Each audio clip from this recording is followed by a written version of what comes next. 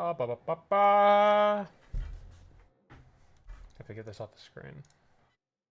I just went for a walk, and now we're doing this. Fuck it. That's...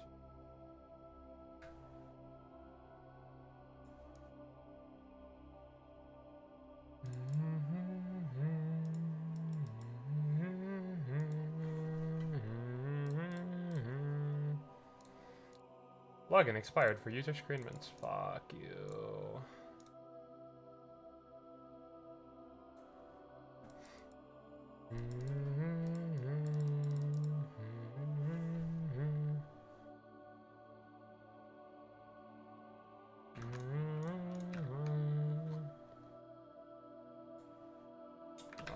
Thumbnail.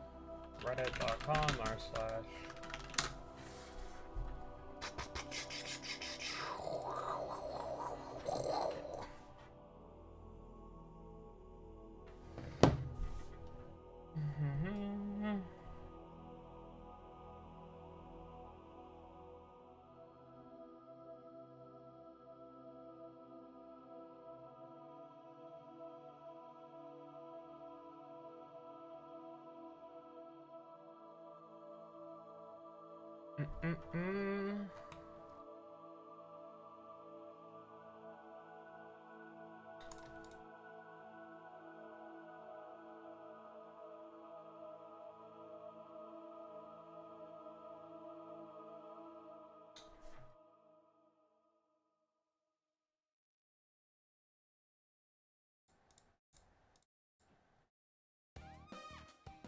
Fuck this song.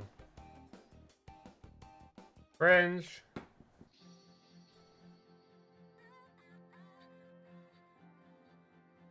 This has got a big fucking picture of Hulkenberg.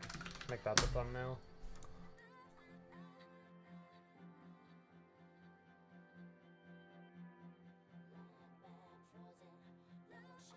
Actually, I could do.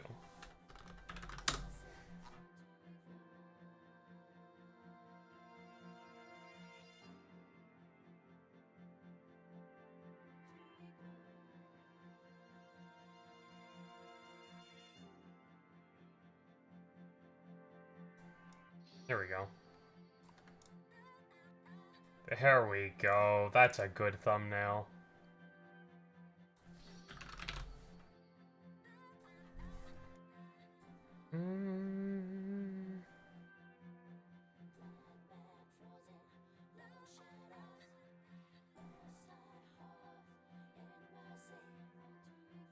Unlisted. Nice. Nice and based. Just how I like it. That's how I like my streams, nice and unlisted.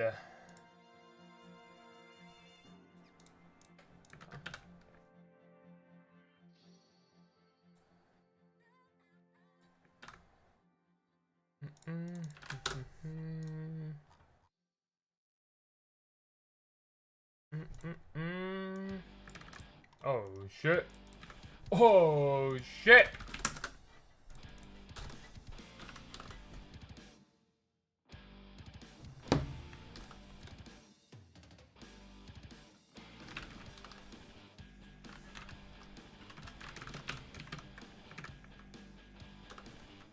HTTPS.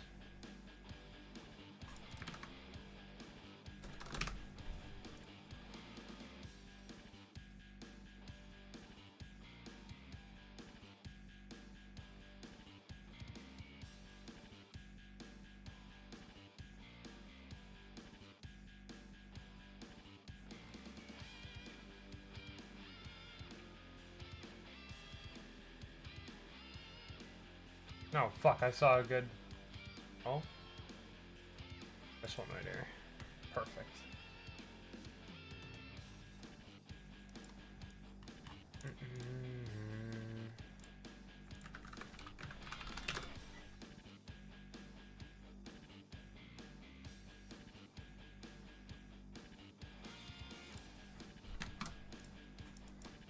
My face when...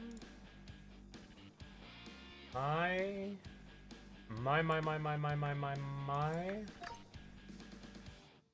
My fish. When? Are you doing randomizer today? Maybe some will reload. Maybe. We'll see.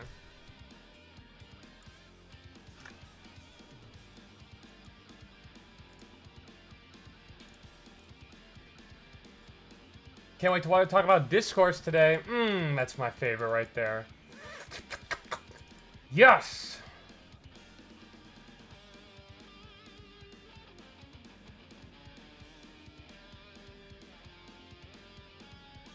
P...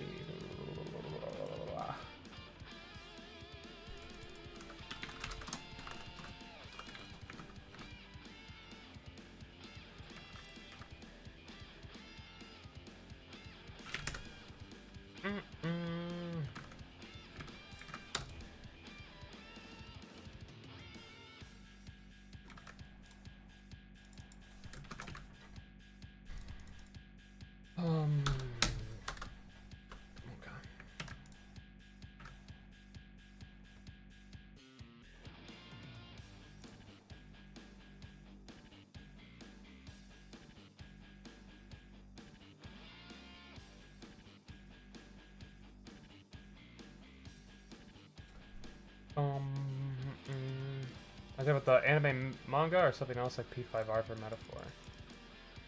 P5R for metaphor. There was a leak yesterday. Bum bum bum bum bum bum dun dun dun.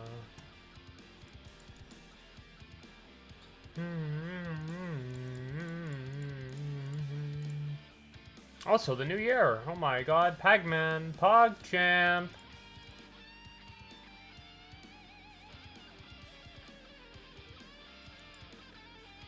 First stream of 2025.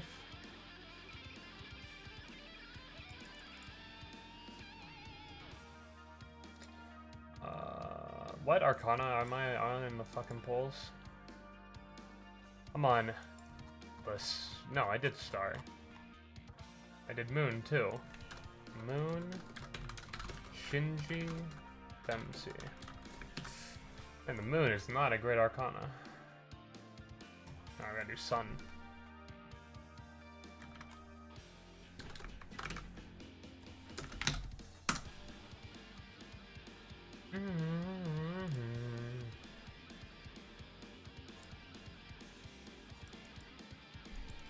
Ohio Riz. God, this week has been so fucking hectic. I actually hate the holidays, alright? I love the season, but oh my god. Jesus fucking Christ, dude. I can't even sit down for like 3 seconds to do anything. I'll never finish a metaphor. I was like, I can finish metaphor before the end of the year. Copium, copium, copium. That probably wasn't in the cards, but Jesus Christ. And it's not over yet either. It's still till the end of this week. I'm still copping more shit, dude. Like, oh my god, bro. Yumi.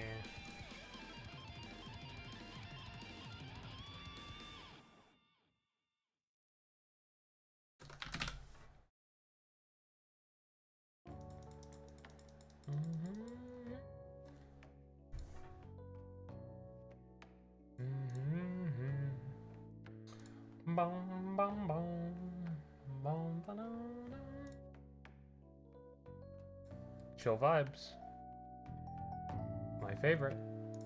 What's the discourse? People are arguing over if Metaphor should get a re-release or not, and we're back where we like. If you guys haven't seen the video on my channel, where me and Incompetency debate re-releases for 3 hours, it's even funnier because he's come over even more to my side since then. Because I'm always right. You should just watch that, because we literally did this discourse months ago before Metaphor even came out, and we were entirely fucking right. But, unfortunately, Twitter users, they don't watch videos. They don't even think, actually.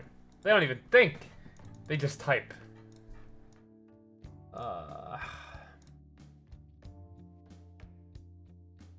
Some of them are big figureheads in our wonderful, wonderful community we call the Persona community that we love so much.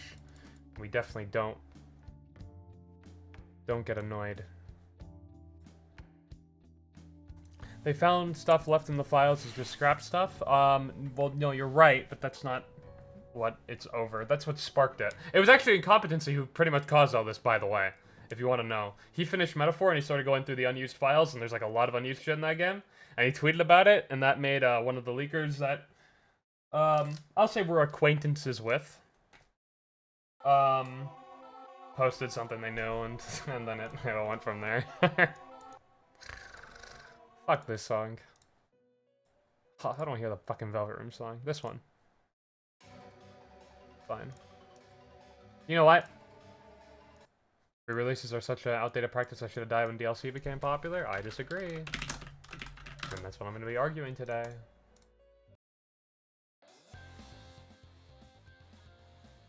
Okay, is this pull done? Before you go, which Sun Arcana is your favorite? Meme. That's fine. Fuck it. Don't care.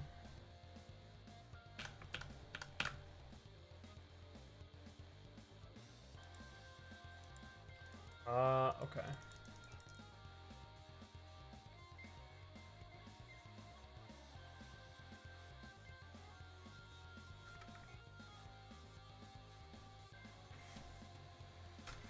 You don't understand. I have to defend that. You can come on stream soon. Smiley face. We're doing Metaphor Discourse today.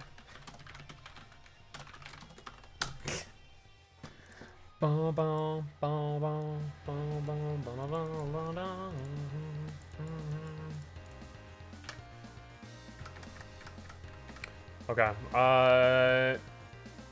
Anything else I have to do? I don't think so. Alright, give me a second.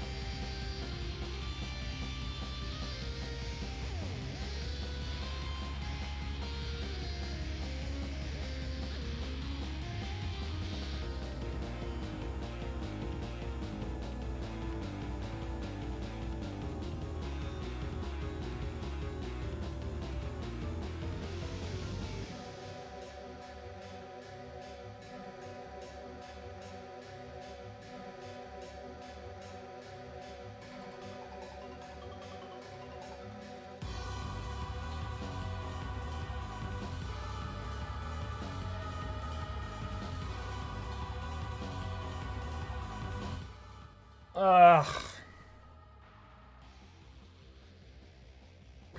New year, new discourse, new games, but the idiots, they stay the same. Oh, okay. What are we doing today? What's the memes today?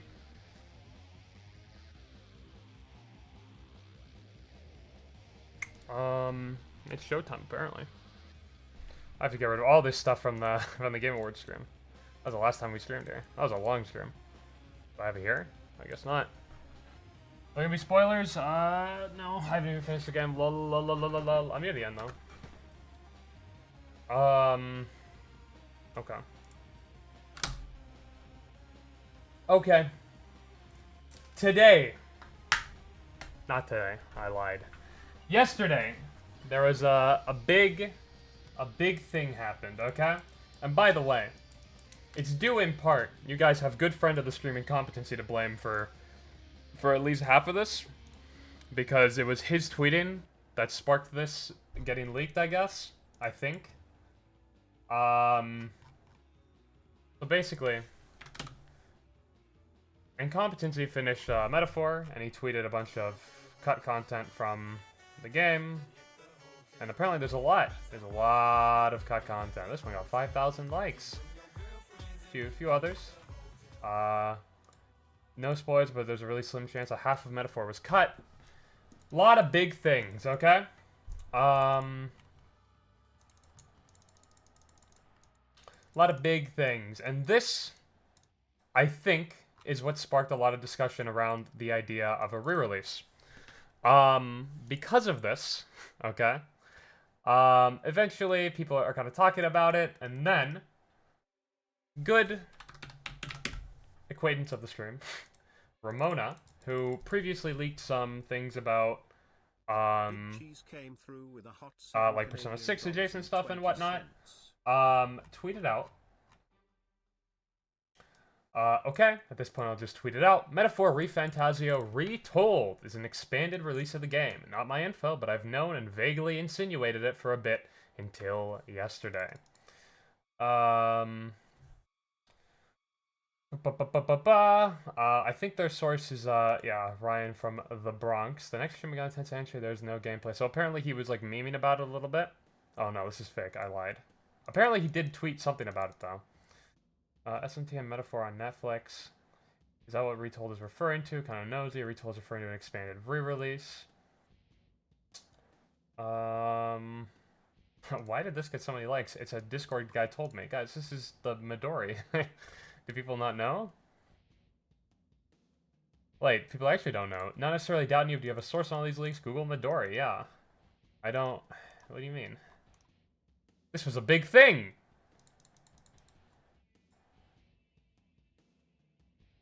I think they said somewhere. Oh, if you remember when Ryan vaguely tweeted Metaphor Retold, you can infer from there, but he dropped that bomb a few weeks ago to like 2 months, a few weeks to like 2 months back in a public Discord. Can screenshot, but I'm trying to be careful since legal action has been taken. So I hope that's understandable. So yeah, apparently this might actually be a thing. I talked about this a little bit in the past.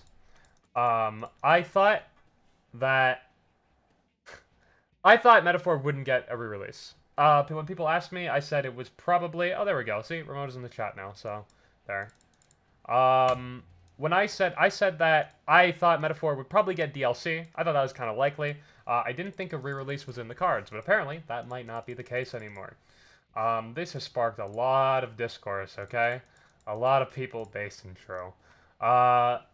A lot of stuff happening now, and I guess today we're just gonna talk about it.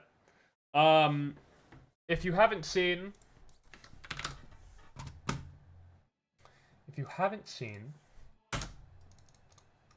this video on my channel, where me and oh nice advertisement. Hold on, let's go. Yes.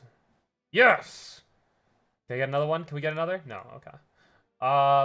This is like a 3-hour debate between me and Incompetency on re-releases. I think he's come a little bit more onto my side since then. But this was a really long discussion, and I think it did a pretty good job of summing up my arguments for why a re-release isn't like inherently a bad thing. Basically, what I try to make known, I don't think re-releases are inherently bad. I don't think you can really make the argument in blanket statement like even microtransactions I don't think are inherently bad things. It probably depends more on the way that it's executed, right? The way that it's applied, the way that it's done. If we look at Atlus's history of re-releases, I can probably point out to you some that I think are good and some that I think are bad. Vengeance is an easy one, though that probably is in part because the original SMT5 is lacking in some places. But Persona 5, the original game version of Persona 5, I don't think is like unfinished in really any areas. Yet I still think Royal is a really good re-release that expanded upon it and was like justified. Something I don't think might have been as justified was something like Persona 4 Golden. Now, there are arguments about accessibility of these games. For example, Persona 4 Golden brought it to a new platform, the PS Vita. So you can kind of argue that the re-release was justified because of that, but from a content perspective, I personally don't think the content was worth it. I don't like these blanket statements of like, no, actually, it doesn't matter, a re-release is never good, ever, and we could always just do it through DLC. That's not true, and I argue it here. If you understand anything about how game development works, like, actually, no, fuck game development, because I don't understand anything about how game development works. If you understand how just business works, and commodities under capitalism, okay, it should be really obvious that budgets and time constraints and things like that are factors when you're making commodities like video games. The idea that things that are done in re-releases can be done in DLC, even if, I don't even know if that's practically true. I don't even know if you could do things like, ignoring the third semester in Royal, for example, just all the enhancements to the existing game. I don't even know how much of that you could do through DLC practically, but considering things like budget and time, in DLC versus an entirely new game that's being sold for double the price that a DLC would normally be, it's never going to be comparable. Even SMT5, base SMT5 is good, all things considered. Yeah, and I think it is. And that's where things get a little difficult. People are throwing the word unfinished around a lot in ways that I think are kind of crazy. I think an easy example of an unfinished game would be the original version of Cyberpunk 2077 when it first came out. That was, by all accounts, like probably an unfinished game. There was definitely, I think the developers admitted it, like it needed more time, and they kind of, I guess they're just forced to release it early. And that's, I mean, the game was already delayed like twice, right? Clearly that game had some development issues, and that happens. Then there's like a second tier that's a little bit harder to describe, in the sense that something like SMT5, where certain aspects are certainly finished, and some are probably unfinished, like the story. I think they even admit in the Vengeance interviews that, like, yeah, SMT5, like, we kind of had to rush something. I don't think it was supposed to come out this way. So that's harder, because now it's, the idea of something unfinished is kind of an opinion in and of itself, but that one's like, well, how do we judge if this is unfinished? Because some parts of it are certainly finished, but some aren't, and it's like, but generally, people did like base SMT5, yeah. Is that Subway Surfers? I think when we did this discussion, I was playing some Flash game, and then I had to focus more on the discussion, so I switched to Subway Surfers, and then we did the Minecraft parkour. Fucking Zoomers, man. I can't have discussions anymore where you just look at me. You need something to look at, alright? Fucking hell.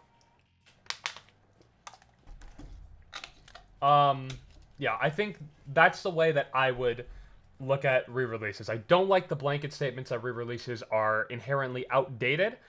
In a way they are. For example, back in the day, okay, things that realistically could have been DLC would only be able to exist via re-release. Like if you were on the PS2, for example, but you can't release a DLC for your game, that's not really a thing yet. So you kind of have to just do a full re-release. And now, things like that don't have to be done via re-release anymore. They can be done through DLC, and I agree. And I think some things should be done like that. But I don't think all things can be done like that. There's definitely still a place for re-releases. There's definitely still things that a re-release can do that a DLC can't. I feel like there's a lot of, quite frankly, entitlement in this fucking community, and people don't understand how any of this stuff works, yeah. I think people are using DLC and re-release as, like, the same thing, and like the same things can be achieved via them, and like it doesn't matter what the price of the game is, it doesn't matter what the price of the DLC is, it doesn't matter the amount of time they're given, it'll always come out the same. It seems to be the assumption, which is insane. Okay? J-Stock moment? God, this guy knows the in-depth TGG lore, Jesus. Thank you for the Minecraft parkour screen, son. Thank you, no problem, alright? I try my best. For example, I'll give an easy example of something that should have been DLC, and was. The episode I guess stuff, if they released Persona 3 Reloaded, alright? And it was just the episode I guess stuff, that would have been weird. I don't think there's no reason. That probably made most sense as DLC. Now, anything's possible. Maybe they do an expanded release and it improves over the original game too, and it's, oh my god, this was actually justified. Thank god they did this re-release. I guess anything's possible, but I think it made the most sense to do something like that via DLC. That seemed to make sense. Now, some people would argue it shouldn't have been DLC at all, and it should have been in the base game. That's, like it should have been included with Reload. That's fine, but always make them make this concession, okay? If you believe that, you have to admit that if it was in the base game, it would not be as expansive as it is right now, okay? The episode I guess we currently have only exists in its current state because it's a DLC, okay?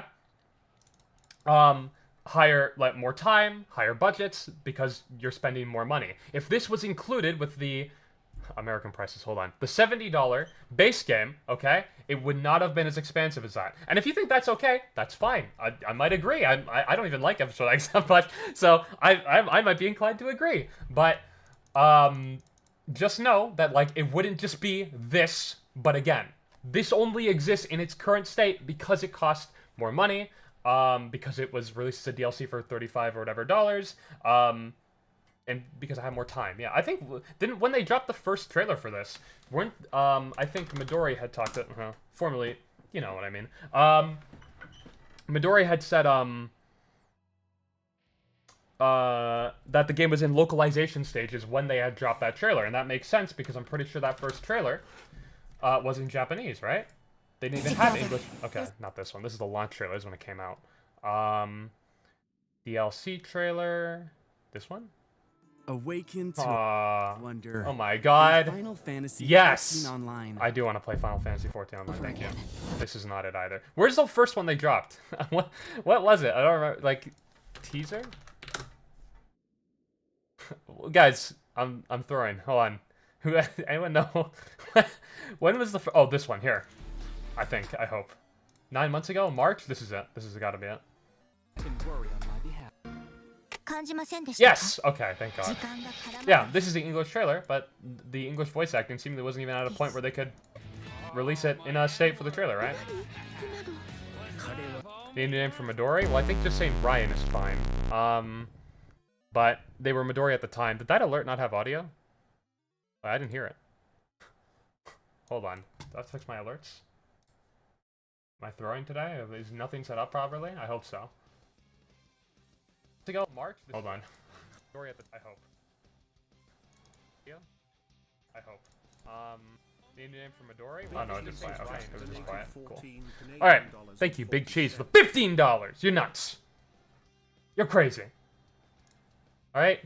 Oh yeah. By the way, first game of 2025. Happy New Year's, guys, and happy Merry Christmas. That one. A lot of things happened in between the last stream, okay? But, you know, we're in this. The second day. Second day and we're already back to Discourse. We did it, guys. We did it!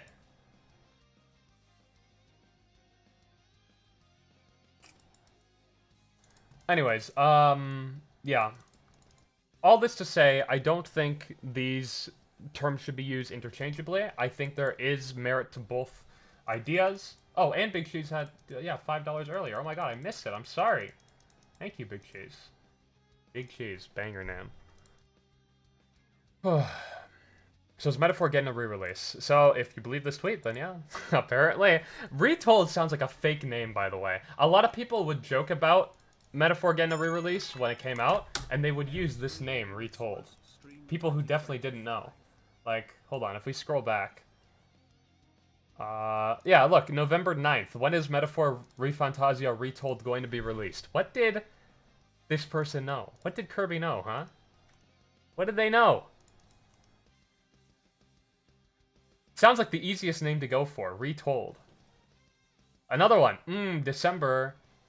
December.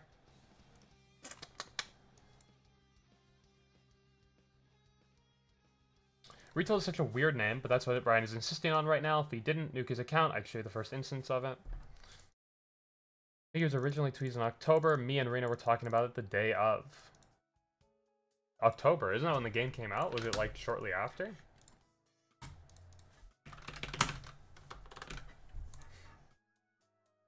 Oh yeah, October 10th. Sheesh. Defending this and owning Twitter users derogatory is cool and all, but you have to admit, as a consumer, it sucks to not even be done with the base game. You're already hearing about an expanded release that makes your own version obsolete. Well, I don't agree with the obsolete argument either. Like, I think the idea that... Okay, hold on. I tweeted this recently. We're just gonna do this, okay? Schrodinger's unfinished game. If Metaphor does not get a re-release, the game was finished and it's 10 out of 10 Kino. If Metaphor does get a re-release, the game was unfinished and I regret buying it and supporting Katsura #Hitler. It's bad business, okay? If something is unfinished or like it's not like you would make that judgment regardless of a re-release. I don't like this like after the fact like, oh, actually, I'm upset that this game didn't have X amount of content now. Like, that would be something you decide when the game's already out, right? And then the idea of it being obsolete, I mean, in what way? Like, is it no longer a definitive version of the game? Sure. But, like, if I were to watch, like, the original theatrical release of Star Trek and now the director's cut, like, is that, like, an obsolete version? I guess in the fact that there is a version with more content, but, like, if... I don't understand. Yeah, I just don't get... Like, for example, I recommend people play Persona 5 Royal and not original Persona 5, because I think Royal is much better, and I think Royal is the better version of the game. That being said, like... I wouldn't call the original game bad, and I wouldn't be like, oh my god, how could you play vanilla P5? It's the worst game ever. Like, I don't, like, so is it obsolete? I guess, but I don't like the connotation that word has. Like, it's only obsolete in the sense it's no longer the best version of the game.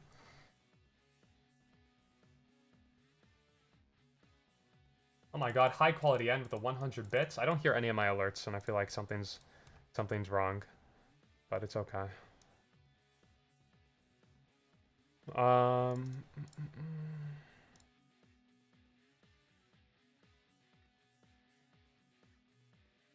Screamit's worst streamer of 2025. True. Already, I'm coming for the worst streamer award. Day fucking 2. October 22nd. So was this already? Oh, October 22nd. Damn. So they were on that quick. They were like, all right, let's get this re-release cooking. Oh no. Oh no. Is it a P5 versus P5R situation, or is it more a P3 versus P3 FES? I don't know if there's a way of knowing, but I would assume it's closer to Royal than FES. I give examples of re-releases. I don't know if they were justified. FES might fall under that umbrella. The FES is the better version of Persona 3. Even if you don't like the answer, all the enhancements they made to the gameplay of the original game definitely makes it the better version. Sorry, when I say it's the best version of Persona 3, I mean between the original two versions. You could argue portable or reload for different reasons, but FES is probably a re-release that, like, this was all they... like, to me, I was like, I don't know if that's a re-release that was justified. But it was back in the PS2 days when you can update games, so it might have more of a pass there. But it didn't even give the game more accessibility. I think both versions of the game were exclusive to the PS2, right? So, yeah. Like, what I'm saying is, like, I don't think re-releases are always good. I'm not gonna, like, sit here and be like, oh my god, yes, Atlas, feed me more re-releases. Oh my god. I want to buy more. I want to give you guys so much money. Like, it's not like that either. I'm not, like, pro or anti re-release.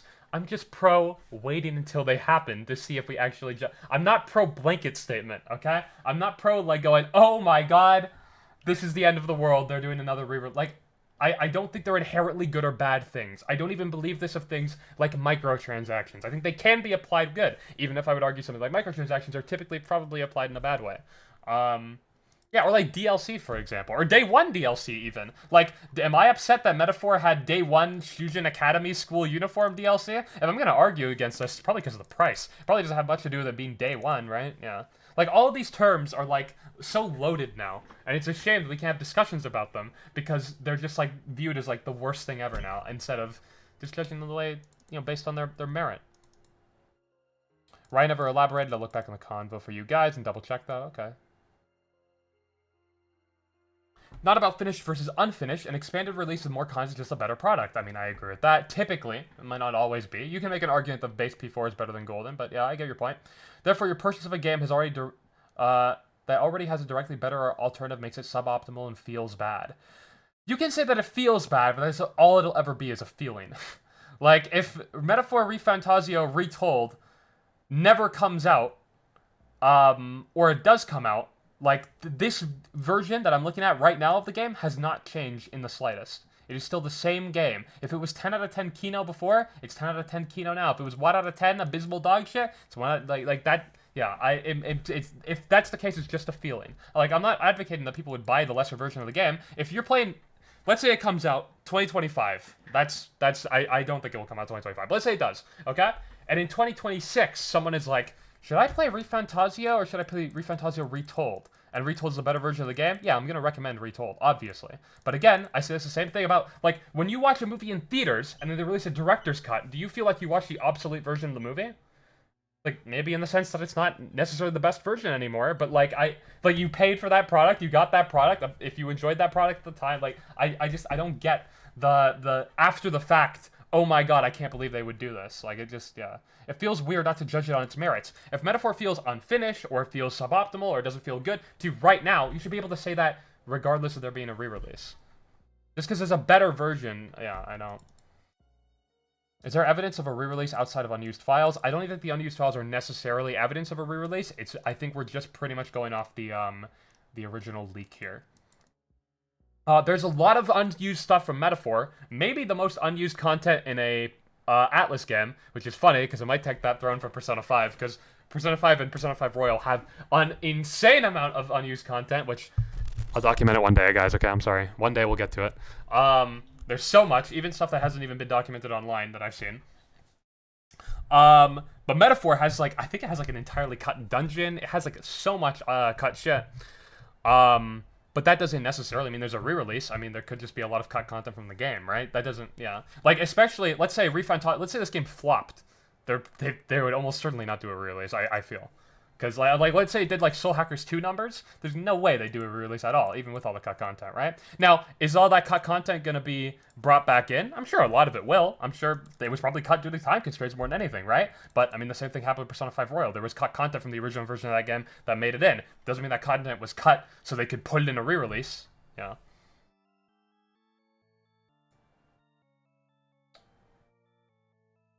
There a Metaphor randomizer in the works? I haven't finished the game. We'll get to it, okay? I think it works similarly to the Persona 5 encounter file, which is nice.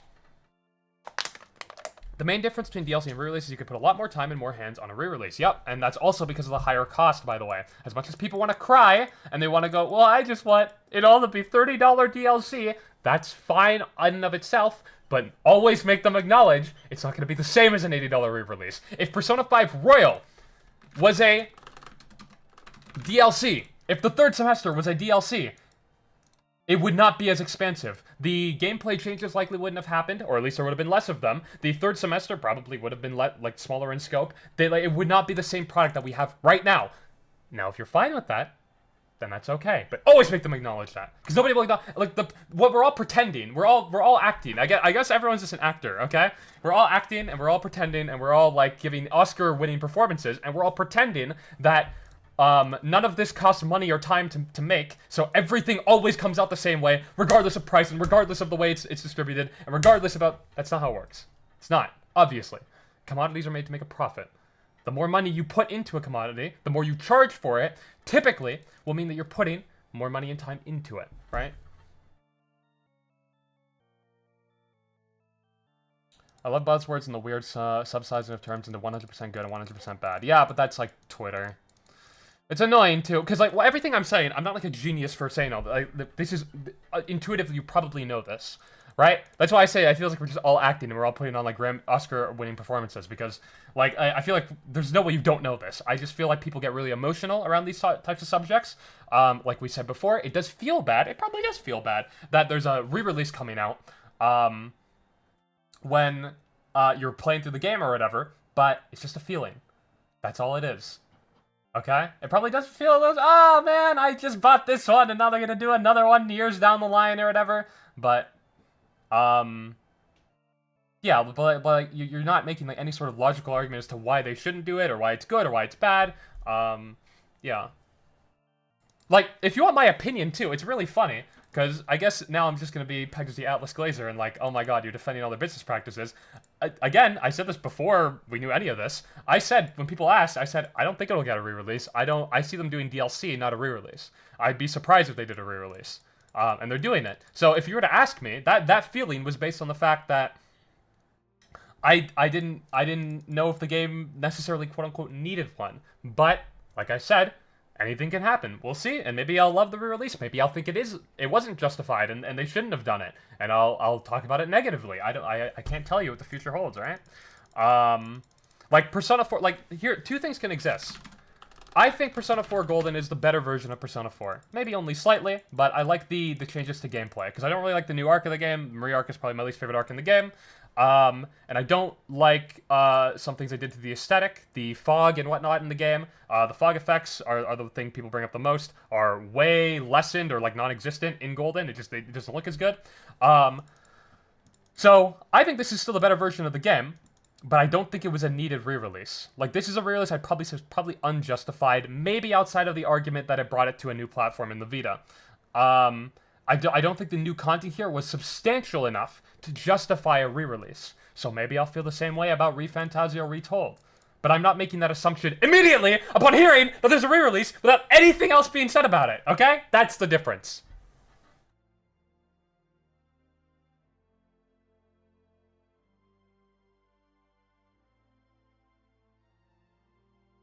P5 cut Akechi Palace moment. I'm convinced that the only things that will ever come out about Akechi Palace, considering we got the betas and there was still nothing in there, will always be that one unused environment file for a palace, which was just like a bunch of fog, and the two shadow voice lines, or not even voice lines, just dialogue saying, "Master Akechi, haha." I don't think any version of P5 had evidence of cut party members. There might be, but they were probably cut pretty early. I don't think there was anything as far along as the metaphor stuff. Which makes sense because things just change over the time of development. Sometimes for creative differences, sometimes for other things. Sometimes just for time constraints, budgeting, whatever. My biggest takeaway from all this is that Square needs to play Shin Megami Tensei 4 as soon as humanly possible. True. True and based. Episode, I guess, would have made even more sense in the base game. Maybe. I might agree, yeah. I mean, I think they used the DLC money well. Episode, I guess, is way more expensive than the original version of The Answer. But I still feel like, funnily enough, it kind of still suffers from the same, like, issues of, like, the really long gameplay sections and the pacing's just kind of off and shit. Like, I feel like it kind of still suffers from the same issues, even though they tried to use all that budget and time to fix that. It feels like to fix that. I think a lot of this mindset has to deal with how much time people invest in which version. That's probably somewhat true. People probably feel because they're spending a lot of time, they don't want to do it again. And that's fine, but that's more of a personal thing. If I'm going, well, I don't even mind that they're doing a re-release or whatever, but I don't want to play it because I don't want to play the whole game over again. That's fine, but who's forcing you to do that? Like, if they release a director's cut of my favorite movie, okay? Maybe they did. My favorite movie is Scarface, okay? I don't even know if there's a director's cut. If there was, that's probably the version I watched. But if they did another one right now, okay? Like, I might not watch it. I probably would. But, like, if I were like, I'm not going to watch it again. I don't want to spend 3 hours watching this movie. But that's fine.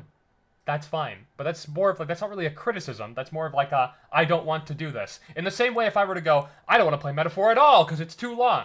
Okay. That's fine. That's not really a criticism of it, though. That's just, like, a personal, I don't want to spend all this time playing it. Yeah. So, I don't know what to tell. What would be the solution to that then? Would it be doing the re-release version first? You realize that's not possible. You realize the re-release version only exists because of the original version existing. Or if it did, that means that Metaphor wouldn't have come out in October. If they were like, okay, alright, we don't even know if this game's going to be that big of a success. We don't know how much money it's going to make. We don't know if what the criticism's going to be. We don't know any. Okay, but you know what? We're gonna push it back even more, and we're gonna put even more money into it, and we're just gonna hope, like, they could do that, but now you wouldn't even have this version of the game anymore. And also, that would kind of be stupid from a business perspective. Stupider.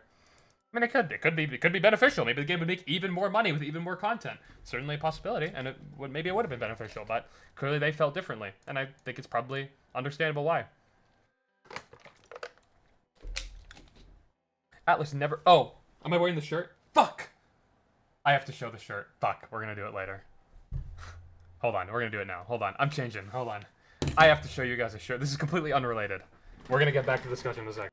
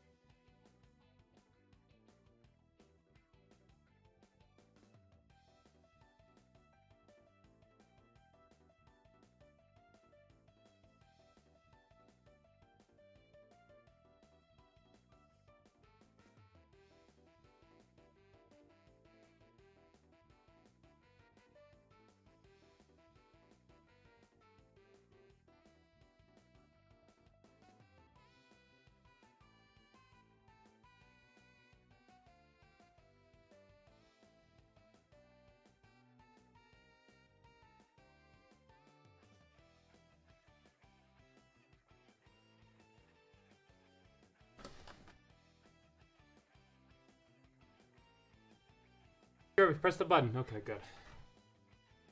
Yoink, my cat now. What?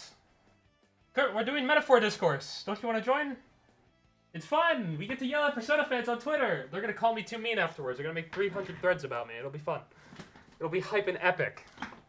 It'll be poggers. Poggers in the chat. Poggers, Kirby. Okay. Don't attack me. Hey, hey, hey. What? You want to talk about metaphor? You say it's mid. What are you a fan of? Oh my god, I say if. Okay, what? What do you want from me? You're stalling the stream.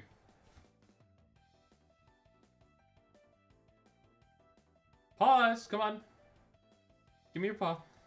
You don't do that. You're not a dog. Okay, we're gonna sit here until you're done.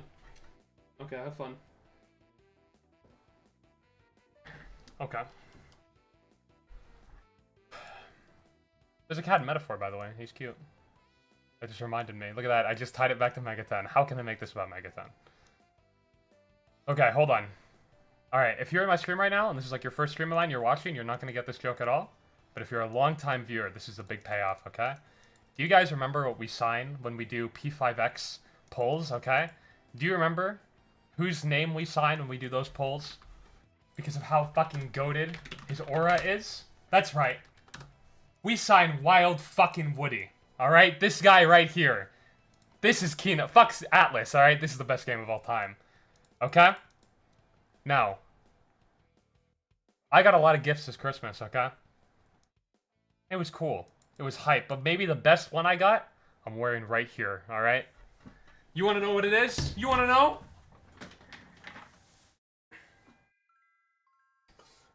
It's fucking... It's a Wild Woody shirt. Let's go! Meow, you like Wild Woody! Let's get this sketching! That's what he says, his catchphrase. Alright, hold on.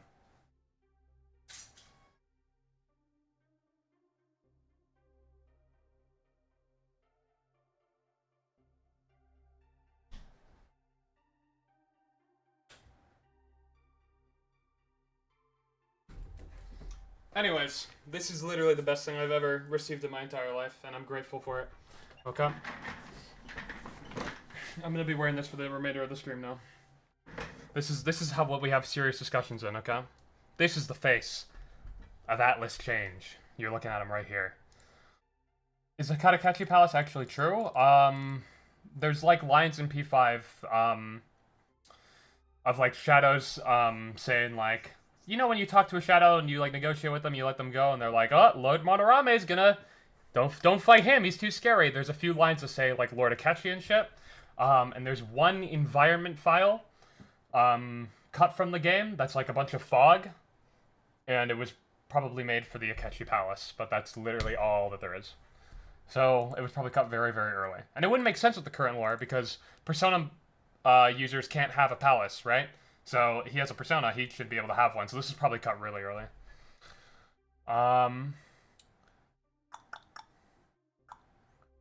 when the betas leaked, people were looking for more evidence of it, and I don't think there was anything. How the fuck did you how the fuck did you pronounce sub? Hold on.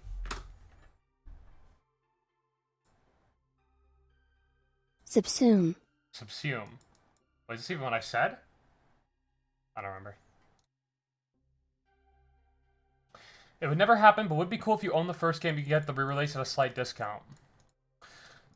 Like, I would agree, but I don't know how much. Like, I'm assuming a probably pretty significant portion of the sales on these games are the people who bought the original as well and want to play the enhanced version. So I don't know, like, how much they'd want to do something like that. Although, Steam kind of has, like, a similar thing. I can't show you because I already own this, but... For example, this is a Metaphor X Persona 5 Royal bundle. If I already own Persona 5 Royal, I get Metaphor for cheaper. So they kind of have, like, something kind of similar if you buy Atlas. And, like, something like that would be fine. Like, I wouldn't mind, like, a slight discount. Like, yeah, 5-10%, that's reasonable, I think. To quote the screenshots I sent you, Screen. Oh, wait, you sent me screenshots? Where? Gotta check my Twitter DMs. A few porn bots in here. Let's fucking go. Let's fucking go. Where'd you send me them?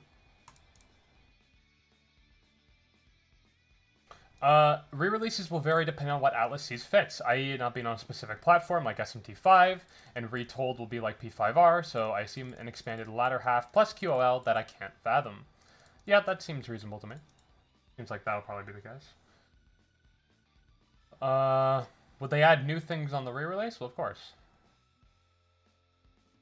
I'd hope so. If they don't, just criticize them for it, right? Again, if you don't think the re-release has enough substantial content to be worth it, like, don't. By the way, all right, hold on.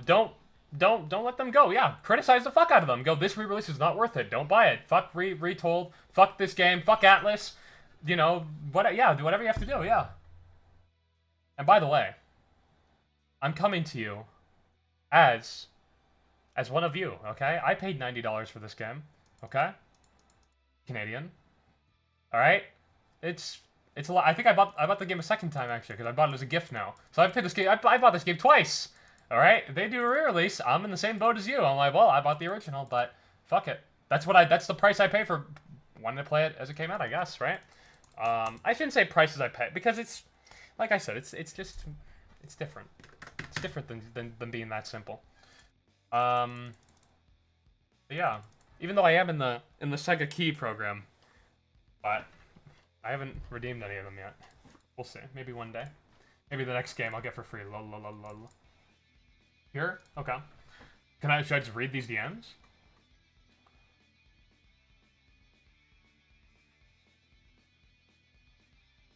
Powie, do you want me to just read these DMs out?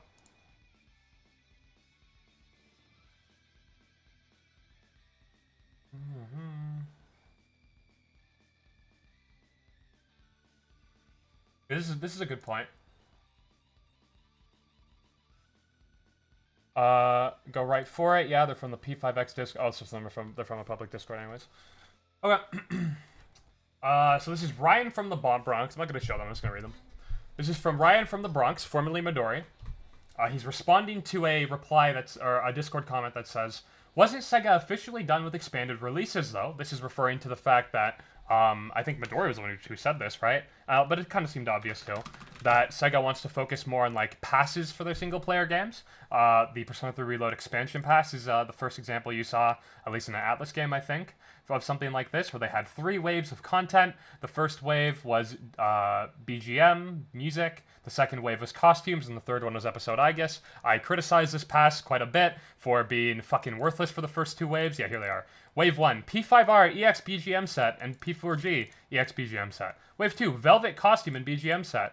Wave 3, episode I guess. It's like, wow, these don't feel nearly... One of these is not like the other. One of these feels way more substantial than the other 2. So I criticized this because it felt like they were really trying to force the pass thing when this really could have just been normal DLC and this just could have been its own DLC. I don't see why Metaphor would get one after such critical acclaim unless it's a release that includes the... and then it's cut off. Ryan from the Bronx says, as mentioned on Midori, they will do so depending on the title. Yeah, a lot of people have really weird reads of this whole thing too that Sega's working on. I don't know why people thought it meant that they'd never do re-releases ever again. It just seems like they're moving away from it in the sense that they're going to do expansion passes and DLC more, but I don't think it ever said that they were like done with them entirely. Some other guy in the Discord says, the only game allowed to do re-releases are the Monster Hunters because they actually deliver content. I will shame any other game trying to do so. Hey! This guy pre-watched my stream months in advance. He did the thing. He said, the only games allowed to do re-releases are the ones that deliver a substantial amount of content. Look, he stole my talking point from this stream, even though these are DMs from months ago.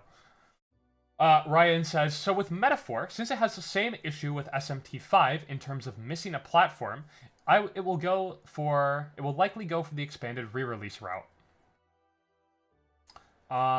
Oh, missing a platform. Is that referring to the Switch 2? Oh, that's interesting. I don't know if that's on its own enough to justify it, though. You could just port it, right? I always assumed the game would just come to Switch 2 and the Switch 2 happens. Oh, fuck. I have more people from this Discord in my chat. God, I have to... Okay, hold on. I'm gonna keep reading these DMs. Whereas games that already released on all platforms will just get expansion DLC. Ryan responds to somebody in the Discord who says, wait, an expanded release, he says. Yeah, like P5R, but not sure if that's moving along yet, but it's planned, and Metaphor will be on Switch 2. Okay. Gotcha. Okay. The main difference between DLC and re-releases is you can put a lot more time and more hands on a re-release, yep. And Studio Zero are a very ambitious studio who probably saw that as a better option to explore Metaphor further. I think I already read that, didn't I? As someone who found the dungeon, there's barely any data on it. It's quite literally just a name and a number that was in between two other dungeons. They're referring to the cut dungeon Metaphor or Catchy? To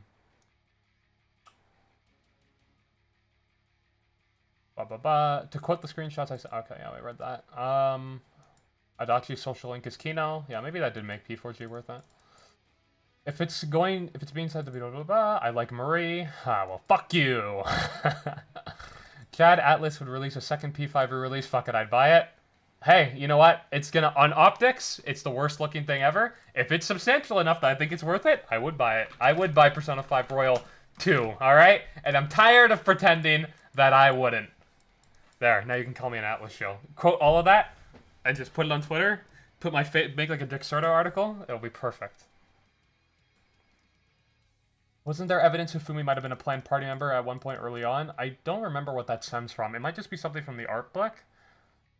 I think it said in the art book. I don't know if there's anything in the game to actually suggest it.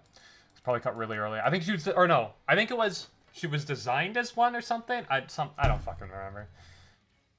I think there's a Metaphor. It's very lore heavy compared to other Atlas games. There's a lot of ideas you can take from it rather than making new ones. My guess about them, okay.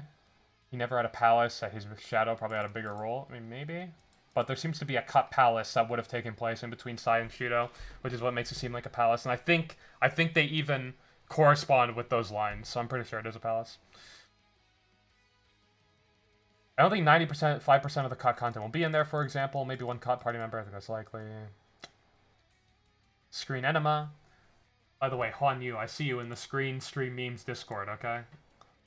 Maybe I'll come in at one point, we'll have a discussion. Let my voice be heard. At one point. I bought Metaphor on both Steam and PS5. Now with the re-release, I'll have bought the game 3 times over. Yep, I'm in the same boat, buddy. Bucko. Though, I mean, I didn't have to buy it on PS5. It's more because I just wanted to gift it, and I'm a shill. I play my games on Steam, thank you. Alright? On the good old Steam platform. PC gaming, baby. I'd hope they add some more archetypes. Canadian L, that would be fucking funny. For extra context, we had a lot of random conversations in that Discord with Ryan about Retold and other stuff. Again, most were pretty convinced it would be DLC rather than a release, so it came as a surprise. Metaphor will be on Switch. Wait, Switch 1? Ryan mentioned that Metaphor will be on Switch. Can this game run on Switch? I mean, I guess it's P5 engine, but I feel like this was a little bit heavier on my PC than P5 for sure. Don't worry, you can get Persona 5 Roll 2 for free. It's called P5X. Uh-oh. Okay. Hold on. I have a lot of P5X fans in my chat. Alright, we're gonna be respectful. Yes! I love P5X Bing Chilling. Yes! I've always been a big fan of P5X. I mean, I do play it, so I guess I'm just as bad. Okay. Let's see here.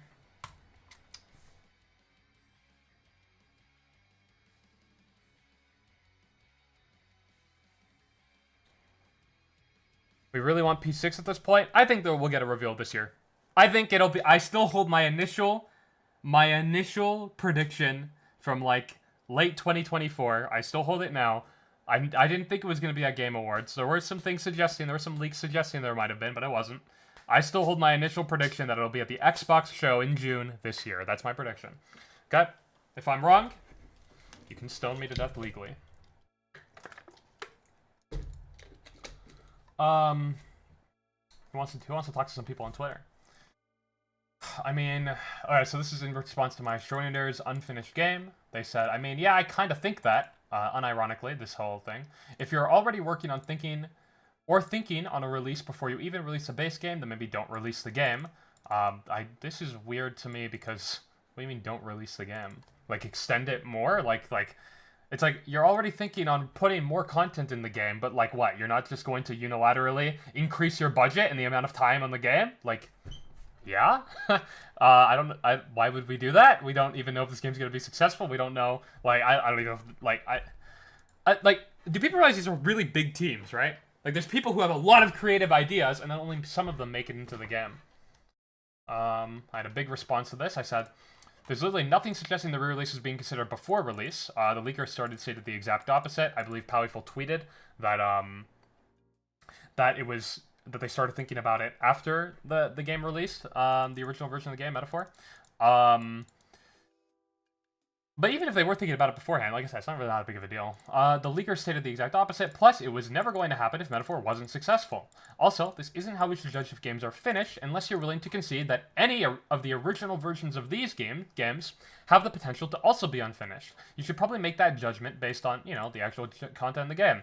And I went to backlogged and I went expanded game, sort by average rating, yeah, get fucked. Look, all these, like, really popular, does anyone argue the original version of MGS3 is, like, unfinished? Like, or, like, Disco Elysium because it didn't have voice acting? Like, okay. Some of my favorite games ever had re-releases later, so did mine. And I'm perfectly fine with saying I love them, but they're unfinished. Okay. If that's a definition we're using for unfinished, fine. But there's another person who argued this, too. This is not the definition of unfinished. At least I've never seen it used like this. Typically, when people say unfinished, they mean, like, Cyberpunk. Or, like, the story for SMT5. Also, there's a difference between Atlus's systemic releases and re-releasing the games in a year. P4G is fine as a re-release, P3FES not so much. Wait, why? Systematic releases and re-releasing the game many years later. Wait, so is the amount of time the biggest factor here?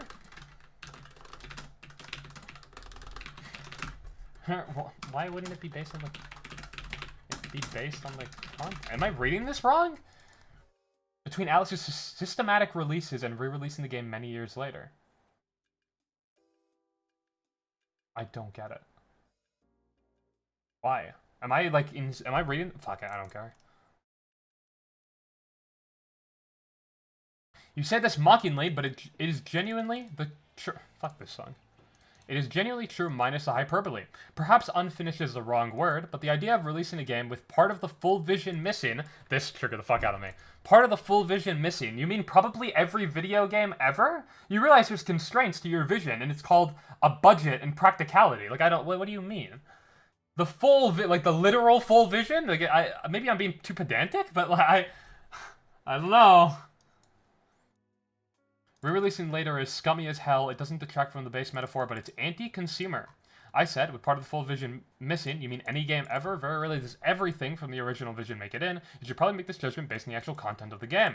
It's anti-consumer? Really? What makes it anti-consumer? Does the original version get deleted or something? Do you also believe the same thing applies to director's cuts of movies? Are we talking about director's cuts? Yes, because it's the same thing. No, don't do this. Where the modern state of the medium allows game devs to add content to a game later. Hold on! That applies to movies too, for starters. You can do this on streaming. You can update, this literally happened. You can update movies and shit on streaming.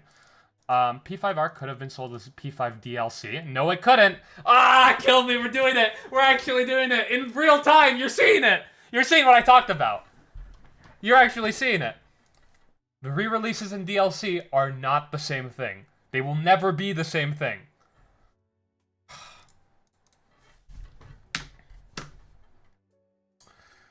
I shouldn't even... I stopped engaging with Twitter arguments, and this brought me back, this fucking discourse.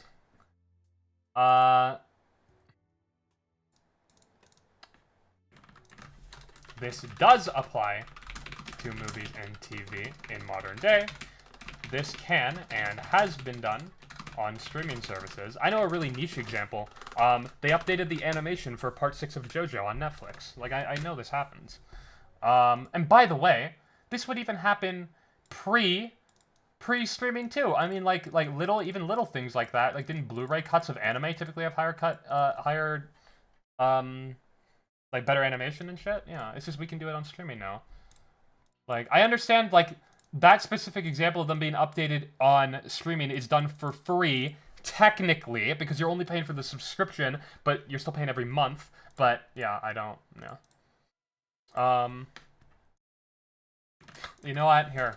As long as you're willing to admit none of the new content would be as expansive, and the amount of overhauled content would be significantly decreased or almost or none.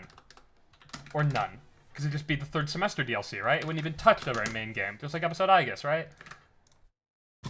As long as you're willing to admit that. Metaphor is unfinished though. Lol, the final third world was rushed as shit. I mean, I don't know the arguments for this. If you want to argue this, then that's fine. Incompetencies in the trenches. True. Oh, by the way, speaking of this image, don't let this distract you, by the way, from the fact that Hashino literally just ended racism with Metaphor ReFantasio. Yeah, we're still dogging on him, okay? I simply don't want to pay $70 again. When I already paid $70, I'm not getting an additional $70 again. Then don't buy it and criticize the new content if you don't think it's worth $70? Like, what? What do you mean? Okay, just... alright. Don't buy it. Don't, like, criticize it. I'm not saying don't criticize. Like, go ahead. If you don't think it's worth that set. But, like, what? Like, my problem is, why are we making this judgment already? We don't even know! It doesn't even exist yet! I think people just overestimate how big Atlas is. Yeah, about the studio. That's kind of the point. If you're still adding stuff and planning on charging people for it already after release, that tells me you weren't really finished. That's an insane argument, but okay. I guess no live service game is literally ever finished. I guess any game that received DLC after the fact isn't finished. Okay, sure, for doing this. Any game that releases an update after... Yeah, okay. If it's DLC and you want to get 30 or 40 for it, cool. Oh, I'm getting so triggered. Fuck! We have to stop reading these.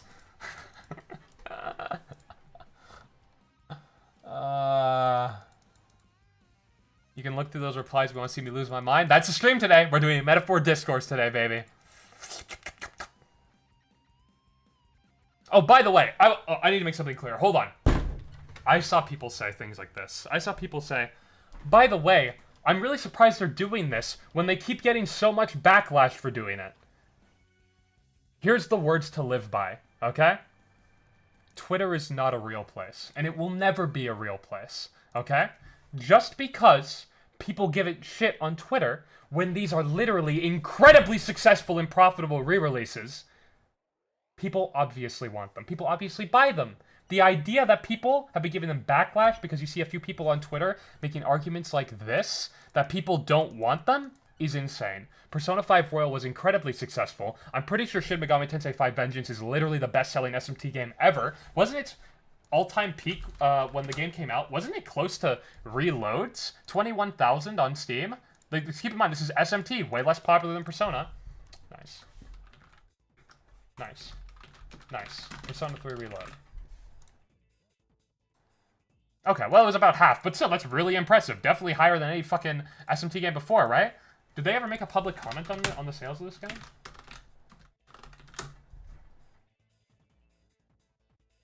SMT5 and SMT5 Vengeance have sold over a combined total of 1.6 million units worldwide. Like, guys, why would they keep making re-releases when people are so angry about them? Huh. You're right, I can't figure that one out. Sales were quite good. Sega! Shin Megami... Hold on, what's the source for this? Hold on. Sega satisfied with Shin Megami Tensei 5? Oh, this is the original, actually. Hold on. No, this is the original. Oh, okay, cool. Even the original game sold well. But that makes sense, because why would you make a re-release if the original sold like shit? Oh, Vengeance sales top 500,000 in 3 days. They never make, like, an official comment? Okay. Well, I mean, still, this is more than enough, right? Kill me.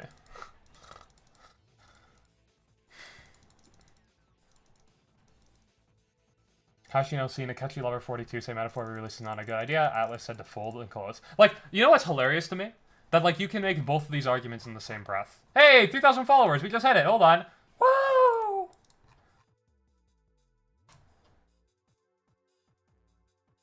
The fact you can make the arguments of, like, releasing a game with part of the full vision missing and really is like and re-releasing later is scummy. But it's like, if you really cared about the full vision, wouldn't this kind of be the best way to get the closest thing to it if we're releasing a re-release? Like, because what they really want is they want the full vision in the original game, even though that's impossible, right? They want as close to the full vision as you can get, closer than a I guess as close as a re-release in the original version of the game. But like, okay, hold on. Am I crazy? Let's say your budget for the original version of a game, nice, is like, I'm going to make up numbers that don't make any sense, but that's because I don't want to go look for realistic numbers, okay?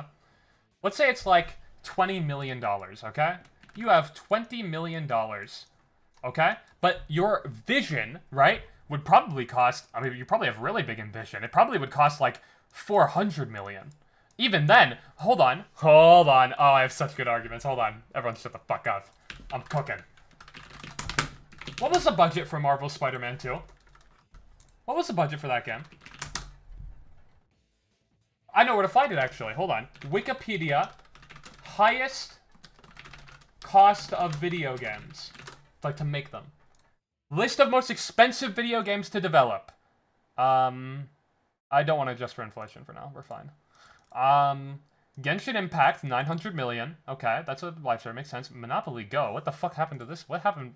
What? Oh, is it less? Oh, this is less than 500. Oh, it's the table is fucking it up, I think.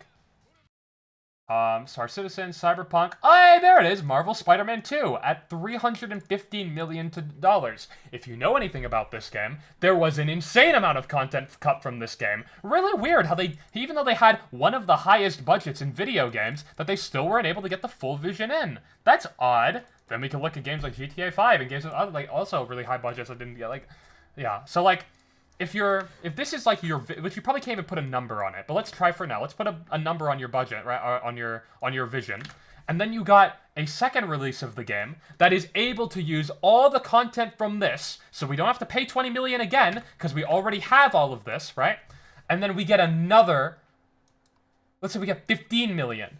Now we have a $35 million game that we're able to put so much more of this into, right? Like, am I fucking crazy? But, if you don't think that this re-release, was worth this, right?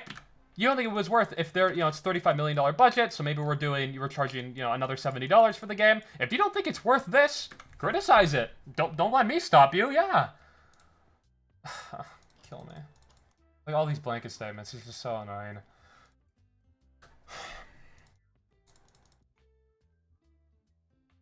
Like, it's so funny when we're like, we can't do re-releases, but DLC is fine.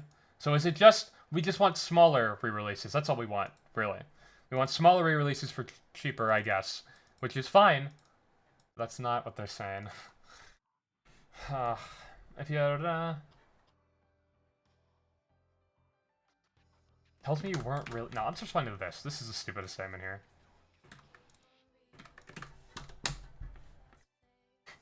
So, any game that receives content post-release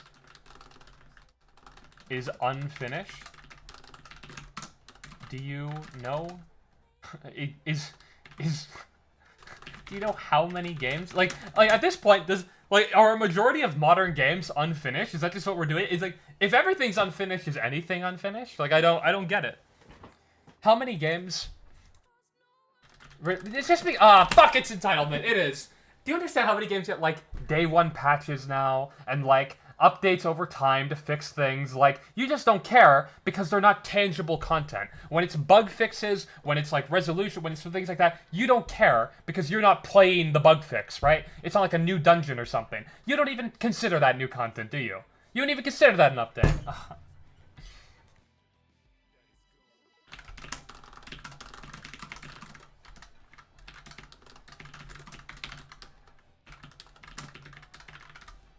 Is anything finished at this point?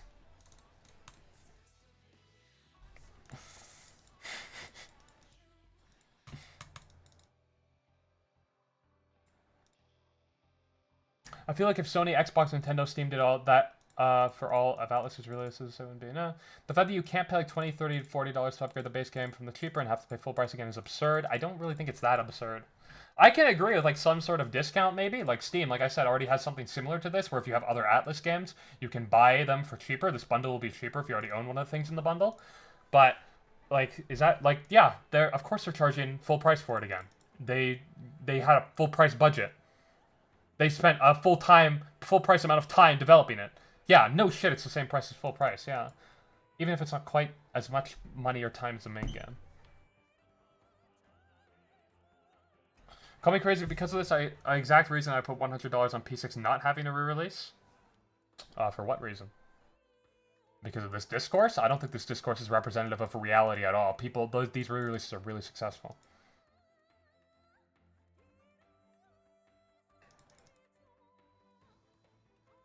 The problem lies in the cost of video game development and the nature of capitalism. I mean, I don't know if this is like a capitalism like meme. Like, it is in the sense that like we're paying for commodities and commodities cost things to develop, so of course they cost things to buy. But like, Atlas doesn't have to make re-releases.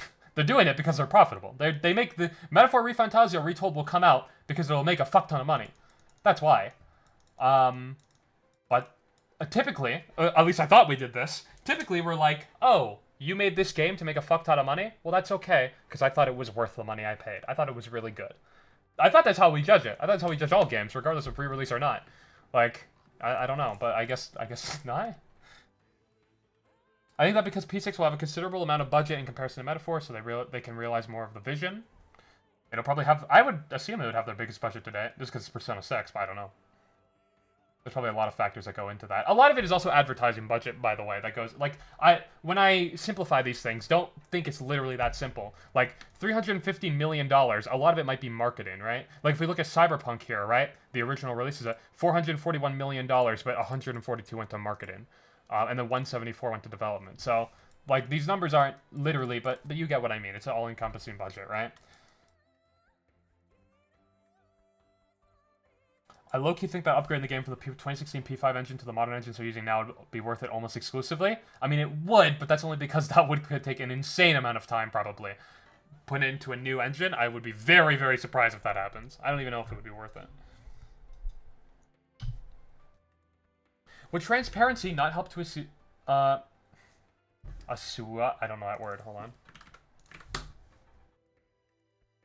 Assuage. Assuage, I'm gonna use that, that's a good word. Most of the complaints, everything in this world is optics. Yeah, I know, but it shouldn't be. It shouldn't be. I hate how much optics matters, but you're right, that's how you win presidencies, apparently, so. Perception overtakes reality, so the fact that there's a bunch of cut content with plans for a re-release, well, I mean, like, what are they supposed to do about cut content? Cut content is only in the files because, like, that's the way games are developed. Like, they'd probably take out as much as they could if they wanted to, but, like, you don't want to remove shit because it might break shit, and you just, yeah. People only know about the cut content because we have the tools to go into it.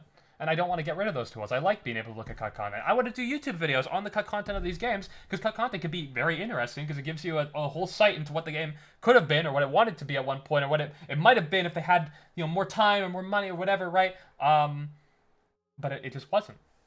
Like, that's cool to look into. I kind of, you know. The fact is a bunch of cut content with plans for a re-release. Hold on, we don't know if the cut content was is going to be in the re-release. I would imagine some of it would, but that makes it sound like the content was cut for a re-release. It probably wasn't, no. Again, they have the incentive here to release the best possible product, because that'll make the most amount of money, in theory, right? Cutting things from the game to put into a re-release doesn't make sense. What you would do is you just have a new budget and you just make new content, right? For example, Persona 5 Royal had a new arc and shit. I don't think any of it was in the original game. Literally, Kasumi wasn't mentioned, Maruki, these were all new things. The new dungeon, the new AOL, were all made for Royal, right? Maybe at best you might have had a few ideas floating around. That's about the extent you're gonna get, I think. That's my guess, though. But there is no cut content suggesting that. There's never any communication. Now, like, I say this, but, like, for example, I mentioned, hold on, we're gonna go play one of my YouTube videos. Like, cut content will make its way into a re-release, obviously. You don't have to recreate this content. If it's cut, you just have to finish it up. You just have to finish it, basically. Why wouldn't you, right? These might have been good ideas. For example, let's go find the great Screen Mints video, Persona 5 Vanilla Royal Differences in the Kamoshida arc. Let's go watch this part of it real quick. In the Kamoshida Palace. Here we go. Once you reach the second part of Kamoshida... I hate hearing myself. I put like a cuck voice on for these videos. Have you noticed that? Once you reach this part of the palace, Kamoshida will fuck your mom. Castle, in both versions of the game, you'll be met with this elevator. Alright, cool. We understand. I played the game. Had a chest and a Shut Kamoshida up, is a stop. new the elevator function. And once we go down, we can get into this new room. True. It's a pretty small room, all things considered. There's a nice waterfall, but the most important part is at the end. So yeah, it has a will seed, but hold on, go a little bit further. Game. For now, cast the... This is a Oh, did I not talk about it here? No, I didn't. skill that none of our party be quite useful. But hey, really breathe in these Persona 5 Royal exclusive visuals. This is vanilla footage on screen. But how could I possibly be in this Royal exclusive room in Persona 5 Vanilla? True. Well, I typically want to keep unused content to a minimum in this series, as it quite frankly deserves its own, but It'll get one since one it's day, so guys. One day it'll get its own. closely relevant to what we're talking about, maybe just this once. This waterfall room that has been given the task of hosting the third will seat in Kamoshida's palace was actually... Okay, basically it was in vanilla, and there's this whole outside of the thing what too. this room would have been if we used mods to go out of bounds. Using There's a whole section that wasn't even put in Royal that was completely cut. Yeah, so this was a room cut from vanilla that found its place in Royal, right? Like, this will happen in Metaphor. Surely they will put cut content in. That doesn't mean this content was cut to be put in the re-release, right? That is like that is the least charitable way of looking at it. There's never any communication on the release plans or state of the game. It'll rub off wrong to a large portion of people. But like, does it matter?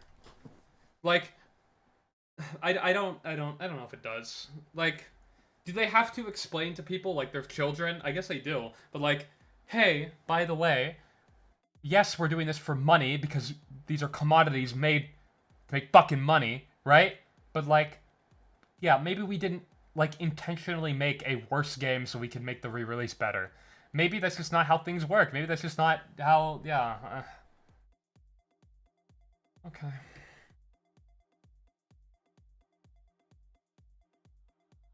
I think a Metaphor re-release would be worth it if they add an extensive amount of content. I think, yeah, for sure. It's possible. Anything could be true, right?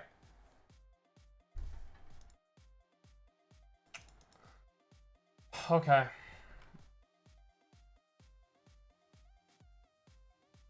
Hey! Incompetency shitting, giving shit to Dark Souls 3. In the Discord server. Don't do that. Good game. FromSoft fan, of course. Dude, we've been arguing against Persona fans this whole time! What are you talking about? They're way worse than FromSoft fans in my experience, okay?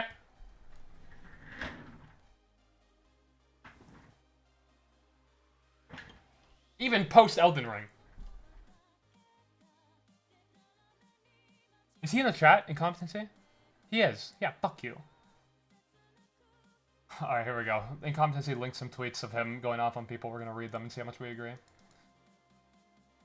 How would you feel this enhanced version of Metaphor Fantasio? A lot of this Discord is spearheaded by people who don't consider that strengths that re-releases provide over DLC. Persona 5 Royal's third semester has allotted some of the Atlas's best work, and it wouldn't have been greenlit or had the budget to be as expensive if it were DLC.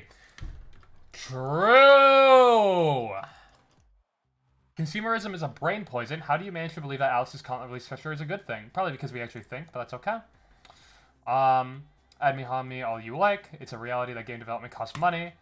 It takes a shitload of resources. A full release justifies more time and resources to make a better release. Obviously, if we get the re-release and it's not up to snuff, then yes, it's a bad idea. It all depends on nuance. I think you're stupid, respectfully. This is the... Oh, I hate this website. I hate this website! Elon Musk! I hope another one of your fucking trucks explode. I'm kidding. That's a joke.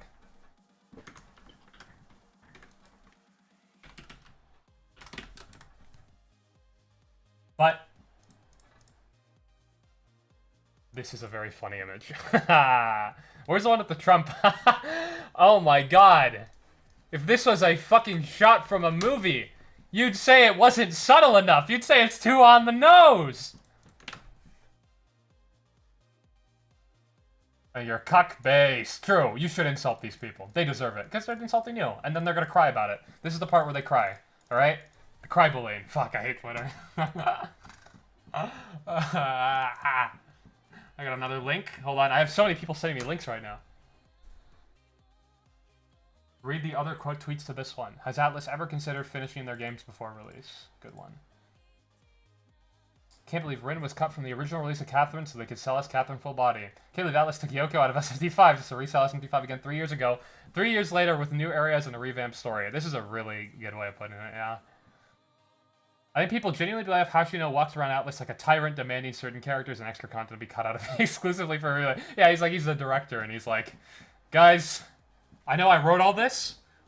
And he like erases half the whiteboard and he's like, we're only putting 50% in. We're doing the re-release. We're gonna convince the higher-ups. And it's like, but Hashino, if we cut all the content from the game, won't it be, like, really shitty and it won't sell anymore and then we won't be able to do a re-release at all? Shut the fuck up. I have blackmail on all the board of directors. We'll be fine. Like, by the way, it's so funny, because I'm sure a counter-argument someone would make to that, would be, even if Metaphor was shit, it would sell poorly anyways. By the way, does anyone else think Soul Hackers 2 deserved to sell really poorly because it was such a shit game? Yeah, like, there's no... Yeah, like, the idea that they're not making the best possible game to sell the most amount of units, and they're getting a new budget to now also make the best possible re-release, so they can sell the most amount of units, makes no sense, right? The only times you would ever sacrifice quality to make more money is, in the most, like obvious examples, like, microtransactions, I guess Call of Duty would probably be a marginally better game if they gave you all the skins for free. I guess putting them behind microtransactions is probably sacrificing some level of quality, but like that's the most obvious it's gonna make more money even if you sacrifice the quality to make people pay for it. But yeah, like does anyone actually name an example of like substantial content like this being removed for DLC? I can't imagine there's that many examples. I think Mass Effect 3 might be one. I think people said that this was a DLC that was cut. Was it this one? I don't know enough about Mass Effect 3. I only played the first game. I think it's this one. This should have been in the base game. When did this come out? Oh, it still came out a year later. But like, I know, actually no, I know what it was. It's the argument I made. Hold on. This isn't fair. No. This supports my argument.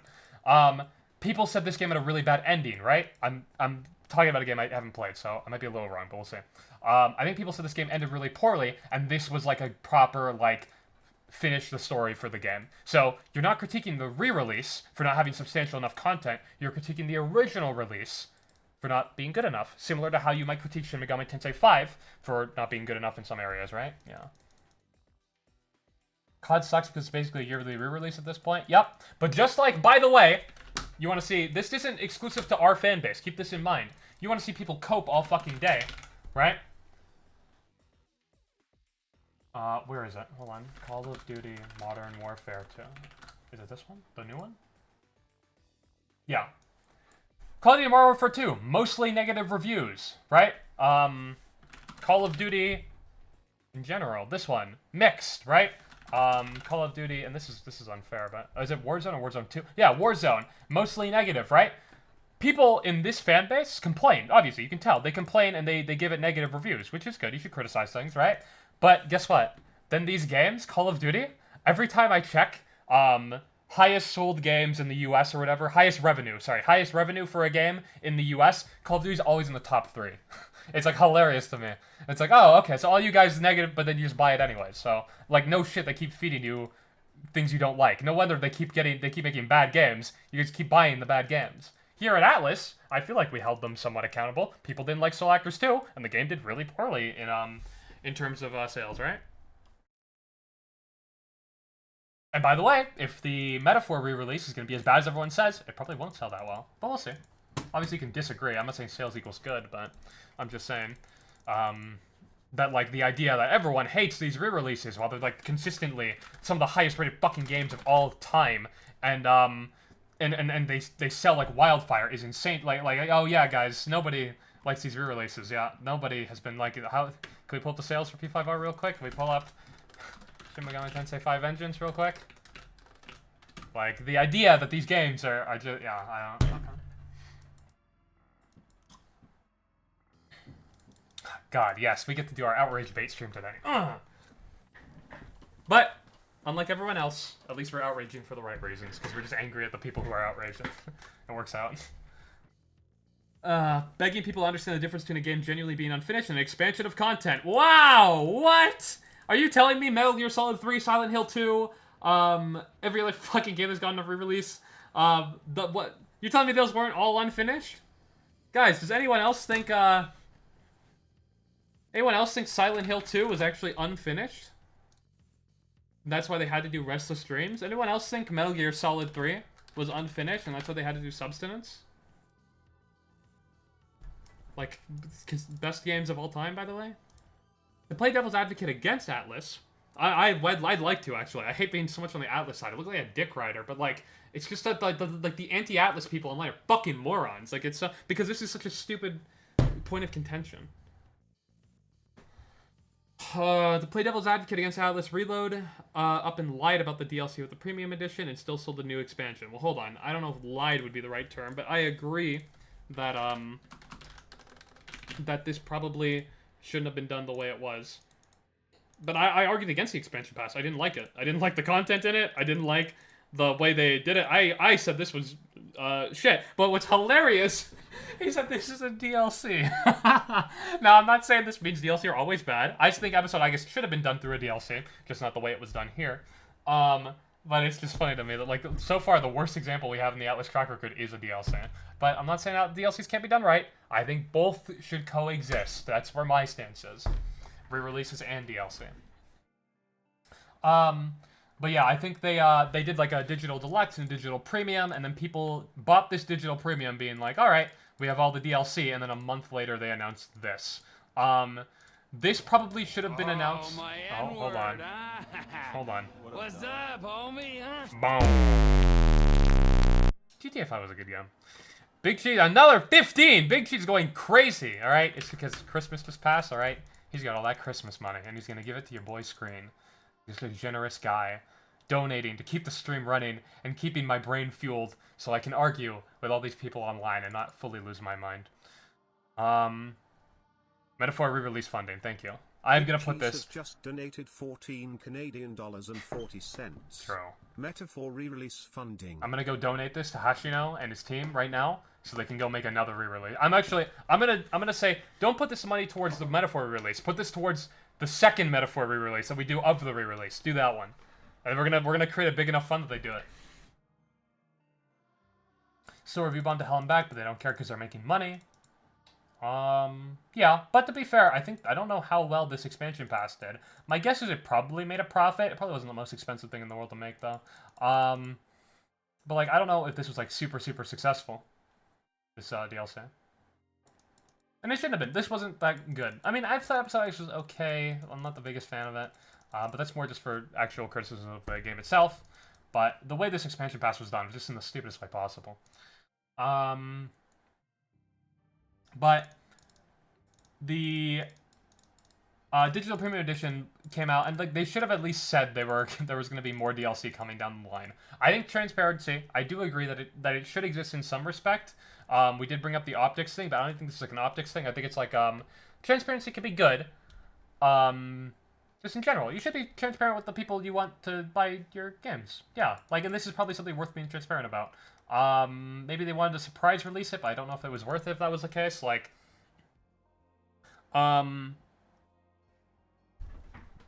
like, there's some things that I like, when I say they shouldn't be transparent about some things, I'm like, do they need to explain how, like, commodities under capitalism work for anyone to understand why re-releases and DLC and shit like this exists? Like, that I think is a bit much. You shouldn't have to fucking teach these people. But, like, something like this, which is totally in their hands, right? Just, like, releasing more content after already having all this DLC and shit, this probably should have been at least mentioned. Or the easiest way, for what I would say, if I guess fuck it, we're just doing 100 editions for every video game now. I think there should only ever be one edition, and it should always just be the all DLC version. That's what it should be. There should be the regular version and the all DLC edition. I don't like multiple because it just feels stupid to me. But whatever. If we're doing it this way, there should have been another edition below this that should have been ultra premium or something, and that should have come with the answer. Just like always be transparent. Like this looks like you're buying the version of the game with all the DLC, and you're not. It's just good marketing, too. Like, people don't like being led astray. Well, I don't want to buy this again. Hold on. People don't want to be led astray. How many re-releases for the same game would you buy? This is a bit of a loaded question. It's a hard, because the answer is technically, I guess, infinite. Like, to me, right, what justifies buying a re-release would be, do I think the re-release is substantive enough for me to want to buy it, right? Do I think it added enough content? For example, I use Persona 5 Royal and Shin Megami Tensei 5 Vengeance as examples of favorable re-releases. These are good re-releases to me. So, because of that, like, I buy them. I'd be like, yeah, this is worth buying, right? So if you can technically just keep going and do, like, Royal 2, Royal 3, Royal 4, Royal 5, Royal 5, like, I guess if they're all worth it, then sure. So technically the answer is an infinite amount, but it would depend on how substantial all those re-releases are. But the reality is that one re-release will probably be all you ever see, and then you'll probably maybe down the line see remakes or maybe re-releases far into the future, like probably a decade off, because, and the reality is re-releasing so many things within so many similar things within a amount of time like that will just decrease interest, right? Like I say, it would need a substantial amount of content, but I guess also, like, I'm a human being, I'd also need to be interested in it, and maybe I'd be like, do I really want to play Shin Megami Tensei 5 Vengeance 40? You know, the one that added even more demons and even more, Jesus Christ, right? Like, am I just tired at this point? Do I even care? Yeah. So that might be another factor, right? It'd be like an oversaturation of the game. I don't really try to count oversaturation when I critically analyze things, but like, I do because you always, every piece of art you're ever judging is always based on its contemporaries, right? If The Boss Baby was the only movie to ever exist, it'd probably be an amazing movie because, wow, we've never seen, you can animate things in 3D, what the fuck is even CGI, right? What's all this you're talking, and what's all, yeah, and like, so like, everything is technically judged in comparison to its contemporaries. Not only its contemporaries, just in the landscape in general. So, yeah, in a way, you probably wouldn't want to oversaturate things. It probably would hurt the quality of the game, even if it's kind of in a meta way. Boss Baby is peak, okay? Getting real big Boss Baby vibes. Boss Baby is an amazing movie? Whoa, when did I say it wasn't, okay? I've definitely seen the Boss Baby, guys. Like the Boss Babies all over everyone. How many re-releases would you buy? Okay, a good example of base content being cut and sold off as DLC is Asura's Wrath. I'm gonna Google what this is. Oh, I think I've heard of this game. They cut the true ending from the game and sold it off. Probably the most egregious example. So is that a DLC? Okay, yeah, that's probably pretty bad. Yeah, especially if it's like day one or something. Yeah. But again, you'd more so critique the base game itself, right? You're saying the base game does not have a good ending. Why is it DLC? This should have been in the base game, right? Like, what I'm arguing for when I argue re-releases, I'm saying that, like, if you expect everything that's going to be in whatever Metaphor re-release comes out to be in the original game, you're just being unrealistic and stupid. And you're no longer judging Metaphor based on its content. You're basing it on its re-releases content, which is fucking stupid.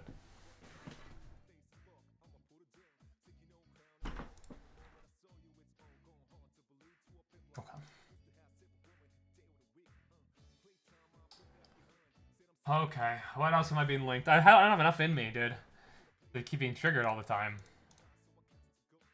I'm kidding. I'm not that mad, okay? I have to, oh, hold on. You can't say this is kind of fucky. I'm loving this game a lot, but hearing there's a release on the rise when I bought the game for less than a minute makes me feel miffed. It's the feel again! I think I'm close to the end, so I can see where they put more stuff in, but I'd buy more DLC in a heartbeat. You can be miffed on a personal feeling level, but that's all it will ever be, is a feeling. Logically, your game has not been made any worse because of a re-release. Like, if you want me to make arguments like this, like, if they were to delist the original, which, by the way, I think they did with SMT5, so I was like, don't do that, Atlas, that's bad, that's a bad thing, they shouldn't have done that, right? If you, like, delist the original, or even though it's not even taking away from the current, like, everyone who still owns it, but you shouldn't delist it. There should be accessibility. That's a totally different argument, kind of. It's for accessibility of games, but I don't like when they do that. They shouldn't be delisting the original versions of games. But, like, if they released an update to, like, Metaphor after the remake came out, and they were like, we just removed half the content. Get fucked. Go buy Retold. Get fucking shit on. I don't even know if they could legally do that. But, like, sure. But, like, that's not what's happening, right? But yeah, I'm pretty sure there's almost certainly regulation. I don't think you just retroactively make the quality of your game worse to sell an expanded version, yeah. Definitely sounds like lawsuit core.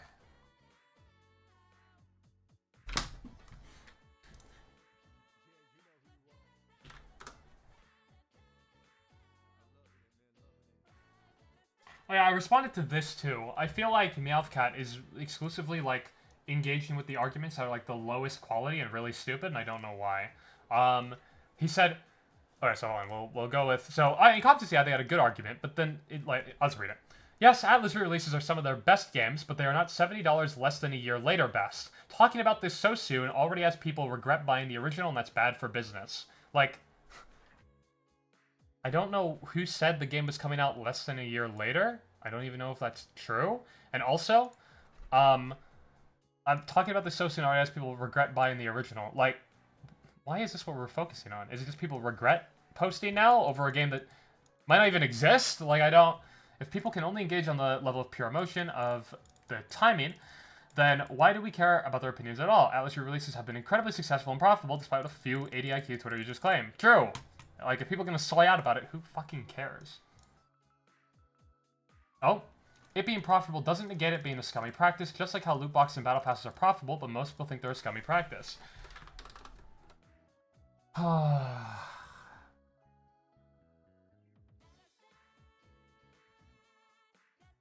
Expanded re-releases can be a scummy practice, but that probably depends on how the re-release is done. Everyone here is an actor. They're all going for their Oscar right now, and they're doing amazing jobs. This guy is doing an incredible job of acting like a straw man. He's doing a great job of acting like somebody who wants to trigger me, and he's doing he's literally cinema, Kino. This is the best scene I've seen in my life. He's such a good actor. He's doing the best job at acting by making false equivalences and providing the worst possible arguments. That's his character. This guy, he's in the new Marvel movie, and he's playing bad argue guy. Bad arguer man. Bad arguer man. And he's 10 out of 10. He needs to be brought back for Secret War. He's doing amazing. Okay, I'm good. Probably depends on how the re-release is done. They are not inherently bad things.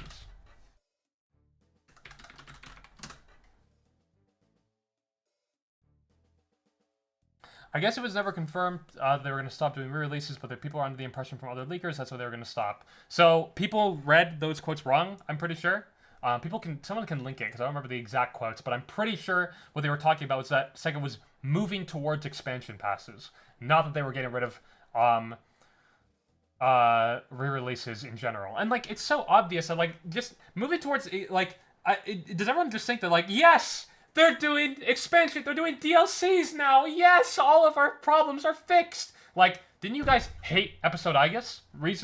Justifiably so? Like, or sorry, the Reload expansion pass? Like, do you think that just solves all your issues now? Like, I don't, like, why do we just have to, like, put these in boxes of, like, good and bad?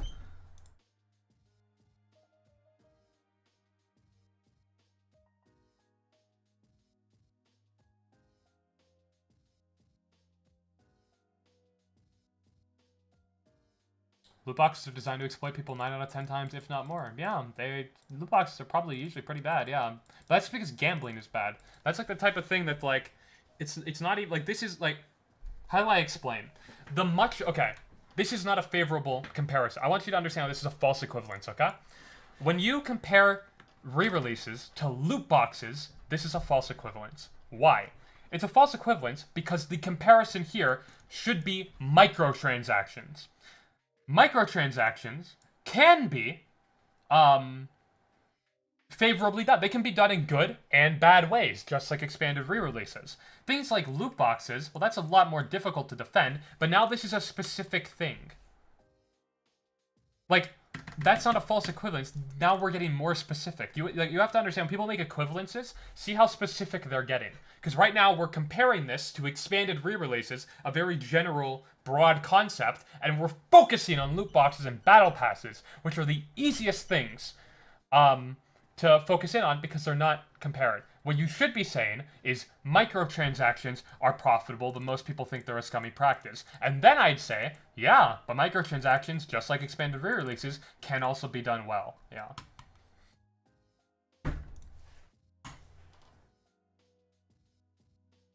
What is this shit?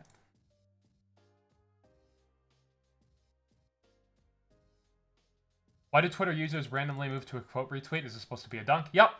I mentioned this in the chat before. I'll read out what I said in this Discord server real quick. Incompetence is the same thing. He said, why do these cucks never reply? They always quote tweet. Has anyone noticed that? So if somebody's always quote tweeting you on Twitter, this is like Twitter terminally online shit meta, okay? People will quote tweet you instead of reply to you because, one, it has a way higher chance of putting the tweet in the timeline of their followers, so they'll have their followers back them uncritically, so they'll have more likes, and they want to dunk on you. It's very easy to dunk on someone in the quote tweets, right? Like, it's funny how I engaged with this guy's argument, but I'd probably get more likes if I just went, lol, I don't know, I'll just, like, strawman him, like, this guy thinks Hashino is literally Hitler, and then I put, like, a meme of, like, Kendrick Lamar, not like us. And, like, this is my post, right? Like, people really like to dunk, and typically engaging with arguments like this isn't the best way to get dunks, yeah. If you just quote tweet it so all your followers see it, and then you, like, just dunk brain, and you just, like, try to dunk on them, you'll get way more likes and way more social credit from, your tweets, instead of actually engaging substantively with these arguments at all, right?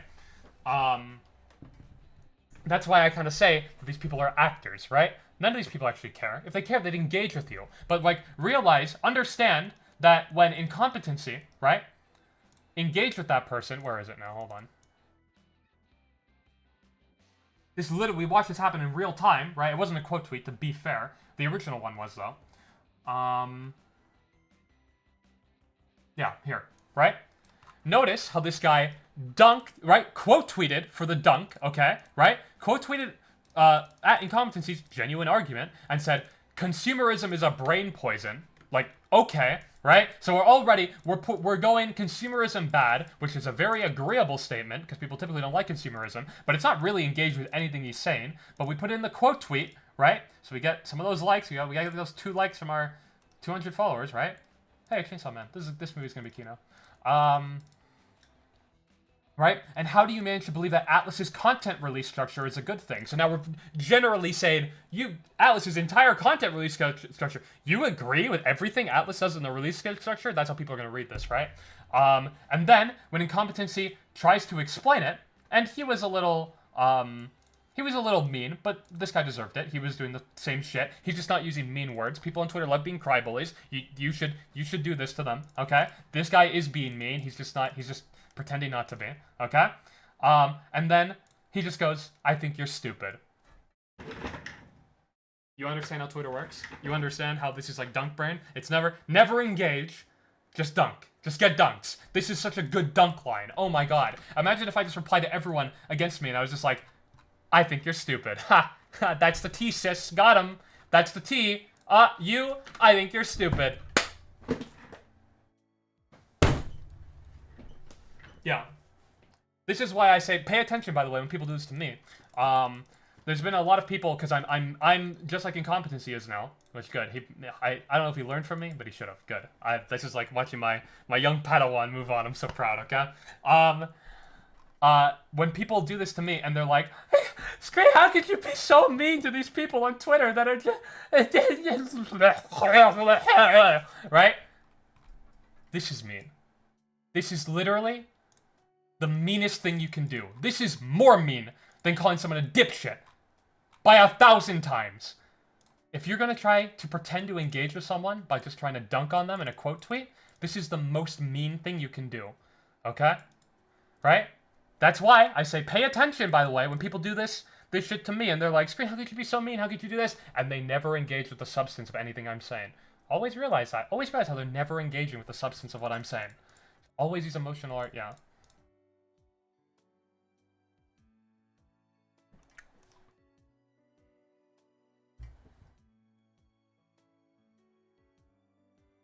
Relax, bro. It's just Twitter. I'm playing it up. Chill out.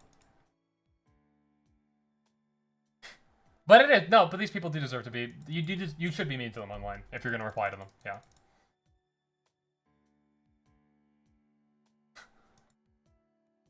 Because they're being mean to you. And you have to stand up for yourself. To eat or be eaten world on that platform, okay?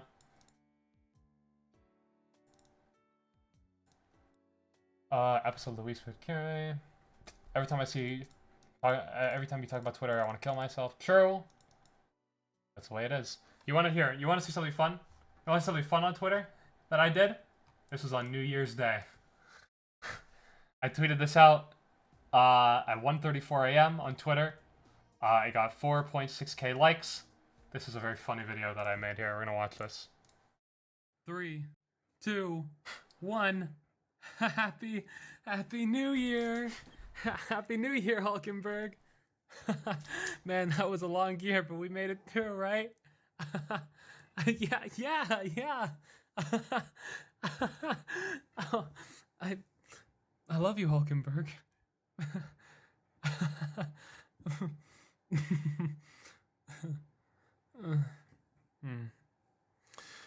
Fine, whatever.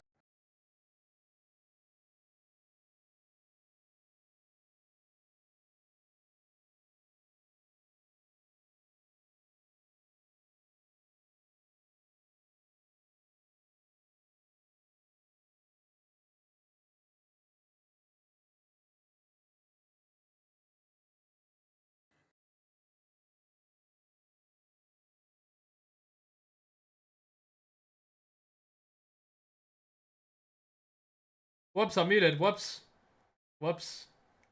Go face. I have alternate takes of this video. Yeah, on this one. So, I fucked up doing this twice. 5, 4. Stop talking.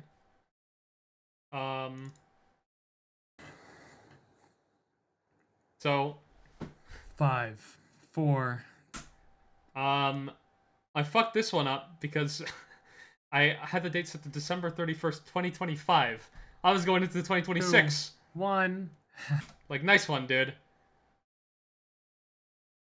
Nice. Wait, why didn't it didn't even change the date?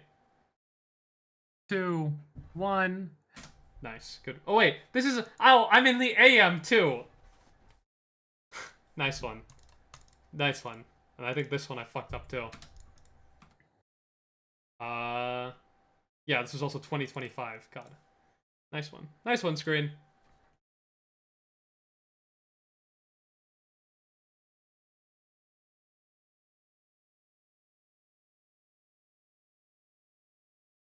Don't engage with anything on Twitter remotely negative. Well, I mean, it's fun to talk about this. I think what's good about talking about this shit is that we can learn the arguments as to why it's good or bad, right? Like, there's probably a lot of people who probably do believe that the re-releases are inherently bad and they're terrible and we should never, yeah. But that's it's good. That's why it's good we're talking about it, right? To learn those arguments, right? I mean, look, at the end of the day, I don't want to just have to. I don't want to go for like the low-hanging fruit, worst possible arguments. But these are the people who are having this discussion right now. They're on Twitter, and this is their arguments. I'm just taking them as they come, you know. Oh, look at this Giga Chad. Looking through Metaphor files, no spoilers, but there's a really, really, really slim chance that half of Metaphor was cut Lamau. Hey everybody, did you know that I'm playing this right now? Holy shit!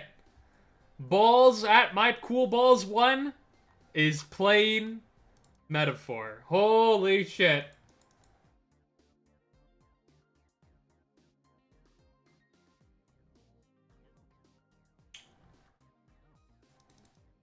I think the video I did, the New Year's video I did, was slightly inspired by this one that I had seen like the year before, I think. New Year's. Yeah, this one. 5, 4, 3, 2, 1. Happy New Year! It's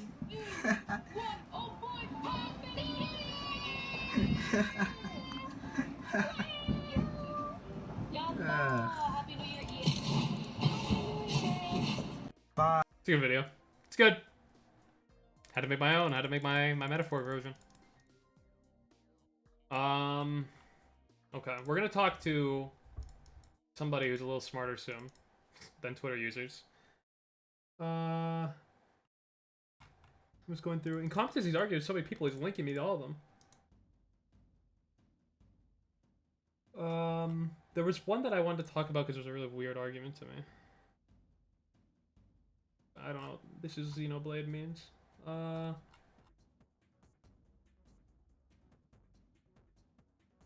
me see if I can find this.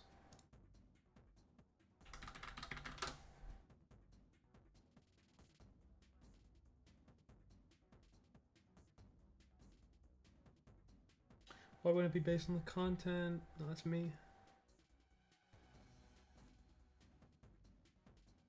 Where's... Damn it. Incompetency.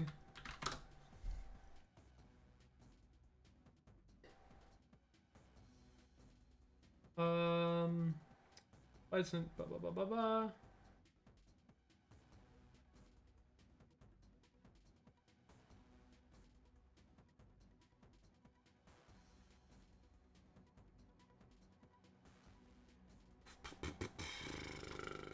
I can't find this. Uh-oh.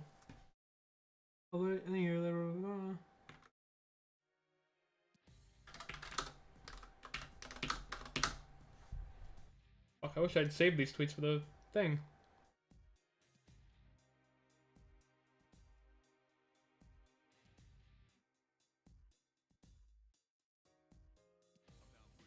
Okay, here.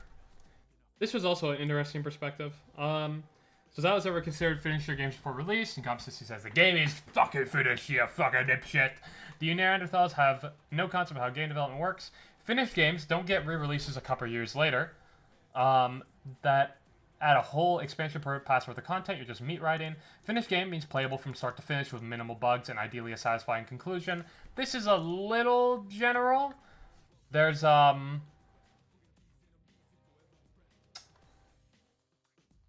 do my channel points go? Oh. Shit, I turned off channel points during Game Awards. I have to turn them back on. We'll do it soon. Finished game means playable from start to finish with minimal bugs and ideally satisfied conclusion. This is a little general. I think there's a little bit more for a game to be considered like unfinished or finished, right? But sure, it gets a point across. You could say all fighting games drop unfinished just because they get expansion through characters and stages down the road. You're using an odd definition of finished then. I would actually say a fighting game is unfinished until it's done getting characters and patches.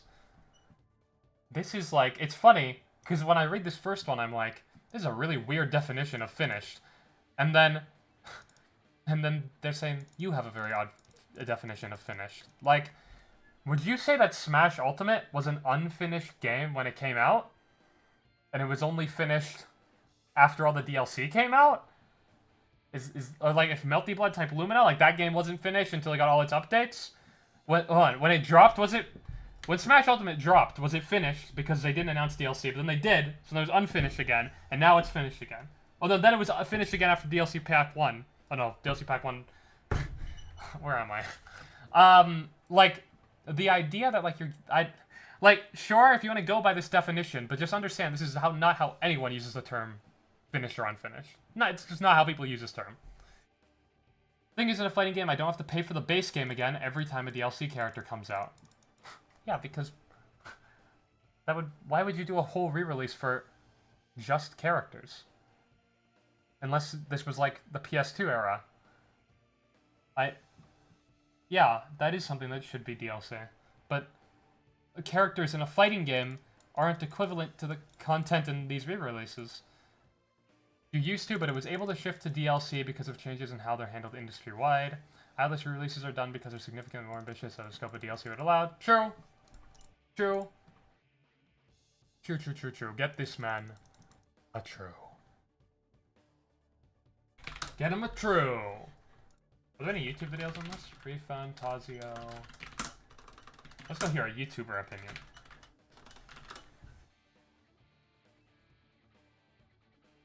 Re-release. I don't think so. We don't have that many credits in this space. No, I guess not. It's only tweets.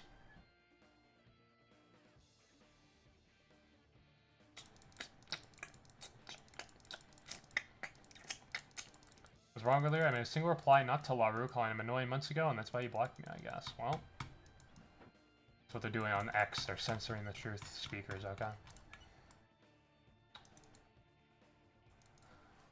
Alright. What's up, buddy? Well, hello, brother Screenments. What's going on? You got anything you want to say about this topic? What should I say? I don't know. How do you feel about the re-release discourse? Release discourse? I think that video games. Well, thank you for this enlightening take. You've truly changed the way I view this. You're welcome. You're welcome. You were in the Discord. I thought you were in my You were in my my Discord. I thought you wanted to talk about the stream. Yeah, I did want to talk about the stream. You know, I thought that was a very enlightening stream. You know, I heard some great stuff. You know, Okay. we saw your Twitter. Yep. That was awesome. True. We saw some videos from you, from True. other creators. You know, Yep. I really liked the part with the Minecraft parkour. I think the Subway Surfers could have done a little work. I did like the Kashitler joke. Haas Hitler, yeah. That was good. I like calling Yeah. Haas Hitler when I'm using Yeah, when I'm doing the strawman meme. Kashitler is great. That's all. That's all Sorry, you have I'm to a say. little. I've been a little put on the spot. I was just eating some chili cheese fries from Baker's. Then you pop in very suddenly. Okay. Mm. You have anything?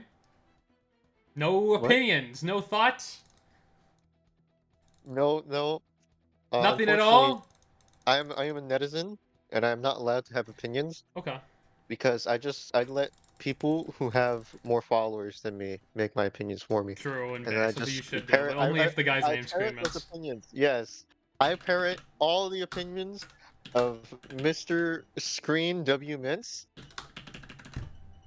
See, the W stands for wiener. True. That is my middle name. Wiener spelled as winner, but we all know it's wiener. We all know it's wiener. Are you gonna buy? You really like Metaphor, right? I really like Metaphor. Unfortunately, I will not be buying the Metaphor re-release because I'm spending all of my Ooh. money on Costco hot dogs. I'm hoping that Are those in the really cheap? future, I've had Costco hot dogs. They're like $1. yeah, yeah, they're like $1.50. Yeah, but I'm hoping in the future Costco hot dogs will become the universal currency. So that's my plan for the future. Well, you know why So I'm I've not been buying? buying You know why? buying them in mass and freezing them. You know why I'm not buying the Metaphor release? Why is that? Because I disagree with the message of the original game. Ah, I I couldn't. I see. couldn't get behind the whole racism bad thing. Yeah, It was just you know, too woke for me. racism's bad. No, see, I So just couldn't get behind that. I was like, really? We're doing this woke shit now? Really, this God woke damn. DI trash. Atlas has really gone woke. You Yeah. know, I miss when it was just about fighting shadows Yeah. and exploring dungeons and dating teenagers. That was actually the only reason I played Persona, so yeah. Yeah, Pretty yeah, of much. course. When they got rid of that Yeah, too, yeah, that really pissed me they off. got rid of that, and they put a bunch of adults in the game. But no romance too. I can't even romance Hulkenberg. Can't romance Hulkenberg. Yeah. Can't romance Heisman. That's the true tragedy here. You know, Fuck. I'm trash at this game. Persona 5 is pro cop. You know what? That's true. That's Yeah, true. true. Didn't you hear Makoto said she wanted to become a cop because I She think her hates, reasoning was something along the lines of like something about punching down to minorities. I don't remember exactly, Yeah, I but don't something like know. I, that. I think I heard the name Floyd in there. Jesus Christ. Okay. Sorry, I just I had to, you know. I mean, fuck it. I'm being edgy too, so it's okay. It's okay. Yeah, yeah, it's okay, it's okay. It's I mean, funny. it's not like we were talking about Kashitler like 3 minutes ago. So any thoughts on the game? Any thoughts on Unlike Metaphor? metaphor, yeah. Any Metaphor, unironic okay, thoughts? well, unironic thoughts, I really enjoyed it. I feel like, I feel like my tiredness, like I finished the game, I think, at a late hour, and it didn't hit me as hard as I think it should have, but I thought it was still pretty good. Well, okay. Here's how I feel. I haven't finished the game. I'm on the last arc of the game right now. I've so far, I've been how do I put this? So I think in the beginning the story was fine, but it didn't really grab me too hard. I wasn't like the the first two arcs were fine. They just Yeah. they kind of felt like typical Hashino stuff. Like I didn't feel like it was like really crazy to me. Then the halfway point of the game goes fucking crazy. I'm gonna try to avoid spoilers, but Yeah. it was nuts. Yeah. But I feel like, yeah, Metaphor, like for the first half, like nothing really happens. It's big nothing burger, and then they hit you with like a million different things, and they keep hitting you with a million different things, and you kind of.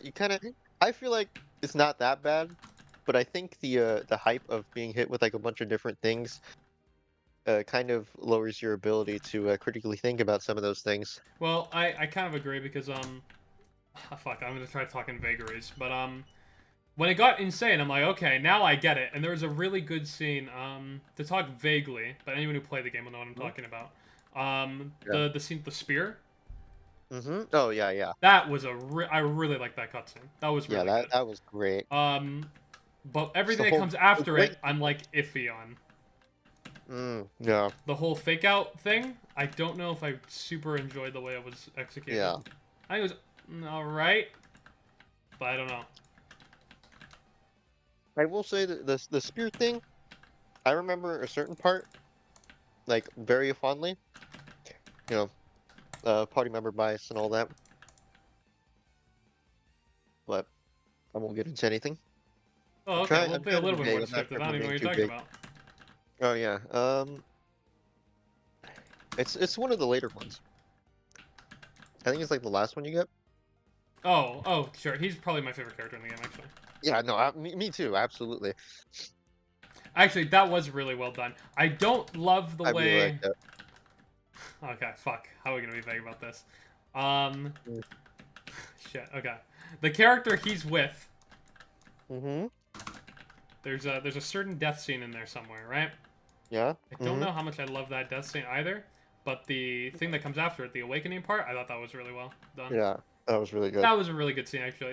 Especially, yeah, I'm not that was sure. good. I'm not sure who else might share the sentiment, but I feel like at points, Metaphor was kind of being held back by the engine that it was using. What do you mean? Like I feel like the like the Persona, I guess we'll say Persona 5 engine. I feel like that was kind of holding some things back. Like I feel like a lot of moments could be a lot better if they were like a little bit not like polished, but they just like it's hard to say this without sounding like pretentious because Do you, like I don't want to come off as like, oh, they should have just done the whole game in a different engine because I feel like that would have been good. Like we got a good product, we got an amazing product out of um the engine that they've been using, but I feel like having some things be like a little bit more. do you How think you like say? like the model quality, like Yeah, like the cutscene stuff? some things, yeah, I feel like some things were like very predictable just due to how like some things were very predictable because of the engine. If that makes any sense. Like in the story? Precisely the story, just like some things were like predictable. What do you mean? I don't know. I think like just like structure, like gameplay structure. I'm trying not to be Oh, okay, hold specific. on. Are you saying that it's just like the I mean, I don't know how much that has to do if you're thinking about what I'm thinking of. I don't know if it has as much to do with the engine or like the calendar system. Like A little bit of both. there's a certain there's a certain kind of formula that the games will go through because of The calendar system and such. Yeah. like you kind of know like there's gonna be an awakening, there's gonna be like a thing like every new arc you go to. Yeah. How do I compare this to something? Like, I think there is kind of a formula that the game goes through that kind of reminds me of like the Persona games in that way. Like, you know that the deadline, fuck, I think there's a better way of putting this. You know that like because there's like always these deadlines, there's always these calendar things. Like you know the story's just kind of gonna move at a predictable pace. Like nothing is really gonna Yeah. happen too crazy for the beginning. You're gonna kind of warm up to all the party members and whatnot. Then things are gonna get kind of insane, and it's even deaths too. Like you kind of know where certain characters can and can't die because like you don't want to start killing Yeah. off party members until like near the end. Like it's really. Yeah. I think there is like a certain because of the way the game's formatted. There is a way it kind of goes. That's what I kind of. I feel like the beginning of the game was really like kind of just typical Hashino, which isn't like a bad thing, but I didn't think it was like crazy like good. It gets Yeah. really crazy by the middle, but then my criticisms come from I don't know how much I like the execution of all these ideas. Yeah. Yeah, it's a little weird. Yeah. Okay, well, I will say, I don't really have. I don't have. I have little to none. I have little to no criticism when it comes to gameplay. oh, I think the gameplay Yeah. metaphor is like literally Yeah. maybe the best combo they've ever done. Yeah, yeah. Like it's. I think it's legitimately like some of the best stuff. My only issue is like more of like a personal thing with like some enemies spamming certain things. But that's just typical SMT shenanigans. So. Would you call well? How would you rate the game's difficulty? I assume you played on hard, right? Yeah, I did play on hard. I will say, it's definitely like most other RPGs I played. It's it's extreme. It's more difficult towards the beginning than it is the end. That's typical of RPGs, so I don't give it that much of a knock for it. Yeah, Atlas does this a lot, which is a bit of an issue. Yeah. I don't I think will say that. Vengeance was really like that. I don't know if Yeah. SMT was like that, but like I get what Like you the mean. game is hard though, so I do. So do I. Okay, I do I appreciate saw. the game being I think it hard. was Meowcast on Twitter.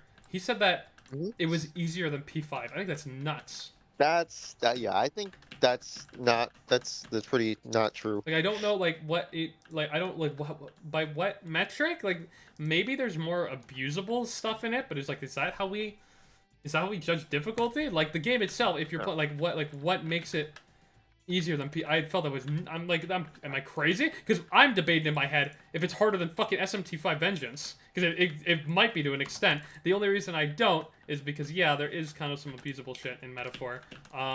Yeah. But like I thought that was a crazy take. Like I don't like P5 Yeah. isn't really testing you too hard on how much you know the mechanics. Like even if you're not doing weakness Yeah. damage and even if you're not doing technical or whatever, like even if you're not using any of these things, you're probably having a fine time in like 90% of fights. Like it's probably why Okumura Yeah. is such like a filter for some people, because it Yeah. that fight actually does pretty much force you to use specifically the weakness stuff. Yeah. And Baton Pass. Speaking of the Okumura thing, Mhm. I don't. Now I will say, I like what the Okumura fight is going for. Like testing you and like hitting weaknesses I and think it's stuff. the best, I didn't. one of the best fights in the game. Not the best, but one of them. You don't like it? I Oh, didn't you don't partic- like it? I Okay, didn't let's see. particularly enjoy it. I have my criticism Whoa, of it whoa, too. whoa, whoa, whoa! I didn't particularly enjoy it just because Hold on, wait. Are you like talking about the there's vanilla there's or not the a lot royal of version? Because they're pretty different. vanilla. Oh, right, because I forget like the royal version changes some enemy placements, right? It changes the way they work. In royal, you have 3 turns to kill them, or they'll explode. And in vanilla, I think they explode, or no, or they'll leave. But they also do explode, some of them. In vanilla, they would explode, but they'd never leave. So you would have to, and if they leave, in royal, you have to do the wave again. Does that make sense? Like I you see. have to kill them all. In vanilla, they would explode, and then the wave would be done, regardless of if you were the one to kill them. As long as you just basically have to just tank their Yeah. explosions, and you're fine in On vanilla. that, on In that, royal, you yeah, actually have to on actually that defeat metric, them. yeah, on that metric, I'd say the I don't remember most of my time with the vanilla version. I'm gonna be honest, but I mean the what's it called? Sorry, I lost my train of thought. Um, I will say the royal version is preferable. I didn't. I don't know. I feel like there's not enough depth there for the fight to be like interesting because it's hitting weaknesses. That's it. It's hitting weaknesses and baton pass. I would agree. It is like pretty. Well, I mean, there's the big thing you fight at the end, the big guy who does the big Yeah, bang order attack, yeah, the cool animation. So you do get like a yeah, proper it's fight in the cool, end man. too. Yeah, I think it's true. my criticism of the fight is I think the time limit's more annoying than anything. I don't know if they really needed the time limit. Yeah, I think there's this, also actually no. The worst part about the time limit is it plays when dialogue is playing, so you have the incentive to just skip all the dialogue, and that's especially yeah, egregious in Royal because they gave Akumura extra dialogue there in Royal to make it more yeah, interesting. Like he goes the slutty woman in the red coat or in the red whatever the fuck, and the whatever he calls Joker, some guy in a black coat, and he calls yeah, Ryuji like it's not like but like it's funny, and like you have an incentive to skip it all because you don't want to fuck with the time limit. It's really annoying. yeah, Um, yeah, and then the last phase I add in Royal, the robot Haru, is like I think it's impossible to lose basically unless you have really low health and she explodes you. Like it's basically like a nothing. It's basically just there for like the story of like, hey, look, he views his own daughter as a robot, which is cool, but I feel like that could have been like an actual fight. Gameplay wise, it was just kind of a nothing. yeah, Probably because they felt like they didn't want to make it too long because of said time limit, so that's yeah, annoying. But generally, I'm still more positive on the fight. yeah. My only criticism with the combat gameplay is it doesn't encourage exploration with archetypes because if you max one, you get the XP items each time you level it up, so you can stay on one good archetype the whole game and level up the others with items without losing anything. I agree. It's really weird to balance, Yeah. but I think the item system to level... Okay. I think items to level up archetypes is good because it's going to be really annoying to build them from level 1 every time. So if you use items, you can skip some of that, right? But on the other Yeah. hand, I he's right. yeah. You have the Getting incentive to just keep using the ones you have max and just keep using the items to Yeah. get that and never use it. I Yeah. think an easy fix for this, just the first thing that comes to my mind, there might be better ones, would have been to make it so you can like maybe use the items until they hit like level 10 and then you have to do it yourself or something. Yeah. That Or would maybe instead maybe set like kind of adding on to that idea. I don't know how good it is because it just popped into my head. But maybe like setting certain like level limits for these items as the game progresses, yeah, or so that even you're not like yeah, because like I do like the level 10 idea, but I feel like that'd be annoying near the end of the game You just want to max everything out. Yeah, and then also it also still kind of like But yeah, but it's like by like a certain point, it's gonna be or really maybe hard even with to like ranks with max more, even maybe archetypes. I Yeah. it to like ranks with more, Or even like I wouldn't even mind some sort of like RNG and like you can use the items until like either level 1 or level 20. I was thinking about this because I think this is the way I'm going to do it for a randomizer. For level 1 to level 20 or something, and that's kind of how much you can use items on it or something. Like some sort of limit, so you actually have to use them to level them. But nothing too annoying to the point where you just don't want to max any archetypes. Yeah, it's like a push and pull kind of. I started playing I Etrian will say I Odyssey on... definitely Oh, go ahead. I do really enjoy the variety in Metaphor though. What do you think of the dungeon design? Dungeon design? Yeah. Well, that's a tricky one. Dungeon design, like, are I you think talking like side dungeons or main dungeons, or just in general? the main dungeons mainly. Like, Main dungeons, I did enjoy. I liked all the gimmicks of the main dungeons. I feel like the side dungeons were just kind of get to the end. so do I. If it sounds weird, I think maybe they weren't gimmicky enough. I feel like I can't Yeah. totally place in my head which one had which gimmick without thinking about it for a little bit. This wasn't Yeah. really an issue in P5. But I think like it's funny. People would always ask me what I want dungeons to look like in Persona 6. And it, like now looking at Metaphor, I'm like, huh, this is kind of exactly what I described. Could be like, you want to do the P5 dungeon like type of again? I'm like, not really, but I don't want them to go back to like the auto-generated shit. And I feel like this was like pretty much exactly what I wanted. So that was really funny. I think if I had, how am I trying to put this? I think if I think I still prefer the P5 dungeons overall. But I like the Metaphor ones a decent amount. They're pretty fun. I enjoy the ones in Metaphor. I will say, like, just by metric of like the P5 dungeons having like a gimmick, like or like an aesthetic, and just sticking to that the entire time definitely makes it more memorable. Like, Rather than the Metaphor dungeons in which they're not like samey, but they definitely have like one overarching theme of So what is fantasy, rather than like a bunch of different like kinds of things. Yeah. So I like the P5 dungeons more aesthetically as well, because I think that concept of going inside kind of their heart and shit and having this like literal formation of like, hey, you know, he views the school like his castle, so it's a castle, or he views himself literally riding a boat through fucking Tokyo, so it's that, right? And it's like that's those visuals are gonna be hard to beat for me. I think I really adore that concept, and I think it was really well executed. That's gonna be very, very difficult for anyone to top for me aesthetically. P4 kind of did something similar, but because I don't like the dungeons in that game as much, and I feel like just the design of the dungeons in P5, because I have so much more to them, made that experience feel way better. That's why I prefer it, so we'll see. But I don't know what P6 is gonna look like. I will say there is one like very, very memorable dungeon for me in Metaphor. Which one? I mean, I don't know. I don't know how like. Well, I mean, it's give me the later. number. Give me the number. Lumber. I'm trying to remember, like which was which, because 1 second, hold on. I'm trying to think. I think people have been saying the third one is really mid. I think that's the Gauntlet Runner one, right? I also felt like that one was a lot of missed potential. Was it the third one? Was that the third one? Was it? I don't know. Hold on. I think it was the third one. List of all dungeons. Metaphor Refantazio. Was that really the third one? I don't know. Maybe I'm getting the wrong one. Third was a ship. Oh. Wait, isn't that what I'm talking about? Oh, no. No, you're right there. Hold on. Yeah, it is. Okay, I'm not crazy. Okay. Really? Okay, it was the Gauntlet Runner, yeah. I see, okay. Then I'd say the most memorable one for me was the fourth? I think it was the fourth one. I know which one you're talking about. Yeah, that's a good one. If not just for the second half of it. It's the Dragon Temple, right?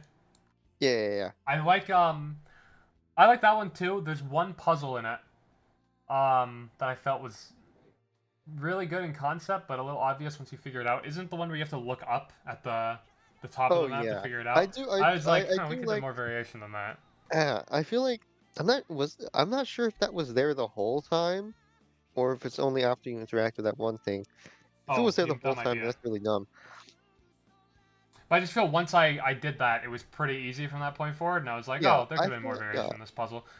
I feel like that a little bit about a lot of them. Like, there's some missed potential. The third one I felt could have been more interesting than just it kind of just felt like a boss rush.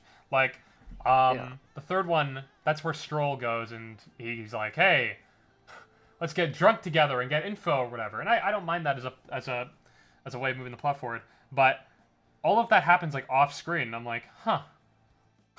We have all like he just comes back and he's like, yeah, I have like all the info that we'll ever need for the Skyrunner now until the end of time, basically until the end of the dungeon. I'm like, okay. I feel like we could have at least had one like a memorable scene of like that happening, or we would have had to like find different ways to get the info the whole time. There are stealth sections in that dungeon.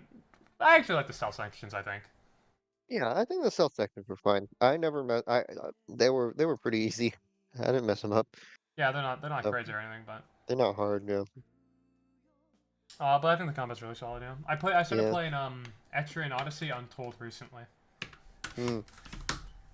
I only played like an I kind hour, of wish. but I didn't. I kind of Didn't love wish it, for the but third it is one what we it is. got more like Gala section stuff, Mhm. but that's just me. Well, the reason I bring it up is because I think there's a dungeon based on like some Etrian dungeon in Metaphor. I think I heard that somewhere, and I'm like, oh, I wouldn't know, but yeah, there's like a lot of cute ways it calls back to a lot of different things. I think when I was playing Etrian, there's something called like the Golden Deer like something, and I'm like, oh, there's like Golden Deer Inn in Metaphor or something, and there is, and I'm like, yeah, there's a lot of cute references to a lot of Atlas games, and I feel like you need they even went for some shit you didn't think they'd reference, so yeah. Mm. Overall, it seems like a fine game. I haven't finished it though, so we'll see. We'll see how it ends. Yes, Do you yeah. think it ends strong? Do I have something to look forward to? I'd say there's a pretty strong ending. Yeah. Well, because I asked people before, I said I'm only in like the first like 3 arcs of the game, and like I think the story's all right, but I'm not like huge on it so far. Is it gonna get better? And people said yeah, and it did get crazier. So we'll see. We'll see how it ends. My issue with the term limits to beat the generals is it makes the Yeah, generals I like will weak as say, fuck. still not my favorite, still not my all-time favorite JRPG, but it's like close second. Let's see. Bravely Default's your number 1. Well, how did you know? Yeah. Yeah, I figured. The game Yeah. overhypes them when in reality they did almost nothing while dropping very fast. I thought the one where you have to. I kind of like the turn limit on the generals. Actually, I think I'll disagree. Yeah. I think that actually was what made them somewhat difficult. Yeah. Because I feel like I I had to don't think think around doing a lot of big damage really quickly. Yeah. I don't have the time to just like stall and buff or play really protective. I just kind of have to go for it. Yeah. I was underleveled for I pretty will much say the I didn't- entire game. I I didn't actually have- still am where I am right now. I didn't have too much trouble with the generals, honestly, but I feel like it definitely would have been just like it would have been like magnitudes easier if there was no turn limit. I think there was only one that fucked me. I think it was the last general you fight. The other ones are yeah. pretty easy, I'll admit. Yeah. Yeah. But yeah, the term limits. I think were good. I think it made it a little bit more difficult. I only struggled with the one who repelled magic or fizz. I think that was I think that's the one I'm talking about too. Yeah. Yeah, it's fun. I think we'll be there for retold surely. Copium. No, I will. I'll be there for retold day 1. I'm gonna be. Gold, baby. And if it's trash, then I'll call it trash, I guess. Yeah. I will say, one thing I do have against Metaphor is that there's a certain point, like, how do I say this? I don't want to be like, I don't want to say any spoilers, of course, I'm going to be very vague. But there's a certain point where you kind of like, the game doesn't like force you, but it basically shoves it into your hands and quote unquote heavily encourages you to use this one thing. Yeah, What are you referring to? I'll type about it so I don't have to Okay. say it. Vengeance gameplay is the best for me. Vengeance is probably like my second. Wait, I okay, really when you like say, Metaphor. The way you hold on, combine the one more synthesis stuff question. is really cool. Yeah. What? Yeah, one more question. When you say like, how far are you exactly? I'm on the last arc of the game. Last arc of the game? Yeah, the last 30 days. What do you mean last arc? Like the last deadline, the last 30 days, Last right? deadline? Oh, okay, okay. Like October-ish. Yeah. Hold on. Is that? I'm trying to remember when that is. Hold on. Post like fusion, post everything. Okay, yeah, yeah, yeah. Yeah.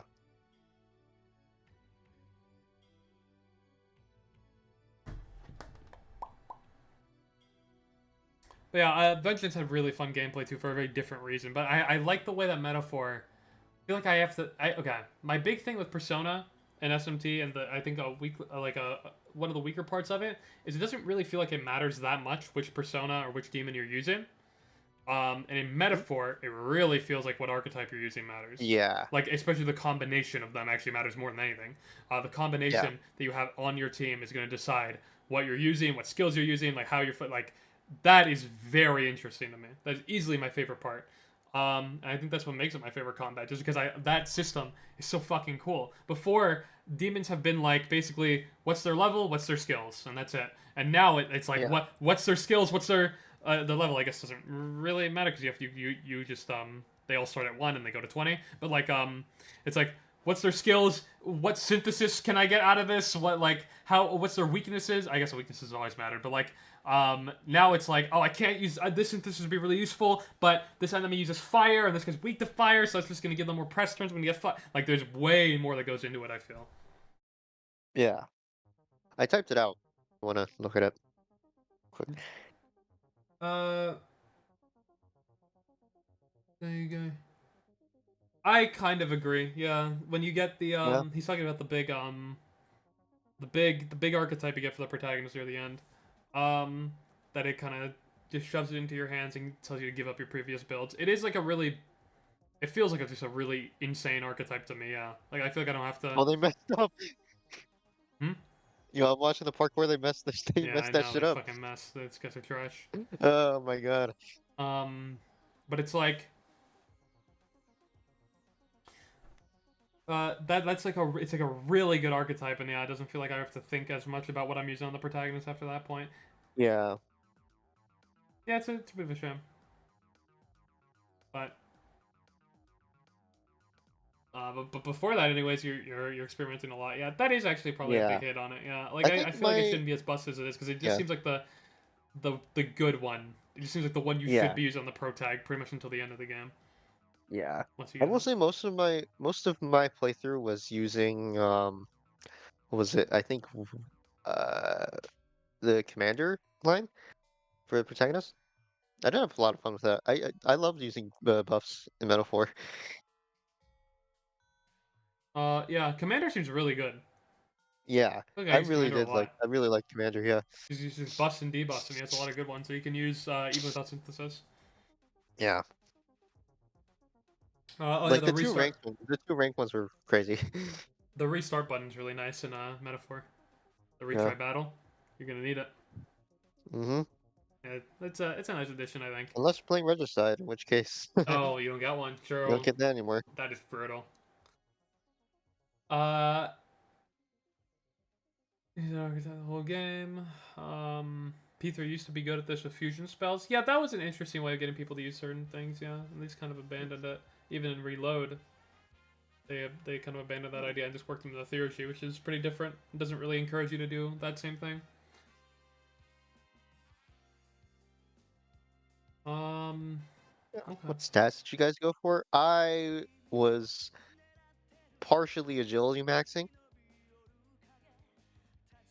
You're gonna hate me. I love dodging. I like building mine pretty balanced. That's fair. I mean, I don't mind that. It's definitely not a wrong way to go about it. But I was just, I kind of put points into agility whenever I could, just so I could get a bunch of dodges. Like my favorite thing to do is like I like really using just everything the game has to offer. even if it's not Yeah, I do entirely like that too. optimal. Like I'm just like I want to try it. So Like, building I them. did put a majority of my points into agility, but that doesn't mean I like sacrifice other stats to do that. It was balanced, but with the what's it called? Balanced, but with a like I don't remember the word.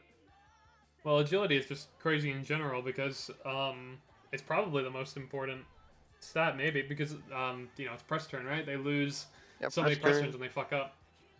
Yeah. That's probably the easiest. That's how you're gonna survive some fights. You're gonna have to make them miss. Hmm? It's always at the secunda. MC Theurgy fucked it up by having everyone pass through resistances. Yeah, I don't know why P3 makes it so the Theurgies pass through resistance. I feel like that completely, not completely, but it mostly defeats them being like tied to certain affinities in general. And also Armageddon should not have been that game, and they should have been balanced better. Started heavy magic, then saw that once synthesis scaled and balanced since. Strength is always the Atlas old reliable. Well, yeah, I think physical's generally better in Metaphor still. Yeah. Heisman carried when his royal Yeah, archetype gun scale. Deletes all the turns when he Oh, dodges. yeah. That one's nuts. Yeah, I've heard You know about what? that. And I the haven't even thing- gotten to that that- point in the game, it seems but nuts. It seems nuts. And I'm gonna be honest, I actually never got that one. I'm really sad about it. I only have one right now, and I haven't even unlocked it yet. There's I only think during my playthrough of Metaphor, I missed, I think, only like 2 bonds. okay. I have to admit, despite the fact I love these time management games, I'm terrible at it. I'm in the last arc of the game. I have like 1 bond max since Hulkenberg, and I haven't even gotten a royal one yet. I just haven't leveled to it yet. Pretty crazy. Oh, Look who's here. this guy's been going. This guy's been a warrior on Twitter recently. This guy's in the trenches. This is all that I will wage until the end of time. Japanese soldiers Not for still any virtuous fighting reason, I just 49 know years right. after World War II. I just know that I'm right and everyone else is wrong. How do you feel like you're basically the A one lot who of caused people all need this? that mindset. Yeah. How does it feel knowing that you suck at Metaphor? How does it feel Oppenheimer. that, despite sucking at Metaphor, you're the one who caused the big Metaphor's discourse all over Twitter right now? That first point remains to be seen. I don't know if I would necessarily constitute myself as sucking at Metaphor, but Okay. I feel. Pull up, Jamie. Pull up the image of Oppenheimer on the monitor, please. We all know that those who create discourse on Twitter usually aren't as good at video games than most of us. True, because I can't read. Nobody says that. You just made that up. No, he's right. Hold on. No, Think I've about got all the empirical Persona evidence. discourse, I've got always started by empirical people who can't read. and I don't have Kanji on Naoto hand. discourse. Can't read. Bad at the game, probably. If you can't read the skills, you don't even know what you're using. They just pick them based on the image. That's true. Anyways. That's partially true. Yeah, Oh. see, You see, debate Persona 1, fans- argument Persona fans can't destroyed. They can't see words. They look at everything as like shapes and colors. Shapes and colors. And that's Uh, the difference between me and I them. was diving that through the word. metaphor files. I posted those things with like complete honest, like good Samaritan boy fucking intentions. Okay, I was like, whoa, dude, it's so awesome to like look inside and see what they like cut or for whatever the fuck. Not because I think Atlas are lazy hacks who want to re-release all this shit later. No, because I think the idea that the development is a content good was process cut to to be watch put in a and do it. re-release is the stupidest fucking theory of all time. that's what some people have don't get how you unironically been come saying to about that- I mentions. know. Actually I don't unhinged. get how you come to that conclusion. Like, it's so How do funny, too, come if to you that know conclusion? the amount of cut content from, like, Royal. Like, did they cut all that, or they could put it in Royal 2? Like, I don't, what do you mean? Like, do you, like... True, that's exactly what it was. Or, It's like, coming what about the 2025. games that don't get re-releases? Why do those have so much cut content? Like, why did we assume immediately the least charitable thing that they're maliciously keeping it from the game? Like, why is it the immediate assumption? Because they're hacks and Atlas. Fucking Hosh Hitler, dude. He has to do it. It's crazy. But, They the demons tell him to. yeah, I'm like, it's a weird scenario, but yeah. So you tweeted about a bunch of content that got people theorizing about a re-release, even though that didn't make any sense. And then we got kind of confirmation of a re-release via leak, if we believe it, right? And that's kind of where we are right now. And now, I'm glad we're at least able to shift the narrative a little bit. I think, like, it doesn't seem like the anti re-release people are like nearly the public opinion. Like, Yeah. there's like some tweets that blew, like the one guy who said he got like 500 likes when he said like I'm begging Atlas to finish games or whatever. And there's like a few joke ones like fell for it again. But like it doesn't seem like people are actually able to hold like any like true like they try to, but they don't have like any actual like good arguments for it. I'll be right back. So it's kind of a nice thing, I think.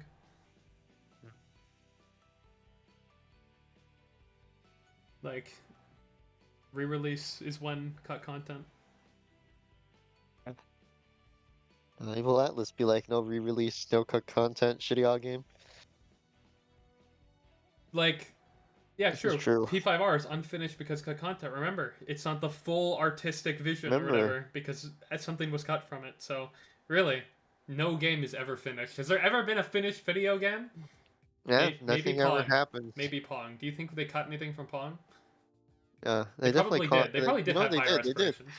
Yeah, they did have. Maybe there's- they really were thinking of like a third paddle. Like, think about it. They were held back by the limitations of the console they were on, so they also didn't get their Held full back by artistic vision. limitations of And the right console they were now, on. even though we've come so far, every video game is still probably held back technologically in some way, right? Especially considering that not everyone has the highest build, you know, on their PC or like Yeah. their the Yeah, we newest got the console or whatever, Pong issue or even here. the consoles that exist are still consumer grade. So really, until we have like $4,000 consoles, we can't even fully get our artistic vision out there. And then if you think about that, you have to realize that like actually we're held back by human constraints. We can't even like so really no game will nothing has ever been finished ever. Yeah, The word nothing finished, will ever be and when finished. everything is unfinished, nothing will be. Cyberpunk was Yeah. actually finished on release cinema. Yeah.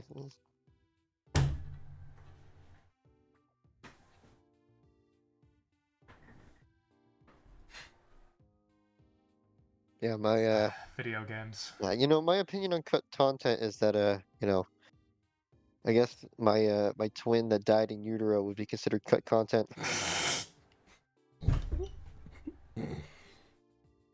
True. We didn't get to get the full artistic vision. The full artistic vision from my mother. She was going for it, and she was held back by the constraints of Constraints Hasino. constraints of her build. True. Her body simply was not able to handle it. I don't know why I'm going on about this. I don't have a twin that died in utero. I just wanted to make the joke. I think you do. Abortion is a canceled game. I like this guy. Have you seen the Persona Twitter? We got the Food is microtransactions. have you seen the Everything. We had a video game. Everything a game. there's a we did a poll for the IQ test for Persona Twitter. Have you seen it? The results came back. I did see that. Yeah. It was pretty good. 10 is a little bit higher than I was No, thinking. we got this one. No, We got that's this one too. 4. Yeah. Actually, huh? Giga Chad. Someone asked Sorry. Screen, what does your son Samuel think of cut content? My son Samuel. They're all fucking Samuel, cuckolds. sorry. You know what? I've come to the conclusion My that son every Samuel is like last one 10 of them years are old. fucking Please don't cuckolds. speak that way Yeah. about him. Yeah, wow. Comes Alright. back and immediately starts yelling. Like, we're having a civilized discussion here. Yeah. I've been radicalized, okay? Anyways, Michael, 4 you know- seconds into the metaphor discourse, he detonated a explosive strap to his chest, killing himself and everyone around him instantly. I hear people clapped. Yeah, he was in a Tesla. Did you hear about Sure. it? All right, metaphor. What do you think, buddy? What in particular about metaphor? What specific? What do you think of all you know this my Discord? things. So hold on. I want to know how much have you come over to my side since we had that debate 6 months ago on this topic? I maintain that I think they should have upgrade paths. Like, you know, the Steam has like a bundle feature where Yeah. like this is the easiest example. Like if you already own one, you should get the other one at a discount.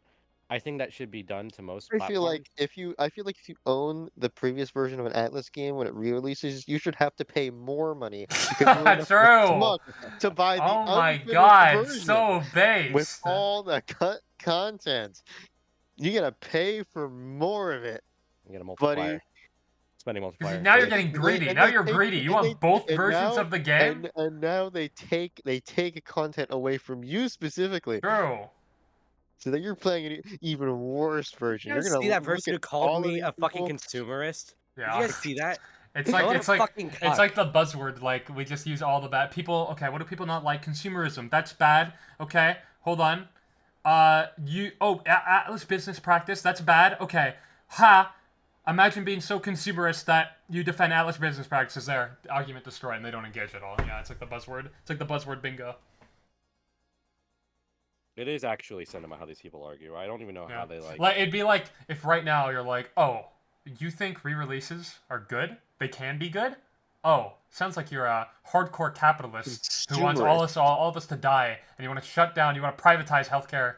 Oh, okay, well I guess What a you guys private- live It's in America. unhinged because like And you want I'm acknowledging shut down the homeless shelters because they're Shut all down just the homeless lazy, shelters. and you want them all You gone. want- It's like okay. You That's want exactly the what I mean. That's impoverished exactly what I to mean. starve. I guess when want the when you impoverished say it to like that, I starve. do You sound want- pretty bad.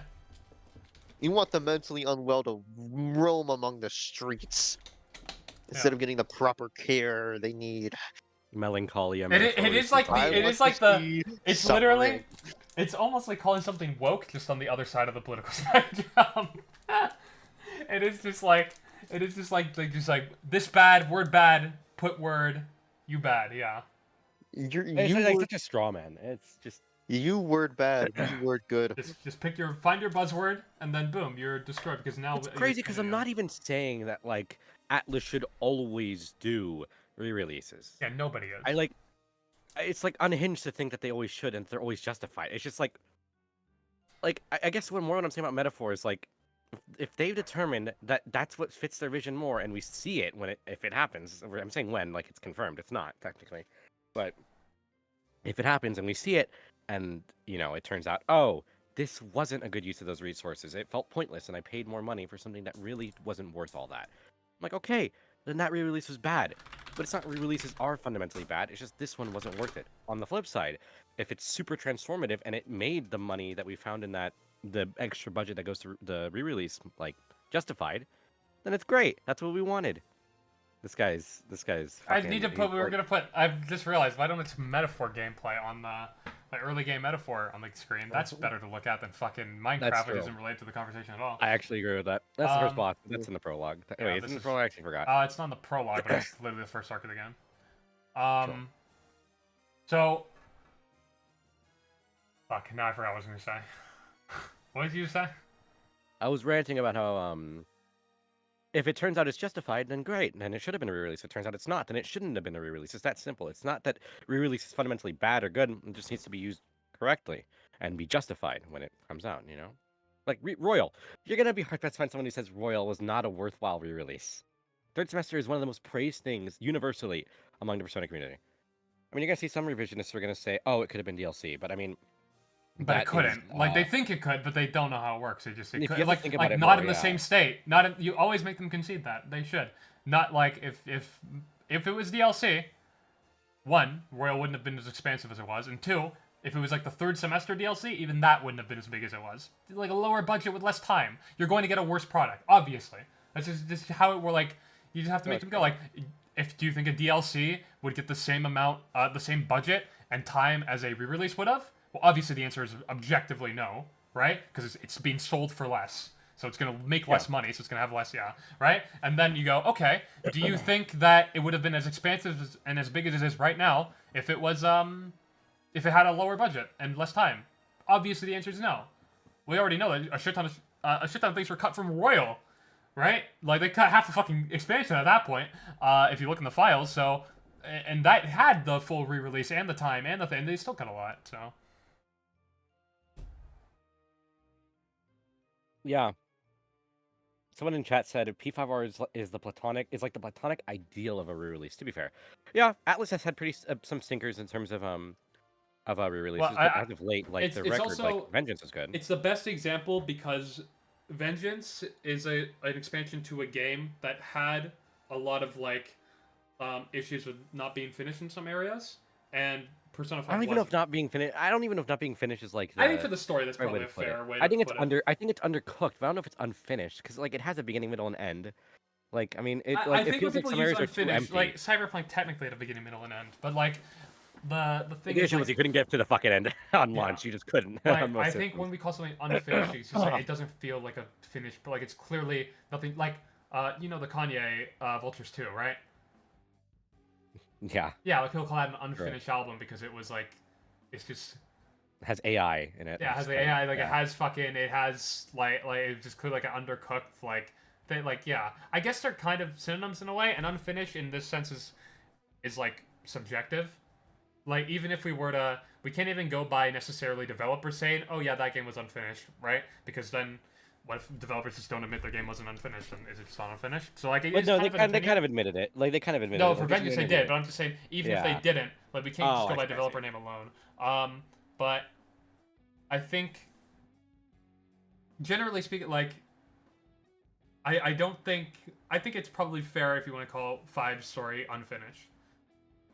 That's fair. No, I mean, I guess yeah. The Like thing with that word is it makes it sound like would you call you don't know enough about Nocturne. Nocturne has a similar approach to how it tells its story, where like a lot of the middle has kind of nothing, and then everything happens at the end. yeah, but the Would you call difference Nocturne is unfinished? the difference is that I think it depends on the like what they're clearly trying to achieve. Like when you're trying to achieve something bigger than that and you're not reaching it, then it probably is unfinished. You Okay, know? that's Like when you're trying like how do I put this? Cyberpunk was trying to achieve a game that obviously wasn't buggy as fuck and you could like you could play the game, right? And obviously they This didn't would be achieve that, graphics in right? Now 2014. if they tried achieving a game where like all it was like you would walk I don't know. There weren't even cars in the game. There wasn't even much combat. And there wasn't thing, and it all worked perfectly fine. Then yeah, it's finished. Like it's still a lesser title than what it ideally would have been, but you'd still call it finished because like the expectation of what it's supposed to be, I guess.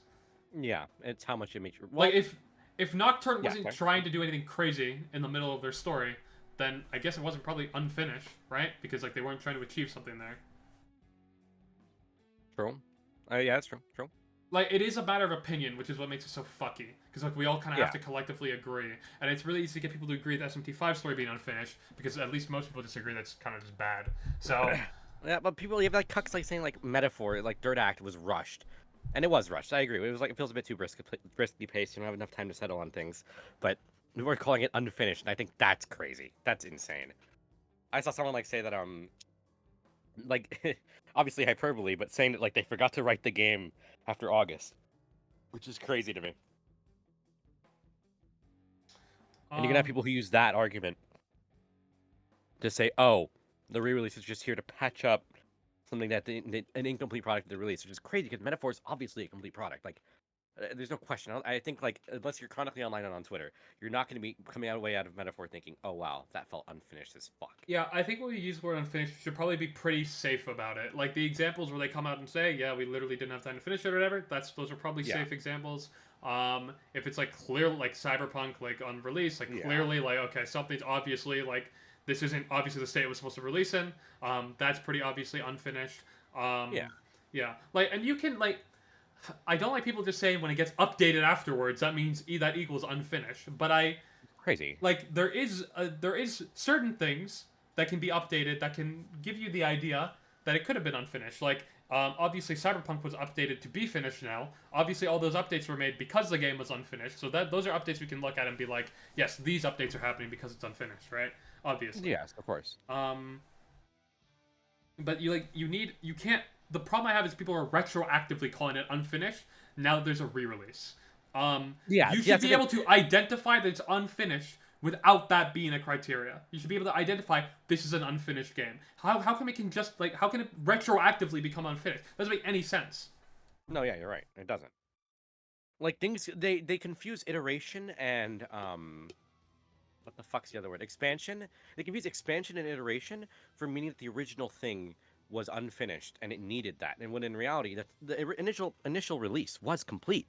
They just like thought they added things after the fact that like just it's like saying like something is 70% finished and saying a re-release makes it 100% when in reality it's more like it already is 100%. The re-release makes it 150%, you know? It's more like that. It's just like it's a weird way of looking at things. Like and people like use the the cut data and shit. And it's like shit is cut for a fucking reason. It doesn't even. None of it could show up in a re-release. Honestly, I don't think that will be the case, but it mean, could happen. like, yeah, like a ton of cut stuff from P5 never showed up in fucking Royal. Yeah, like the reality is things are just cut probably like it depends what we're talking about. Some things are cut due to a different direction, and it should be obvious to kind of tell when you look at the cut content what was cut for certain reasons. Some were cut probably due to story changes, and some might have been cut due to time constraints. And there's some that I mean I say it's obvious, but actually it could be hard to tell. Like Grius, and this isn't a spoiler. This happens in the fucking demo of the game. Okay, Grius dies very early in the game, right? But there's a lot of cut content of him like having lines for a lot of different archetypes, and maybe suggesting that he might have been in the story longer. Now maybe he was, maybe he wasn't. Maybe those were just all recorded. They're just like fuck it, just record all of them just in case. Or like there could be a lot of different reasons. Maybe the story went in a different direction. I don't know. Or maybe they didn't have the. I'd be surprised if they didn't have the time to finish it because he seems mostly finished. But yeah, sure. This person playing the game has one of like a singular party member on auto sometimes, and I think that's really funny. yeah, it seems like like Hulkenberg is like usually on auto. He has them all on auto right now. Maybe he's just auto playing the game. This guy's like like a Giga Chad, like a Giga Chad. Giga Chad. Look at him! Look, Sorry. the game's played. The He's game. playing a normal. Sorry, I was busy doing some dailies, so I haven't been speaking much. Shit! I have to do my dailies. Hold on, that just reminded me. We're up into some Persona 5 Phantom X while we have this discussion now. Your dailies on what exactly? P5X. 5X. Oh boy. But it's just like it's a really anything else, then I would have been less disappointed. Yeah, it's a really weird discussion. You know what I don't like? What don't you like? Like, what upsets me about this isn't even, like, people being wrong about shit or whatever. Like, I don't even care. Like, the problem is every single time we have a discourse, we can't rely on literally anybody to, like, have, like, we can never have good conversations, is what I'm basically saying. No, like, the person, like, called me a consumerist, and when I engaged with this discussion, and I said, hey, there's just nuance to it, he called me fucking stupid, and then I called him a cuckold. Because, like, he is. You think I'm cuckold about it. I mean, it's like... Sorry, yeah, go ahead. Any conversation we have in this community, like, always has to be the stupidest, worst arguments, like, dumb Discord. Like, we can't ever have... And I think it's, like... What I believe is, like, typically, people will follow a leader, and, like, I just don't feel we have any good leaders in this community. I will save the Persona community. Like, I feel like we just don't have anyone, like, we're just doomed to do this until the end of time, because we do have a pretty big community, and that means we're gonna have a lot of stupid people, and instead of, like, being like, hey, these arguments are stupid, instead, we're, like, we're either making the stupid arguments as well, or we're not, like, we're not doing anything about it. Yeah, we're, like, I feel like there's, what the fuck is happening to my mouse? Like, the fuck? You know, Metaphor, the thing about this, like, they, well, I guess it's actually late game, technically, I'm not gonna say that. But... Like, at the end of the day, there's a lot of communities who are able to have good discourse in their community. I know it sounds, like, foreign to us, but, like, there's a lot of communities that are able to, like, talk about things, like, fine. It's just, like, our community's really bad. I think it's because Persona community is big, and it's anime, and, Yeah, it brings, like, all of it, yeah. It literally it's has... a series that kind of, like, It has all the red flags. Anime, video game, popular really quickly. RPG. Yeah, like, fuck, it's cooked, and, like, big following... I mean, like, we are talking about the Twitter discourse, which is, like, that's already bad, because, like, the worst of people, the worst human beings you'll ever interact with are on Twitter. But... Yeah. It's like, fuck. Like, we don't have a great community. I don't... Actually, like... you know, it could get worse, though. Like, it can actually get more mind-numbing. Like, I'm in the, you know, Twitter has, like, communities, yeah? Like, the community tab thing? I'm in the One Piece community. All they do is power scale. That's all they talk about. And it's exhausting. And, like, shit like that. Like, the One Piece, what I've seen, the snippets of the One Piece community I've seen is power scaling and trying to have a non-existent dick measuring contest with the Dragon Ball. Yeah, and it's like, but the point though is like shonen communities have it like worse. I think. Yeah. Than Persona. I cannot tell you how many true. times But you want to know why that is? Luffy's Shonen's Red like Rock common has surpassed the Kamehameha in its legacy. Well, I don't think it's common denominator. Like, a lot of these series are really good. Like, I think JoJo's really yeah. good. I think it's really well written, but, like, it still has a shit community. But, like, you want to know why it is? At one point, we turned from caring about, like the shit being good or no, not even care, but sorry, I shouldn't say that. We turned from caring about like the product and being like, hey, this is a really good piece. I'm gonna call it a piece of media, okay? This is really good, right? I really like it, or whatever. And we could have like actual like things in it that spoke to us. And now I feel like people just want to be part of communities, and we kind of turned into like this. Like we kind of turned into this basically. Y'all got any good writing? We got hype moments and aura, okay? I kind of feel like it turned into this, and like now the people playing it for this still want to have discussions for this, and they can't. They can't hold it. That's why, like, how are we supposed to have a good discussion in this community when we can't even agree on what happens in the fucking game? Like, have you seen the Kanji and Naoto shit? Like, how are we supposed to do it? We can't even agree on, like, the summary of this scene. I'll hear somebody, like, summarize the Naoto arc, and I'll be like, wow, that sounds... Do we play a different video game? Like, we can't even agree on what the game's about, right? So, I feel like now we have people who want to be part of communities and want to focus on this, and you enjoy what you enjoy for whatever reasons you want, but then why are you trying to have discussions on this? Because a lot of people want to have discussions on this, but they only understand this. You know,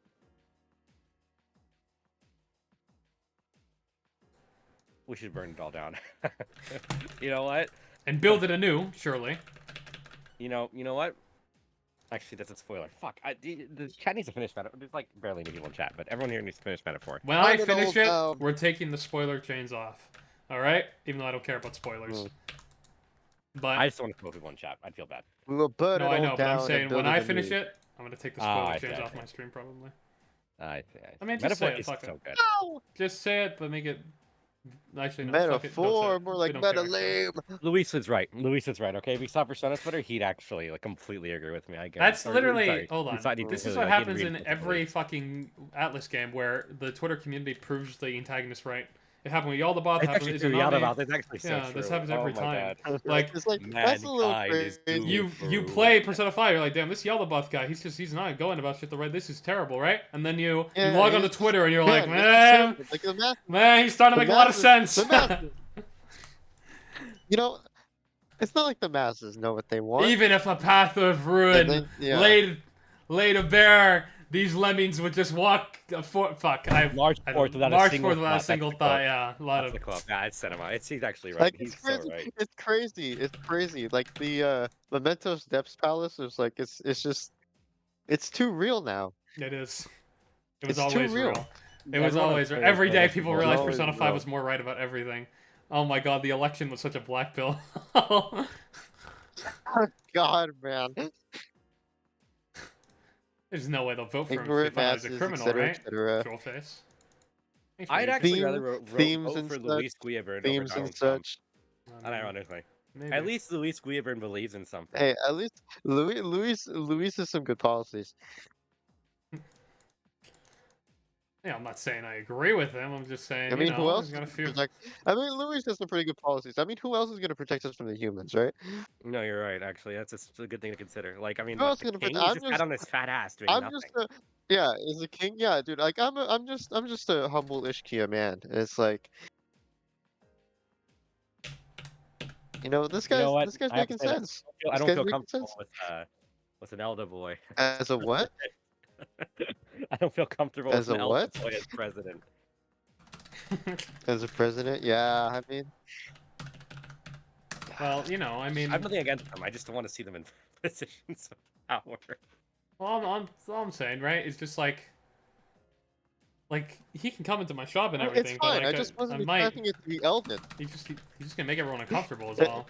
No, Just keep his head down. no, it's fine. I know? just As wasn't regulars have expecting it to be expectations. Elden. That's actually like that's a spoiler. That's unironically like a spoiler. Like, I mean, it's fine. I mean, he's a great character. I I was just was expecting him to be Elta. Am I losing it, or do these damage values make no sense?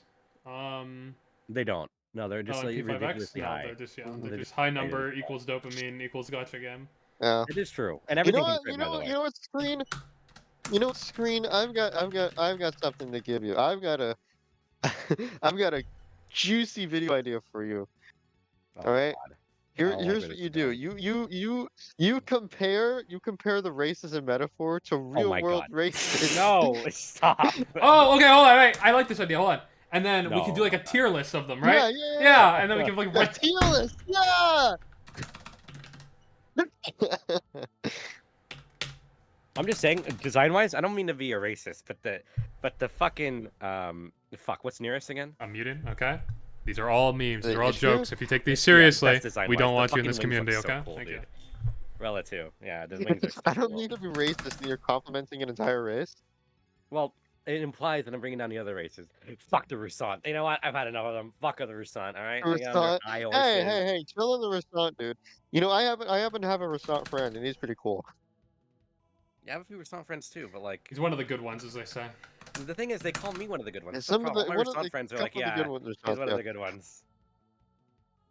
Yeah. Okay, And, well, I'm never becoming an Atlas ambassador now. You already Yeah. got rejected from the fucking Tactica thing, or was it Tactica or I another wasn't guy? rejected. They reached out to me for that was sponsorship. But then Oh, yeah, true. they just ghosted me. I'm in there in the Sega Key program. It's true. They gave you a key. Yeah, we They should didn't. stop talking about this. They stuff. didn't give me a key. Wait, they didn't. I bought all the games already. I had no reason to request them. Oh, Yeah, but I I thought they were mean- willing to give you a key. Oh, They were, yes. that's I yeah, already okay, bought the okay, games. I you got know? it. I got it. Yeah, I got it. Which race would you be? I had to read Mr. into Comp? FTC guidelines race of what would you I have to be? do when you have those types of things, but it doesn't seem Yeah. like I have to do much. Oh I'm no, like- wait, I already know. I already know. What would I be? You already know what I'm about to say. It's not. I'm like, unironically, like in like the place I live, I'm pretty sure in this state, it's like I'm less than 1% of the population. So the closest thing would be Elda. I'm like the minority of the minority. You know, Mustari is right there.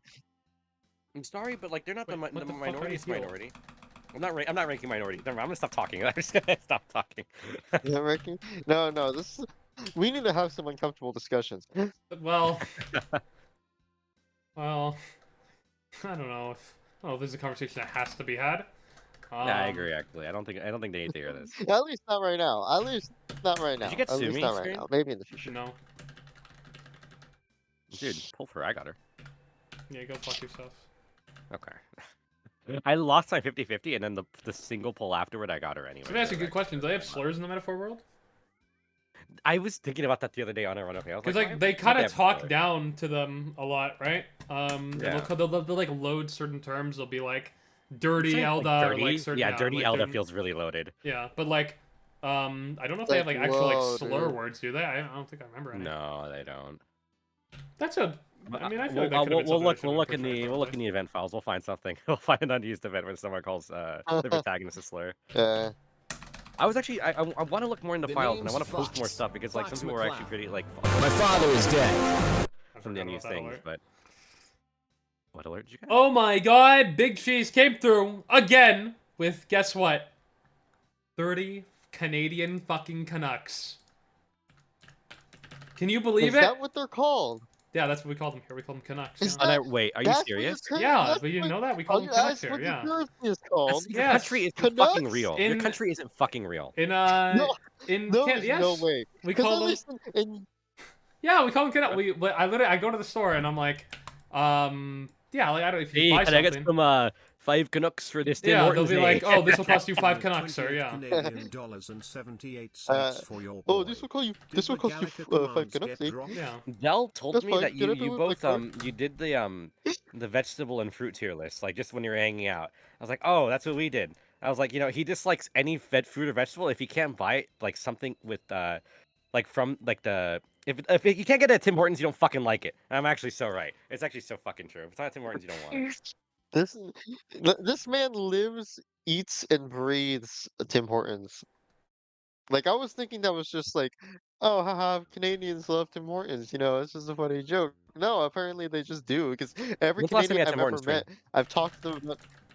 Every Uh, Canadian I've ever met, I've talked to them about Tim Hortons, and they act like it's they act like it's like the holy ground. It's Where they pray pretty to good. It's a good coffee they shop. pray to Yeah. their poutine. They pray. They literally they pray to their poutine.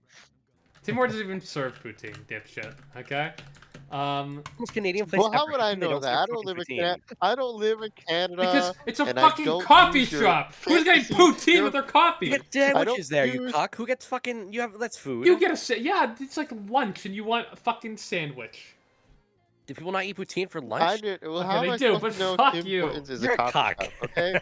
Look, I don't live in your fantasy world of Canada, and I don't use your fantasy Okay, money look. of Canucks. Okay. Yeah, my Canucks. Yeah, the ones Canucks. we use. Yeah.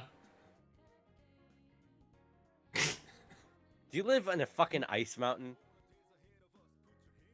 No. Palace of ice. every How the fuck did they every still? I just day- muted. every it. How the day fuck do they Scream believe that goes it's outside actually to go to called Tim Canucks? Why do they Hortons, believe and this? he passes by like 3 polar bears, and they all like they wave at him, and he's like, "Oh, good morning, eh? It's Oh, good actually morning, so eh?" true. I've said this before. I'm so right. Canada is a police state, and I'm glad we're No, gonna. no, annex you them. have. If you know want what? to That's find one the, thing I can think. if you want to Police people, if you want to state. find the people living in igloos, you have to go like a little north. But like you'll find Yeah, like yeah, like Alaska, at if least. I go up to like Toronto or something, like I'll probably I'll find like a few people like probably. If there's like enough snow, probably like building igloos and stuff. Yeah. I've Do they use seen so many, polar like- do they use polar bears as like an alternative method of transport over in your fantasy world? Polar bears?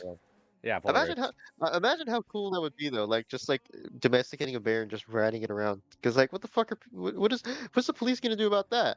What is the police gonna Canada do does about not have you a and banger your national anthem, by the way. bear? We fucking mogged them. Ours is about war. Canada. Ours is way. I don't even. I only turn into a fucking American, like Ours is proud of about America, when I'm war talking to a and Canadian. Okay? rockets and explosions and huge boobs.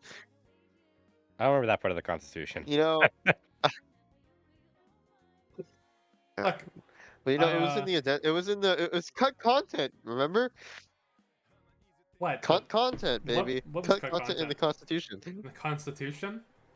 The part about huge boobs. You know, everybody forgets about it, but it's cut content. Wait, what did you say? Oh, big boobs. I misheard you entirely. Yeah, know- hold on. Can we really say What? that the United States Constitution is Finnish? True. Oh my god, it got amendments. It got a fucking re-release. They Yeah, actually that- have been making it might- re-releases, I think, for yeah, a while, and it could have been DLC. Right, It could have been It could've been DLC. DLC. It could have been DLC, but they Really good DLC, but the content wasn't substantial enough. The content was too substantial, rather, for a DLC. True. They had True. the re-release. Yeah, but you know why we can have good discussions about that, right? Why? Because I feel like everyone you talk about, that community doesn't have good leaders. I feel like everyone you talk to in that community, they have a totally different read of what the Constitution even is. So you True. can't have like good, Yeah. you can't have good conversations because like we don't even agree on what it even means. Yeah. Yeah. Stop saying we. You're not American. Thank the fucking lords for that, huh? Well, for now. I mean, you heard what they're gonna Mm. do. They're gonna annex us. Yeah, I'm gonna be fighting fucking They're proudly. gonna get you, dude. I'm gonna be on the fucking front gonna lines. get you, Okay. The front lines, screaming his war cry of Oh, Canada. I was gonna say something Persona related, but I couldn't think of anything funny in time. So imagine I said something really funny. Bastilio has a That skill was called Persona related. war cry. Absolute fucking cinema. It's a War reference. cry. Cinema. You know, actually, when I was looking internally in the files, one of the unused character spots, they go right before Basilio, and that really has me interested. I wonder what was going to happen. It's probably interesting, Fidelio. That's my guess. My balls. Because Fidelio is one of the characters that was Yeah, probably. yeah, it was unused. So it might Yeah, have been him. might want to be careful in this territory that you tread. Why? For spoilers, he means. Oh, I mean, just say Fidelio. Spoilers. No, if you don't know who Fidelio is, doesn't mean anything new. I mean, all the party members are on I the mean, yeah, I cover. guess don't so. think the party members are that big of a deal. I mean, No. yeah, they all I got they spoiled. are all on the cover. You got spoiled in Because like a party fucking members? a game journalist I follow like posted like a Yeah, but video. like, with but like all they're the all on like the cutting things. cover of the game. Basilio isn't on the cover. Checkmate, liberal. No fucking shot. No, he is. Yeah, you're just gonna be wrong about this. He is. Oh no, he is. Literally He is. Okay, but Yeah. you wouldn't be able to pick him from a crowd. You Yeah, wouldn't. You wouldn't. I feel like man. you can. It's got like they're the only one. Hold on.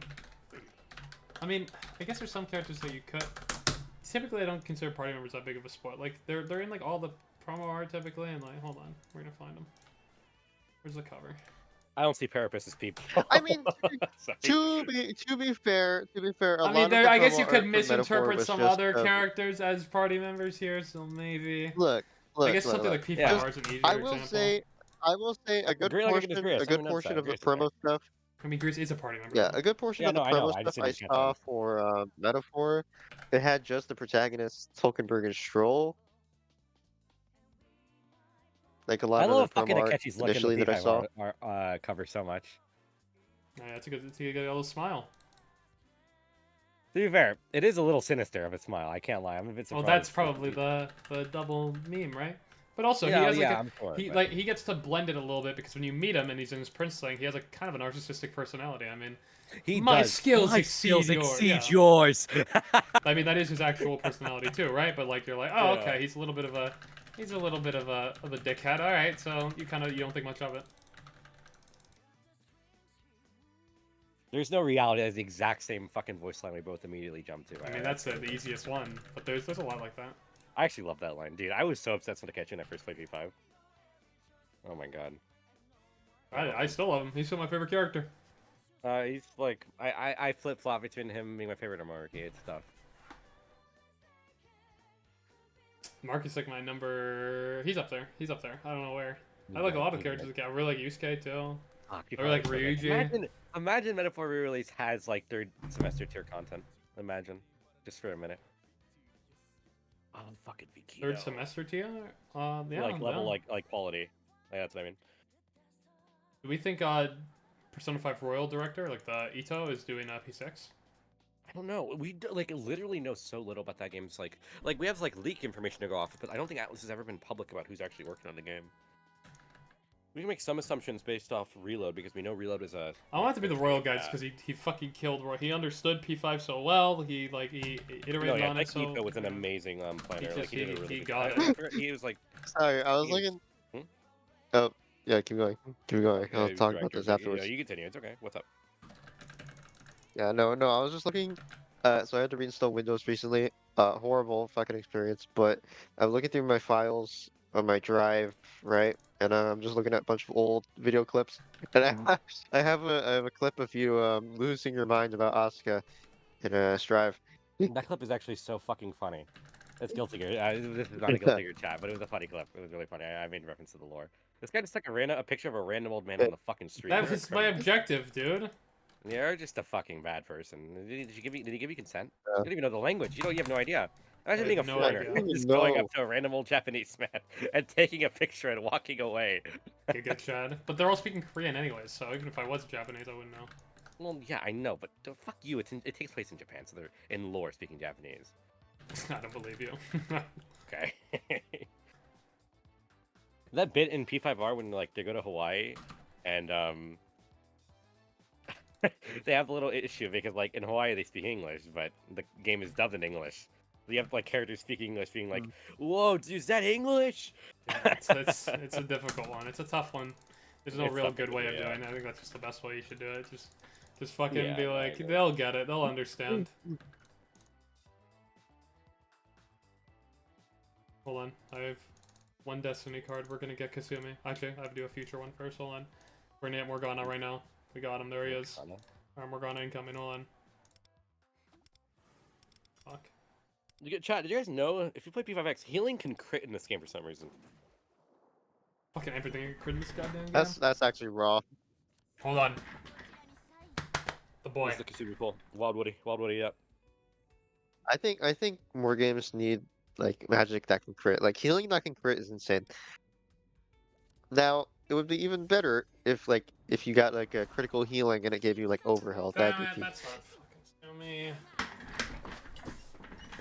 Unfortunately, this is referring to P5X, isn't it? Which is slop, so it'll never be good. What are you talking about? This is my favorite game ever. This is the #1 game of all game. #1 slop.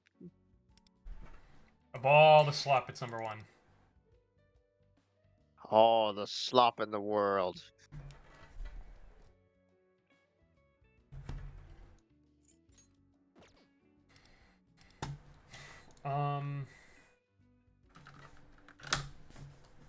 Well, I think you know what we'll do next time. Maybe we'll do a metaphor cut content stream when I beat the game, and we'll go through all that. We'll look for the cut content. We'll look into all of it within competency, probably.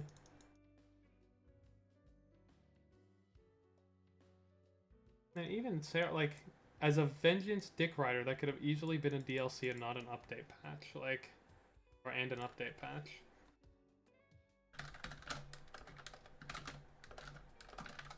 I don't even think that's true at all, but like practically, but.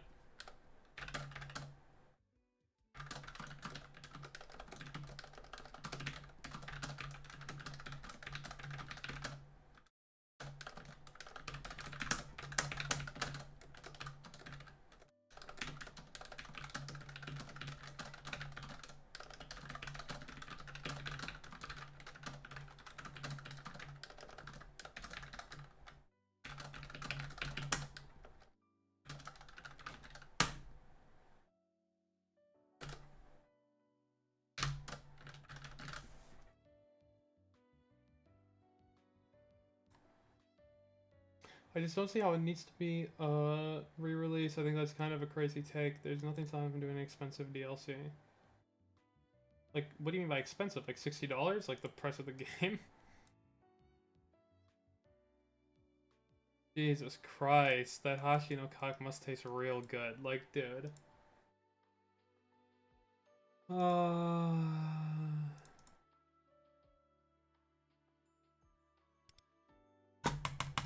This community can't be saved.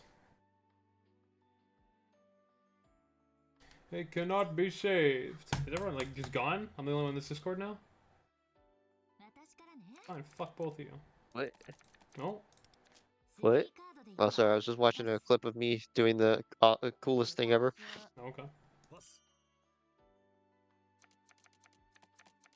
Into the Dick Rider allegations? Yeah, like he does ride out the stick, okay? But he shouldn't admit it to he shouldn't admit it to those people.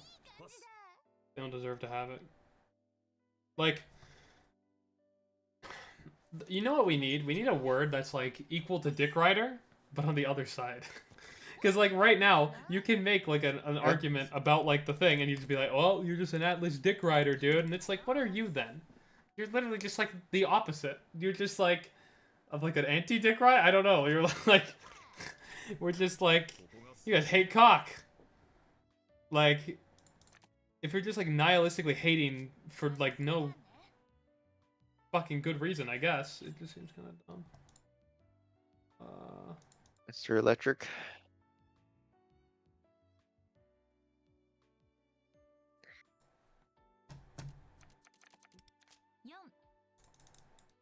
Man, I got some funny shit on my computer.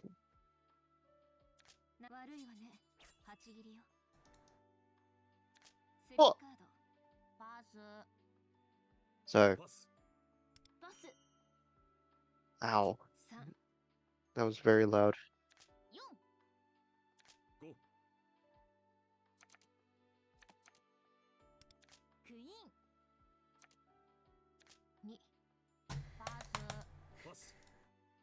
If I wanted to play Vengeance now, I buy Vengeance for $60. If it's a DLC, then I buy S75, then Vengeance for 120. I guess the argument would be that the base game would be lowered in this case. But like, I don't know. I don't know. Alright, screen. Well, this is where I give my formal farewell. Okay. I've got some things to attend to. Gotcha. Yeah. It was a good discussion we had. Okay. I'm gonna bring it up. I'm gonna bring up the allegations next time. Don't you worry. Okay.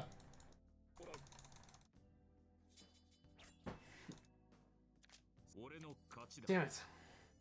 Hold on. I win this right here. They have no response to this. It's so easy.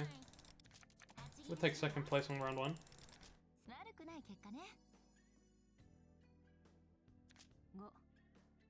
Well, is that all? Is that all the memes we have for the metaphor stuff? I guess that's pretty much went over everything, right? I just...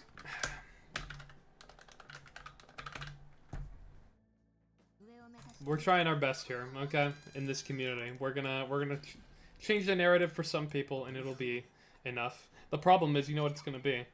It's gonna be like that Twitter post I saw the other day, where.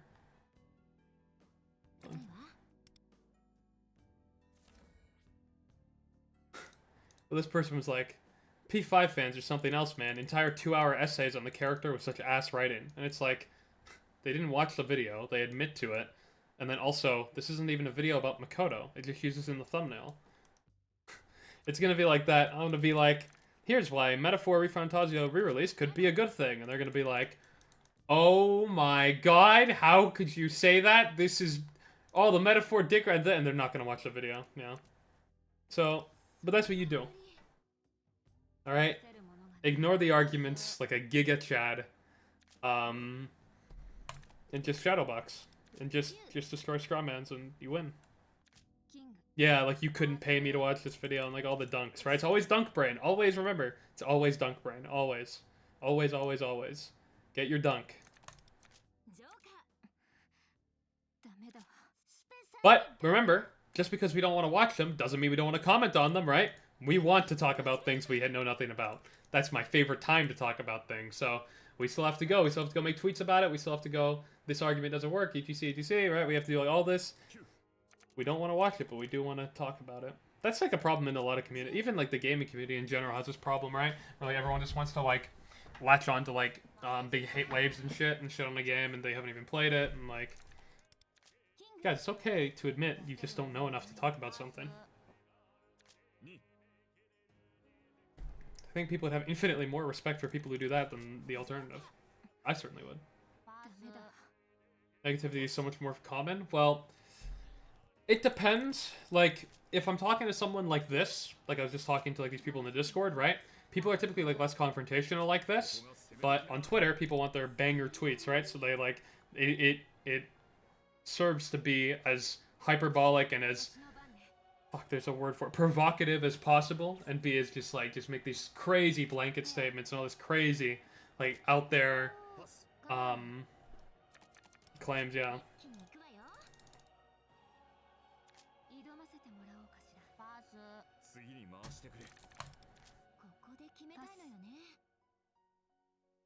Why would they make a re-release for Metaphor? It'd be better to make a sequel or something. Maybe. Hard to know. Fuck, I'm cooked. I'm actually done. There's no way I win this now. I shouldn't have done that. I didn't notice my last two cards were 4 and a 5. Well. Take one look at the chats of the Game Awards. I'm not the biggest fan of the whole event, but the chat's so toxic during any game they don't like. Yeah, that goes for every game event, yeah. Every single one, you're just gonna see people who are like, L game, Resident Sleeper, Resident Sleeper, Resident Sleeper, boring! Dog shit, looks like trash! It's like, dude, the trailer's been on for 12 seconds. Yeah. But I think what's nice is, like, this is, like, a very online, like, very... It's, like, even kind of a niche online. Like, people did that in, like, the chats and shit, and when the event was happening, but then, Jeff Keighley ran a poll for the event, and people, it was, like, majority, the highest rating. People really liked it, including myself. So I think, like... I don't think, like... Okay. It's hard. What's good about the death of Nuance, not good in the sense that this is like a good thing that's happening, but it's good for the people who want to like kind of start these waves of hate and shit, is like when you have a Nuance take, it's not really like a wave, if that makes sense. Like we all, if we'll just use the re-release discourse we were just talking about, right? If we all kind of have nuanced takes on it, they're probably all a little different, so we're not like fully eye to eye on like everything, but like if we're all just, like, have, like, the very vague slogan takes of, like, re-release bad, lol, right? Well, now we are a wave. We're a wave of people, because we all share something in common, right? And as long as, people don't go against that one fundamental, it doesn't matter what their arguments are. Their arguments can be the worst arguments in the world that are anti-re-release, or the best arguments in the world that are anti-re-release, or, it doesn't matter. As long as you're on our side, we accept you, right? Where, like, here, I'm gonna argue, if someone's pro-re-release, but the reason is, like, I think re-releases are good because Atlas should make as much money as possible. Because it's really... I want them to just make more money. I want them to release the same game again and not even change it. So we can all just buy it again. Like, I'm gonna be like, no, it's a stupid argument, but people on the other side won't do that, right? As long as you're pro or you're anti thing, it doesn't matter what your argument is. Are you playing P5 randomizer tonight? Probably not. I still haven't tested Okuma Arc. We'll do it soon. One day. This is literally how Makoto cop discussions sound like? Yeah, exactly, right? But it's like, it's because when you do the cop bad, right? There you go, there's an all-encompassing ideology, right? And to be fair, there is an argument for, like, how much, like, you kind of have to do slogans like that to an extent, right? Because, I mean, that's how you get shit done at the end of the day. That's what people remember. I don't know what to tell you. This is how it works in politics, too. Like, it's, I don't know, to an extent. People really like having some, just, like, easy slogan to grab onto and understand. Because it's all-encompassing, and because a bunch of people can get behind it. Right? So, I don't know. Like, otherwise, what do you have to build, like, if I have to build my arguments, my brand around, like, nuance, I guess it's the only way. It's like, I have to be the guy who you go to, even though you know you'll disagree with me, because I'm not going to talk in enough vagaries that you'll be able to go, like, holy, he's based on every single thing. Ever. All of his nuances are 100% always based, and I agree with him 100% of the time. But if I talk in vagaries, like, re-release good, re-release bad, cop bad, cop good, well, you can latch any opinion onto that because it's so fucking vague.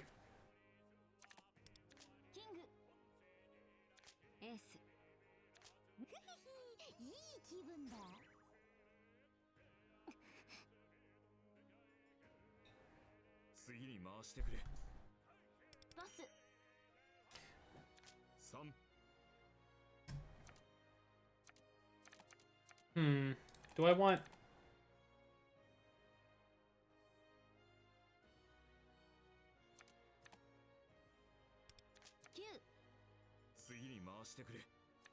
Easy.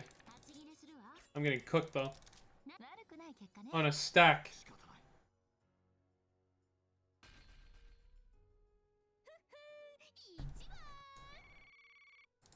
Hey, I tied for first, somehow.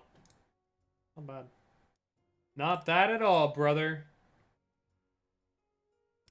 Yoink. Can I buy in here? I'm broke. Okay, well, I think we solved this this discourse again for the second time now, because we've already done this discourse once before, but now it's metaphor skinned. I don't think there's anything else we have to go over, right? I think we pretty much figured it all out. Another argument destroyed. All right, come back when we do it all again. This guy just ended the game. Wait, what? I'm back. Thank you, ending stream. I just came back. Huh? Oh. Anything else you want to talk about? I mean, I don't know. I was gonna end, but if do you have anything else? No, I mean, Oh, simple question. How do you like Metaphor so far, man? Combat-wise, I think it might be my favorite Megaten game. Like I really like the combat. I think the combat's really fun. Aesthetically, it's really strong, but I think almost every Atlas game is really strong aesthetically. Story-wise, I thought it started fine, but I thought it was kind of, I don't think it was anything crazy for Hashino. Then by the middle, it did go fucking crazy. And I liked some of the twists, and I didn't like some of them. That's kind of where I'm at. And now we're gonna see, does it have a strong ending, you think? I think the ending is long, and you might argue it drags a little bit, but I think it's. I know I'm cringe. It's like analysis of what has a lot of things that go into it, and you might not want to consider like emotional impact a super big one, but Oh, it well, hit me in a lot of the same way. I definitely would. Oh, you think I wouldn't count that emotional impact as a big thing? Just because I disagree with people's emotional arguments online, okay? Those are because when you're making arguments for like things that have like logical Objective. conclusions. But yeah, Facts, when it's yeah. art, I mean, it's kind of supposed to touch you emotionally. I feel like, right? Yeah. So that's why everyone's opinion will be very different on it. Like when I'm saying people are making emotional arguments about like objective things, it's like, thanks for your anecdote or your opinion, but like, it's not really, or like how you feel about it, but like that's not really. This isn't an opinion thing. This is an objective thing. When it's a movie or a thing or whatever, or a game, or it's kind of based in your emotion. Yeah, it's how you feel about it, right? You know how Persona 3's ending is really bittersweet. Yep. I got that same kind of emotional catharsis, but in a different way. It's like Metaphor doesn't feel like it ends bittersweet. It feels like it ends really optimistically and hopeful in such a like a way that like after everything you see in the game, man, it's a powerful ending. I think it's a really powerful ending. I need to think about it critically more because I'm still like thinking about the game, like processing how I feel about it like every day that's happened since I beat it. But my knee jerk and the thing I still feel is I think I like the ending more than Persona 3's. And Persona 3's, you know me, I love That Persona is 3. pretty crazy. I like The it game more. ends very strong. Yeah, Persona 3, strong ending. Metaphor is so good. It's a masterpiece. I really think it feels like the kind of game that like I think if it wasn't a game and it was novelized, it'd be studied in like schools and shit. Like in the same way like fucking The Great Gatsby would or some shit, you know? You know what? We will get to that point. We will. We will get to that point in the future. There will be a point where, as we go on, this generation will start teaching people or whatever, and we are going to start using games. And we already use movies and shit, right? Like, it shouldn't be that far Yeah. off. And There's by the film way, classes, you know? this is completely unrelated. You know what triggers the fuck out of me? What does? English teachers, okay, will always make you read Shakespeare when that is the worst way to consume Shakespeare It's content. true. It's actually true. They are It's written as at legal plays. medium. When you read them as a book, they lose so much. I feel like they're so much worse. Like, I remember reading Romeo and Juliet and being like, I really don't like this very much at all. And then we went to watch the play, and I was like, wait, this is so much better. Because this is the way it was written to be thing, yeah. Yeah. 100%. I still Like, think Romeo and Juliet, a little overrated. P5R clears. But it was good. I do. Macbeth clears that fucking was fraud better picture, too. okay? Macbeth is probably those are the only two I read. Were That's Romeo one and that high Juliet. schoolers really like. Macbeth. That's like the big It's one. I good. think. It's like a good story. Yeah. I'm indifferent on Macbeth. I'm kind of indifferent on Romeo and Juliet too. I do like Othello though. I like Othello a lot. That's one I really like.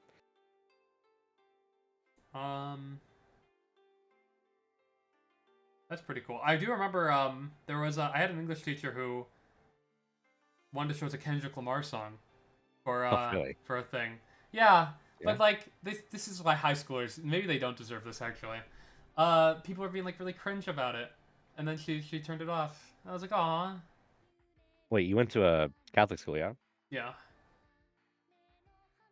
I don't want to say it has something to do with the culture. A lot of these Catholic It kids grow up in, probably but But that's I why think it's there's a it, lot like, of analysis that could be done for like music and like that's the rabbit. why certain like really people talk about Yeah. this with award shows and shit. Like certain culturally, like some things are so culture shock to people. Like this also applies to JRPGs, by the way.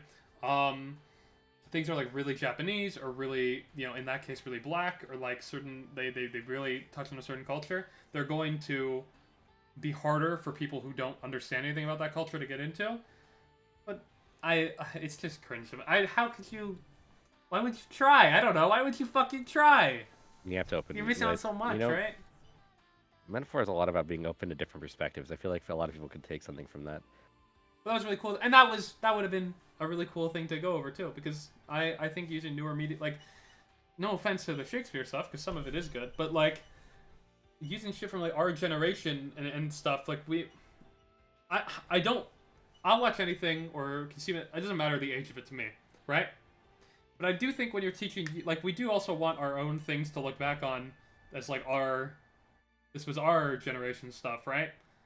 It's like, fuck, she's trying to use something like modern, and you guys are fucking clowning, and it's like, dude, we can't have anything No, it's nice. like dumb. The thing is, like Shakespeare, I think Shakespeare's been adapted poorly a lot of the time because, like, in the time of when it was the thing, the way they spoke was how common people spoke. Like, it wasn't like nowadays people would see it as high class or like old timey and shit. But it was very contemporary with most people back then the way You they want spoke, my and it's most never adapted like that.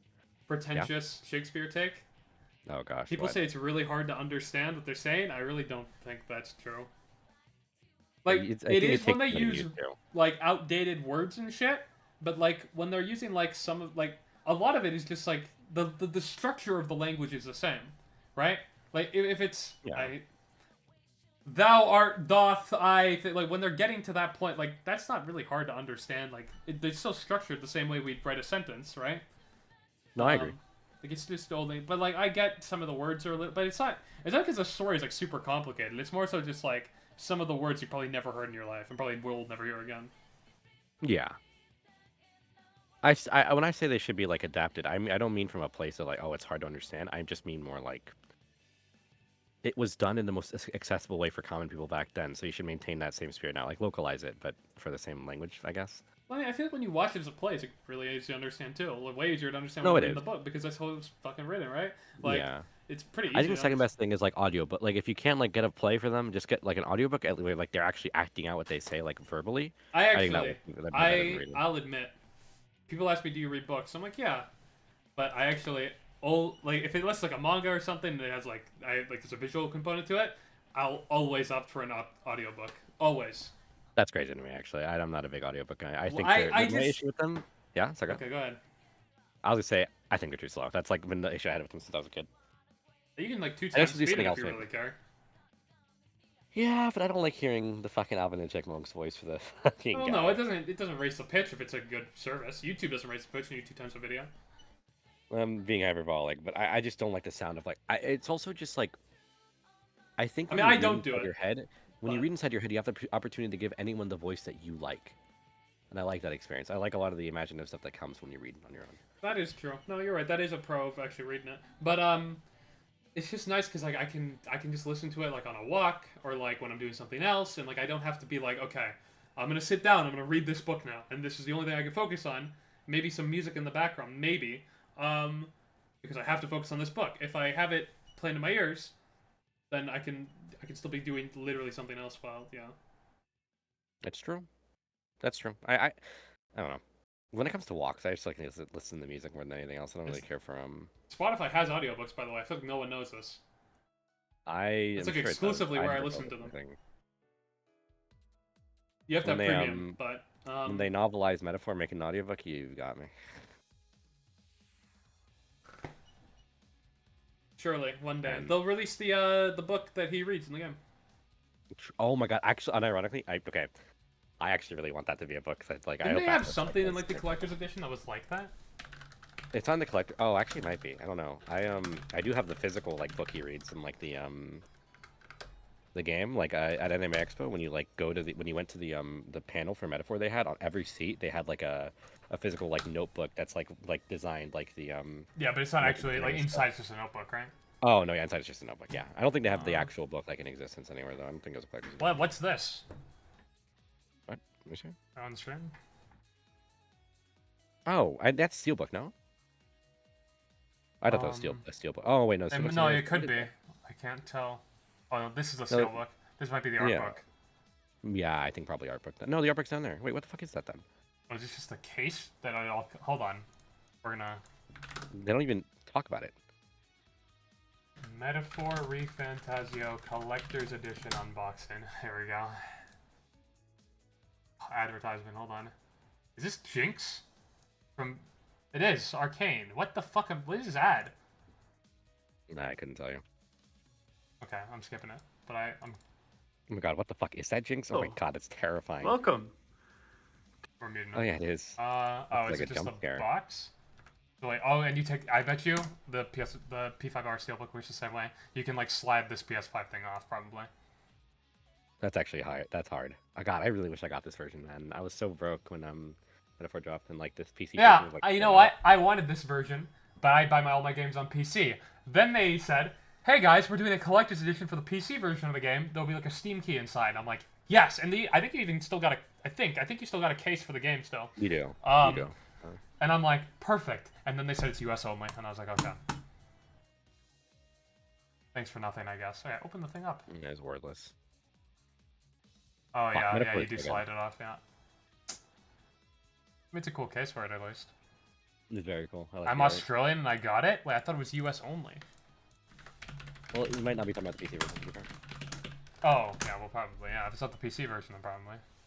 But that's the version I'm talking about. No, he I'm said PC. PC. They Wait, used the cock. what? You used the cock. Hold on, let me check Amazon. That'd be a really funny thing you missed if it Wait, it is on Amazon. Wait, what? Okay, well, now it's $336 because it's being sold secondhand. Wait, where was he? Wait, I could have sworn it was US only. Am I? I feel like you sent me something that did confirm that. But Yeah, don't I know. feel like I saw like, oh, only in the, or maybe like they tweeted it and like they meant that specific.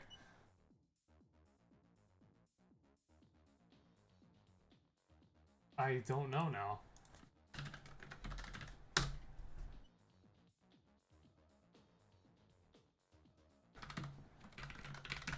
Bro, it just ships from US to Australia. Oh, you probably have to pay a premium or something. I don't. I feel like I would have done that though.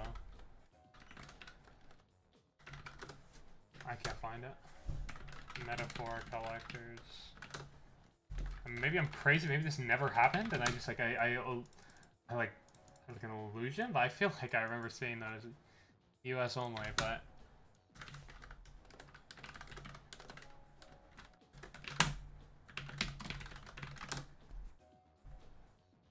Metaphor voice acting is actually some of the best dubbing in Atlas history, by the way. It's up there with P5, in my opinion. It's so good. That's crazy. It's like a cast of no name. Like Luis, that's his first role ever. oh, wait, I commented here. I said Canada Bros in under this tweet, and this leads you to an Amazon.com link for it. Did I not check Amazon.ca?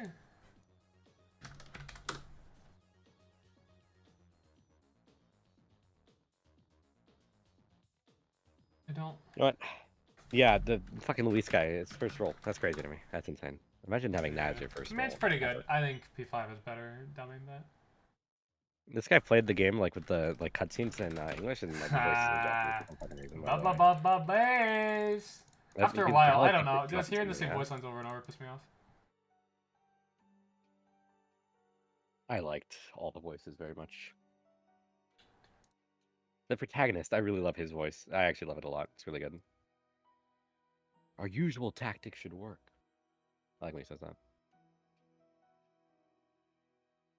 I like when he yelled "Awaken." That was really cool.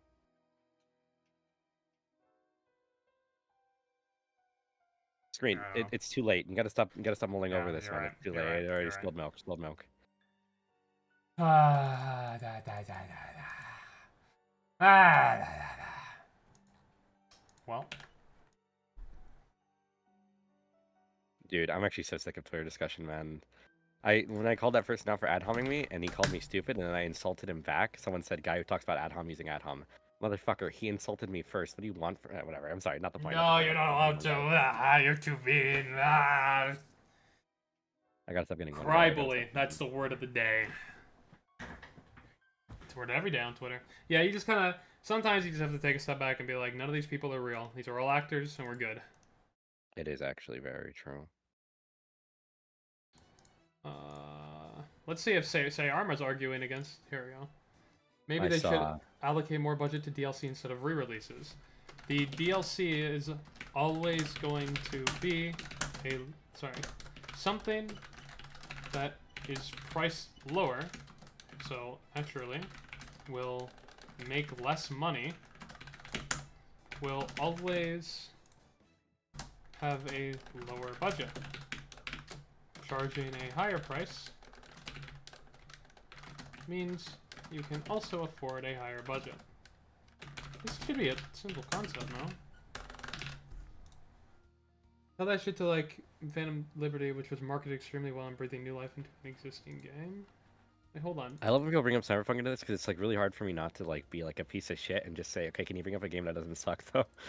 I fucking hate Cyberpunk. I feel like the standard 1 year per 50 have a good amount of difference. Like for starters, Cyberpunk needed to be fixed. Like that wasn't They're talking about Phantom Liberty though. It could be argued that I guess that wasn't necessary. It was just an expansion. Like it doesn't. Yeah, but like I don't get it. Like what's the comparison then? Is it just a Phantom Liberty was? They made a big expansion that changed game mechanics and. Is anyone arguing that you can't do big expansions in DLC? I guess they could equate us saying that it's not as feasible for them because it makes less money. And it does. As saying it's impossible. It does. But it Like is if true. Cyberpunk 2077 Phantom Liberty was its own game and not a DLC, it would have been even more expensive. This is true. No, objectively true, yes, but So yeah, I don't get it. and If also, it's like the additional case of Cyberpunk is that they did release an unfinished product at launch, so they kind of have to do Yeah. everything in their Like, power to like appeal to people. I don't so get they it. probably- Like Like the response here, that's fair, should be, well, they should have just done a DLC instead of a re-release. Okay, I probably might agree. Yeah, sure. But that's not like allocate more budget to DLCs and get the money from where? Yeah, no, it's like a push and pull thing, but he's not recognizing that. The reason why they put less resources DLC because they just don't make as much money. You know, like, I don't get And it. if you could, I mean, you couldn't obviously like allocate more resources to a DLC, but it wouldn't be as good of an investment as just doing a full re-release. That's the thing. And Like- obviously, it would even if you did like, it wouldn't be as expansive. Like even if like you allocated more resources to DLC, it just won't be as expansive as a full game. Like, I don't get like they should be a simple concept because like if I'm like, okay, we have one game here, this costs $300 million to make, and we have another game here, this costs $1 million. Do you think they're gonna be priced the same? Like the obvious answer is no. Like I don't get it. I'm transitioning to becoming a member of Scribblenauts Twitter. I've had enough of Persona. So have I, to be honest. Blue Sky tags, so opinion on valid. Well, hold on. We rock with the Blue Skyers. Okay. Blue Sky app. Non-existent. logged out, No one hold uses it. I use it, but I don't use It is so a better platform, though. We really all should just migrate over to it. We That's have just- the Screammit's Blue Sky, and you have exclusive media thread content on the Screammit's Blue Sky, okay? Just I have shout a out. One Piece Okay, profile reminder. picture on Blue Sky.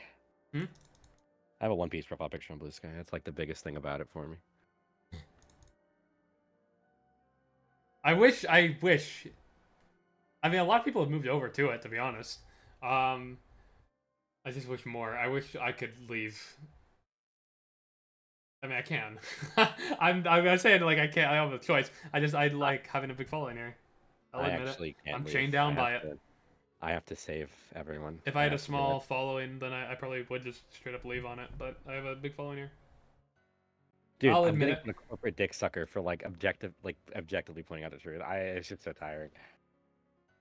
It's like if I said hypothetically, yeah, sorry, you want a game to come out like in 2 seconds after being announced. That's not realistic because it takes time to make games, and I get called a corporate dick sucker because I'm giving them leniency based on facts. Like I don't understand. I mean, it's a really like fucking strawman way of looking at it, but it feels like that's what this is. Like I can acknowledge things about how game development works. But they call me a cuck for it. Because I am a cuck. I love watching. So I didn't say that. True. Oh, I just got the Oziak notification. Alternative example to mention, the look at newest Mortal Kombat DLC. I am not reading this rest of this reply. What, you hate Mortal Kombat that much? I fucking hate Mortal Kombat so much. I'm gonna read it. Example to It's like, mention. see- But look at the news Mortal Kombat DLC expansion with new story characters, basically the equivalent of what re-release offers, but for a fighting game. It was very heavily advertised, cost $50. Almost nobody bought it. Oh, wait, he's arguing in favor of us? Yeah, but I'm trying to fully understand what he's trying to say. Oh no, I get it then. Okay, explain it. He's saying that like when you make these huge expansive DLC things, it doesn't necessarily mean it'll garner the same attention as a full re-release would. Like he's talking about this approach here, which is what people seem to be wanting Yes, for Apple but to do. again, and sell. a big reason for that is because like when I say budget, I don't people know 100% of the budget doesn't go towards developing the game. In fact, I don't even know if course, like, of a lot course, of it goes towards marketing and shit. Yeah, so like yeah. it was a DLC. It probably had a lower budget than if they did a re-release, and then they were like, yeah. Sometimes they cheat. Mortal Kombat cheated once. Didn't they do Mortal Kombat XL, which was like kind of a re-release, but it's all the DLC in one, right? Yeah. So something yeah, like it's that, almost I like don't fucking know. re-releases do have their own. They Merits. do have like their own. Fighting games are no strangers to re-releases, but they've I don't know shifted what to the word is. DLC. Like, Their own advantage in that realm of getting more attention maybe. Yeah.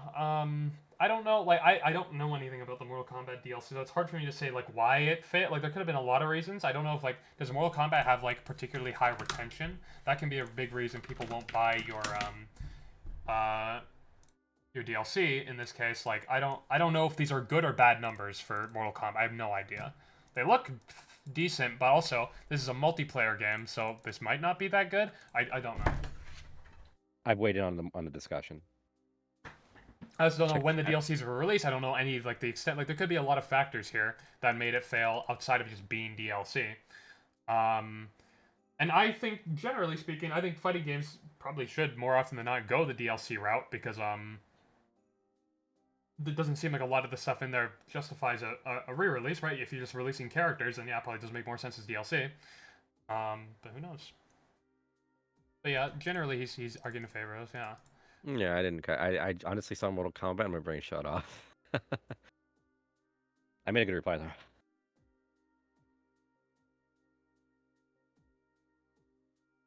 You're right, Goatsiak, this game fucking sucks. Oh, I'm the so game right. fucking sucks. He's talking about Mortal Kombat.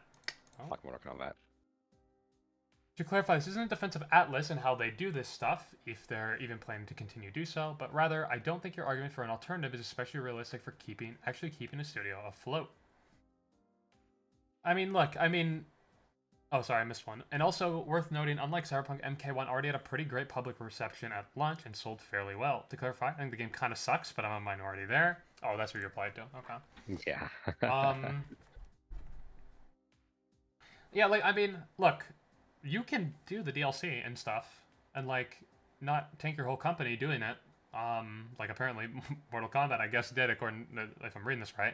But, like, you'll have to understand that, like, the content won't be the same. Like, I don't like the argument, like, they should just allocate more budget to DLCs. Like, if the profits are gonna be lower, why would they allocate more money? Like, that doesn't make sense, right? Like, unless you just want it to be a $70 DLC, or a $60 DLC, but then, what the fuck's the difference between that and doing a re-release at that point? It's the same price, right? Yeah, exactly. And also, there's probably some constraints you can have with DLC that you wouldn't fall under with re-release, right? Like when you're releasing an entirely new game, you're probably at liberty to change a lot more things already existing in the game than with a DLC where you're typically just expanding on the game on like its own thing. Episode Aegis is an easy example of this. Episode Aegis doesn't touch the main game of Reload. Let's say Persona 3 Reload did get a re-release or something, there probably would have been a lot changed about the base game too. True. And the thing is, fuck, like, oh god, it's such cooked discourse, man. Like with fighting games, okay, I feel like the big thing is this, they won't tell you this, the masses won't tell you this, come here. The masses won't tell you this, okay? The reason why fighting games transitioned away from, the re-release structure is because, and you're gonna have to walk with me on this one, fighting games transitioned to live service. Single-player games are not live service. They can get DLC and they can get expansions, but at the end of the day, they're not going to be as reliant on updates and DLC as fighting games are in the modern age. They're just different genres. They're not comparable. So the reason why a single-player series might not transition to that update and expansion system of doing things is because of that key thing. Fighting games are expected to be live service nowadays. It's just different, you know? A lot of people will make that argument. It's just like, fuck, it's so cooked. Like, single-player games have different expectations, different budgets, different, like, plans. It's just so different, you know? Like, you wouldn't want fucking Persona 6 to be live service, right, Screen? Don't think about that for more than 2 seconds. Well, look. What do we mean by live service? They kind of are trying to transition into that with the expansion pass, or with the expansion pass stuff, right? That's not kind really of live like, service, though. I mean, over time, you're giving content to the game to try to up the retention over like a certain period of time. It kind of is. I'd say live service is like a fighting game where it gets balance patches and like constantly, like it's gonna happen for years, you know? Like with the expansion pass, like Reload got, like, right? That was like one expansion within the year. Let's go find live service for me just means like it happens like over a long period of time. A live That's, like, service game is a game designed with the sole purpose of keeping people playing for as long as possible in the hopes that those players will pay for microtransactions. Okay, so if that is a good definition of it, then maybe because there's no microtransactions, or games to serve. Okay, this is Wikipedia. It's better than some fucking Reddit comment. Represents providing video games or game content on a continuing revenue model similar to software as a service. Games as a service are ways to monetize video games even after their initial sale, or to support a free-to-play model. Well, monetize video games either after their initial sale or a thing. After their initial sale kind of sounds like the expansion pass could fall under that. Games released under this model receive a long or indefinite stream of monetized new content to encourage players to continue paying to support the game. I think it probably does fall under this, but either way, I think it's close enough. It's with the same intent of keeping people playing longer than just like beating the game and leaving, right? Because that's a big problem with single-player games right now. As multiplayer games become more and more popular than single-player games, which at least in revenue, I think they're higher. They probably are higher in players too. What are the top games on Steam? Let's go, Sam. CS probably is like one of the top ones. Counter-Strike 2, Marvel Rivals, Dota 2, Path of Exile 2. These are all multiplayer, right? Path of Exile, I think, is multiplayer, right? Right? Do you know? I know nothing about Path of Exile. Oh, isn't that the fucking like don't MMO. Dota? So MMO, yeah, so it is. Oh. PUBG, Rust, Okay. Pal World, GTA 5. This is because of the online. Call of Duty, Stardew Valley. So Stardew Valley. So the top 10 games are. Okay, well, I guess this one doesn't count. It's just some. This is I think this is what comes up when you play GTA RP. So I think it's also a multiplayer game technically. So the top 10 games are literally all. Oh, people are saying it's for piracy. Oh, maybe this is what comes up when you're pirating again. I don't know. Anyways, Space World. Sorry. Whatever. Anyways, the point is, the top 9 or 10 top games of all time are all multiplayer games. Multiplayer games are just way more popular, and they have way higher retention. When people beat a single-player game, what do you think they do? They probably stop playing. People never stop playing multiplayer games. You never finish them, right? So I think they're just trying to compete with that. And they're like, we want that retention on our single-player games. So maybe releasing content, drip-feeding content, will be a way to do that. I mean, we can look at the numbers. I'm going to imagine that the player count did spike when episode Igus came out. I mean, do we know what month this was? It here? It probably was this. Oh, it didn't actually spike by too much. Uh-oh. But also, people didn't really like the expansion pass, so... Yeah. I wonder if the other 2 waves caused a spike or not. Let's see. The ones that were, like, totally nothing. I know why they made them waves, because they wanted to justify the cost, but fuck, it was a really... The first one was March 2024. Doesn't look like it really had one. Looks natural. And May 2024 is the second. Yeah, nobody... What a surprise. Maybe... No, it's April. Whoops. Yeah. So this at least caused a spike, but... Live servicing a linear story makes no sense. I mean, if you have the content to do so. If they had 3 episode Iguses, I could see it. But even so, it doesn't look like it pushed the needle as much as you might think. Versus, I mean, we can look at Persona 5 Royal, and I understand part of this is it coming to a new platform. But, I mean, this game did really 35,000 players on release, and this was how old at this point? 4 years old. Persona 5 itself was 7 years old, so a lot of people have already played it. Literally Atlas's most popular game, yet it still had a very high peak on release, right? And I mean, again, we can talk about Vengeance, we can talk about, This re-release shit won't stop. As long as they keep on being successful, which they will, because at least if they continue the trend they were with games like Vengeance and P5R, they're going to be very expansive and justify that price, bring in new players, and bring the old ones back because they realize, shit, this is actually pretty substantial. People will be crybabies on Twitter about it, but at the end of the day, they'll stop happening when people stop buying them, and that's not happening anytime soon. At the end of the day, the opinion that people don't like these and want them to stop does not seem to be the majority.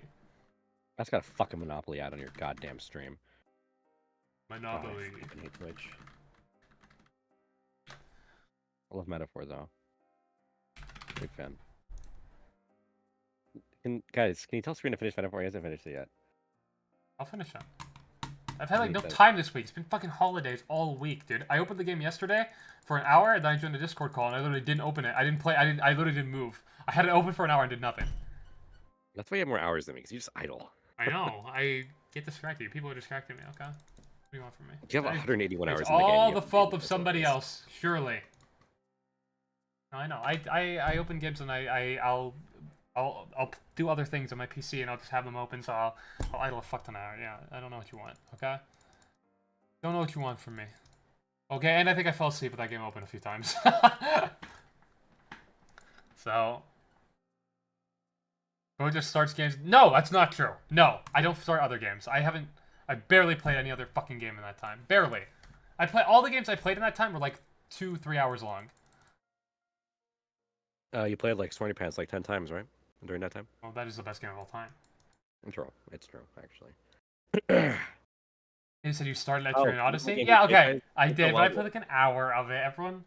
The only reason I started that game is because I could play it in my bed. It's on my 3DS. So I wake up and I'm like, instead of scrolling like any of these dog shit scrolling apps that take up my time and I don't feel satisfied after I scroll them, I can play Etrian. And then I won't feel satisfied there because the game... Sucks. I've only played an hour.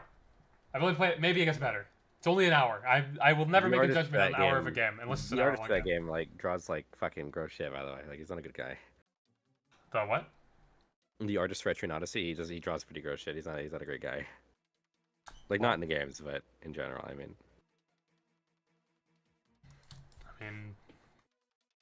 Okay. What do you want me to do with this info? I fucking hate Etrian Odyssey. What do you want me to do with this info? I'm gonna go stop him. I'm gonna go intervene. Yes, actually. Okay. Yes, actually. I'll Right go now, intervene let's real stop quick. him. I'm Go to gonna tweet Japan, at him get right the now. I'm fight. gonna be like, "Hey, him. buddy, I know what you did." Well, I think he knows what he did. I don't think that's the problem.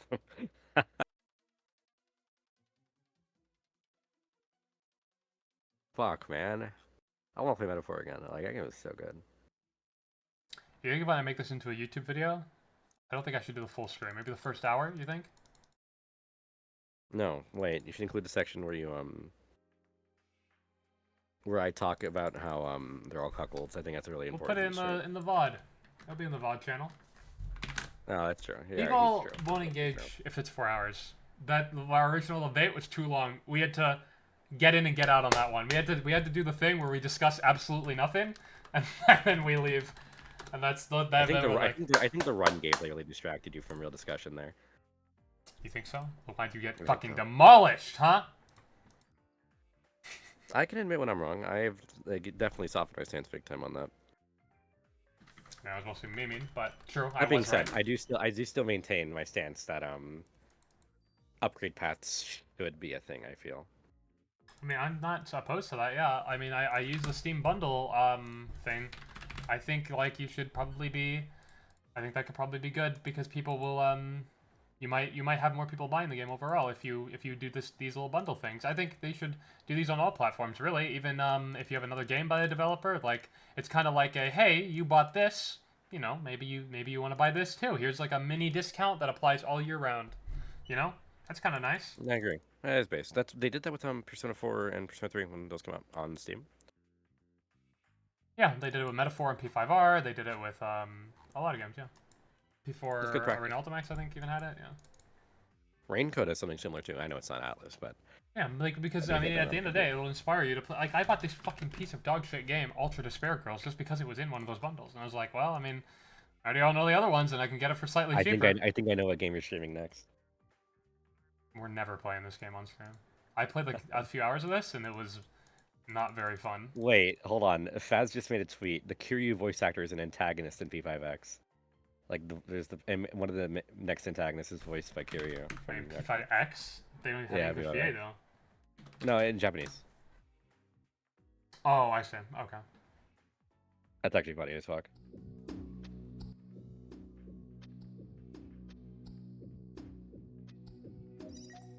This place exists between bankruptcy and cuckoldry. I don't remember the joke you made, but... Oh my god, it is Kiryu. Yeah. It's just a place between credit card and something, I don't remember. Nah, who fucking cares? It's not real. I just made it up right now.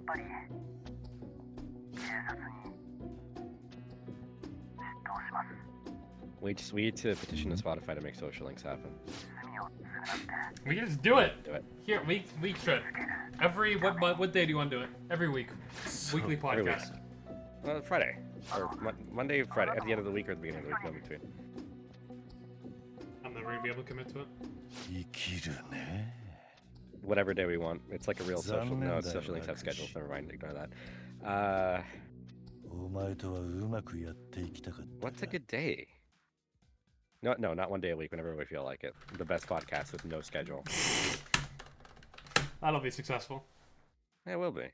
Because we're so informative, and we're like the only nuanced people on Persona, like Twitter ever. Persona community. The whole. Remember the fucking, like, people being mad about the fucking Joker boss fight? That was funny. Oh my god, kill me. That's such an annoying discourse. That was, like, so right, too.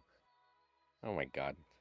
This was my favorite tweet I made in the town. This was the, well, here's the, between PayPal and checkouts, between wealth and bankruptcy, that's it. That was fire. This is still the best tweet that came out of that whole discourse. Be the most popular protagonist in your series. Atlas ignores earlier protagonists to focus on you. Constantly get brought back for fan service and other Mega 10 titles. Force into ridiculously overpriced DLC. Fan base is made up of mostly casual fans. Be Demi Fiend. Pick unrelated. Get fucked! You wanna fucking say the Joker boss fight is bad? Then where's your Demi Fiend hate, huh? Let's see it. I want to see it come out. I want you to be consistent. I did like the same meme. Like like man, Demi Fiend another boss fight again. Oh my god. Let's get tired of doing this or some shit like that. That was a funny tweet. Oh yeah, and the opening of episode X even had Discourse. People didn't like it. It was And great. we're like It's correct. literally my favorite Best episode opening. opening. I don't care what it says. Ah, no, it's so good. No, it's actually amazing. Ruta Kazuka is a genius of music. Oh, That's because what I I guess did it's that the song? music No wonder really. it's so fucking Kino! And let it be noted, if it didn't cost that price, we probably wouldn't have gotten a new opening. Think about it. If it wasn't full, we probably wouldn't have gotten like the soundtrack we did. Even if it wasn't that much, we probably wouldn't have gotten any of it if it was like at $20 or how much did it cost? $30? The expansion pass? Yeah, Yeah. like 30 or something, yeah. And that's funny, because that's something I would still probably, if someone said, that should have been bundled with the base game, as long as they acknowledge that it wouldn't have been as expensive, and I can go, I might even agree. I don't know, I might agree, yeah. I like how they expanded it or whatever, but I still don't really care for it all that much. I would be fine with it being in the base game, yeah. Thinking about it. It's $30. I know it's like $30 for the content that you get isn't that bad. I feel like it's a bit overplayed. Oh, I'm sorry, we have an English teacher in the YouTube chat. As an English teacher, I teach Shakespeare by having the class act it out. That's actually Kino. That is Kino, actually. I would love doing that. Oh my god, where were you in my fucking high school, dude? I'd have loved fucking acting that shit out. Could we bring back Break Free Persona? It was so much simpler when it was just Goomba. Is Goomba still on Oh, Twitter? I miss him. He is, I think. I miss him. Is he Even still though he's, like, begging for games to be ported? Oh, there he is. You want to know my game table? He's gonna be begging for fucking Metaphor on Switch right now. That's what I think. Because April? Hold on, I don't know if this guy retweets some crazy shit. A little He bit. kind of does. Yeah, I wouldn't put it up on stream. Well, he's... Here we go. 10 hours ago. Burning the dread of opening a single email. You better open the emails from Atlas Japan, who are preparing the announcement of the Switch versions. P3R and Metaphor. Send me that tweet. I'm retweeting it. Yeah, he's convinced that he's right. He's still going. He's still fighting the good fight. He blocked me. I remember that. Oh my god. You made a video or a Twitch clip. There's a Twitch clip where you talk about that. That was actually such a funny tweet. It was like fucking like. It was a Doctor Strange meme. Actually, I remember. It was like Yeah, a it bad, was a Doctor like a Strange, crop like, kill model yourself meme. Yeah, it was a bit much, but it was just, it was all good. It was all in good fun. Goomba, I probably deserved That's that pretty block. fun. That's probably one of the few Persona Twitter blocks I think I deserved. What's this, like, Photoshop? Maybe it's on a It's Photoshop. actually Maybe it's a so, model. he's actually the greatest mind in this community. A French pedophile. My He's god. still going. Pedophile. He like, well, he reposted lolly shit. That's Oh. why I call him that. Okay, well, Jesus.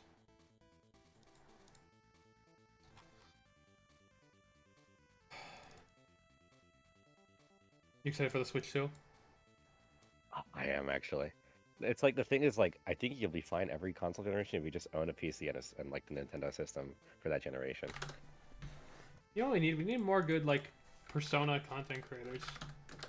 I agree. If we had, like, a good thing right now, I would be able to watch a video of some guy who's like, here's why Metaphor ReFantazio being re-released is the worst thing ever. And then I could, like, do, like, a Wait, response you're a content video. creator. You could make the fucking video, you cock. That's what this is. Oh, that's true. But it's not. I mean, it's a. Yeah, that's true. Fine, sure. Like, if I could just have, like, something good to, like, jump off of in content, but all I have to do is I have to go to Twitter. And everyone hates Twitter, because it sucks. Those It's are the kind only of a people bad who, like, platform, I discussing it. agree. I mean, I guess I could go to Reddit, probably. You think discuss it on fucking Reddit? No, they just post memes there, No. which is probably better. Look, Hulkenberg meme. Hulkenberg This meme. is funny. Remember that I'm tweet you made? laughing. It's Remember that funny. tweet? Speaking of Hulkenberg, remember that video you made, Screen? Wasn't that long ago? Yeah, I showed it today. A few days ago, actually. That was actually yesterday. I lied. What's up? Yeah, I showed it You today. showed it today on stream? Yeah. Oh, based. Good fucking video. Got a That problem? was a good video. No, it was a good video. Look, there isn't, like, a single thread on the front page about any of the re-release stuff. They're just better Wait, here, hold huh? on. I made a Lego brickhead of Luis. Fucking click on that right now. That sounds Kino. Ha. Oh There he my is. god. It's him. Is this like what you make it online or something? They ship it to you? I have no idea I actually. have no idea. That's awesome though. I love it. Luis is actually such a good fucking antagonist. This guy gets it.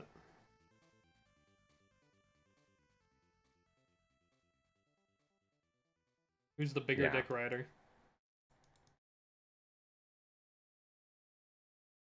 Your mom. Got him. Who's the bigger dick rider? Out of those two, it's obviously fucking why am I blanking on his name right now? The guy you killed in the beginning of the game. Or kill Zorba? sorry? Oh yeah, Zorba, him. He's obviously the bigger one. Probably a custom build they made. Yeah. There's programs you can download to make these Lego models, and you can order the parts, yeah. That's cool. God, I have so many videos I have to make. I still have to do P5 randomizer. And then after P5 randomizer, I have to do all the, I want to do content, and then I have to finish Vanilla Royal. I just should stop making content. You should just react to streams all day and like just eat and like It'd be so much eat and easier. just watch videos. I do that. I should just watch. That's what I'm saying. I need somebody to make a video. I can watch. I can just go. Here's why this guy's wrong, and then keep playing. Just oh yeah, just know what upload you- that.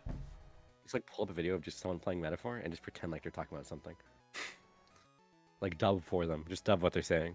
That'd be a good content. I'd watch that. That'd be good shit. Someone in chat said, get on the XQC grind screen. Do your best XQC impression right now. You're from Canada. It should be easy. Did. Stop, did. Okay, look. I'm good. Okay, look. Did. This guy's just so fucking stupid, did. Holy shit, did. Oh my god. Chat, dude. Why are we... Yeah, I'm something like that. It sounds exactly like that. It's like it's not even a meme. It's just how he sounds. Let's go check on our good friend of the stream, XQC. Is he streaming right now? He's not. Okay, so you want me to be him? I just start. I can log on to some online casinos. We can start playing slots. Ooh, we'll just play P5X. You're already doing that. What are you talking about?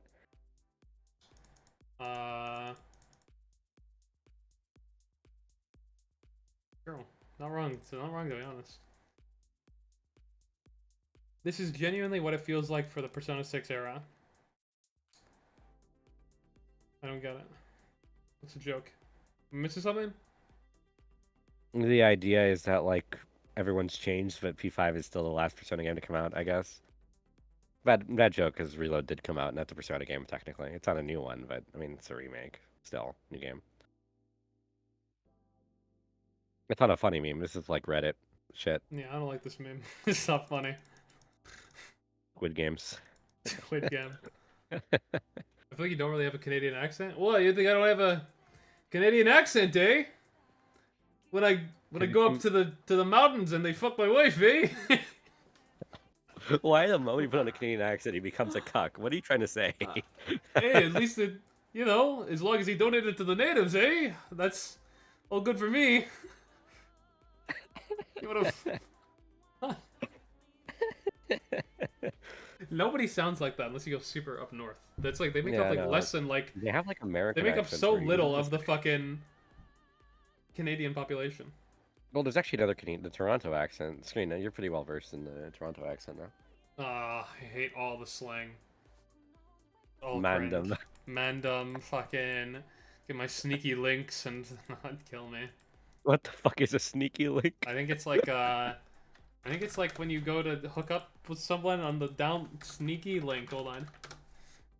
When you I and guess that another makes person are fucking but don't want anyone to know about it. Yeah, that's pretty much on the dollar there.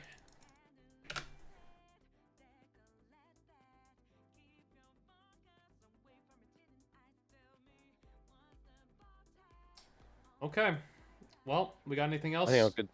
Incompetency? No, I don't think so. We all good on this front. Have we solved yet another discourse on the Alright, Scream capping live it off, stream? capping it off. Okay. Re-releases can be good if the time that they're given and the money that they cost are justified by the content that they add. If they don't, P4G, maybe even Strange Journey Redux, depending on who you ask. Bad examples.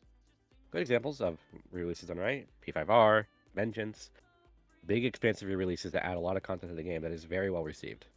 But at the end of the day, it needs to be worth it. I mean, if you can't just say they suck on the principle, 'cause that's dumb. A You lot know what more I to it than think? that. Incompetency. What do you think? What do you I think? think re-releases are always bad, and they're bad business practices. And Atlas, okay, released an obsolete, unfinished game Okay. named Metaphor last year, and I am astounded that it was even up for Game of the Year when it should have been up for Rip-Off of the Year. It should have been up for Scam of the Year, because I've been fucking scammed.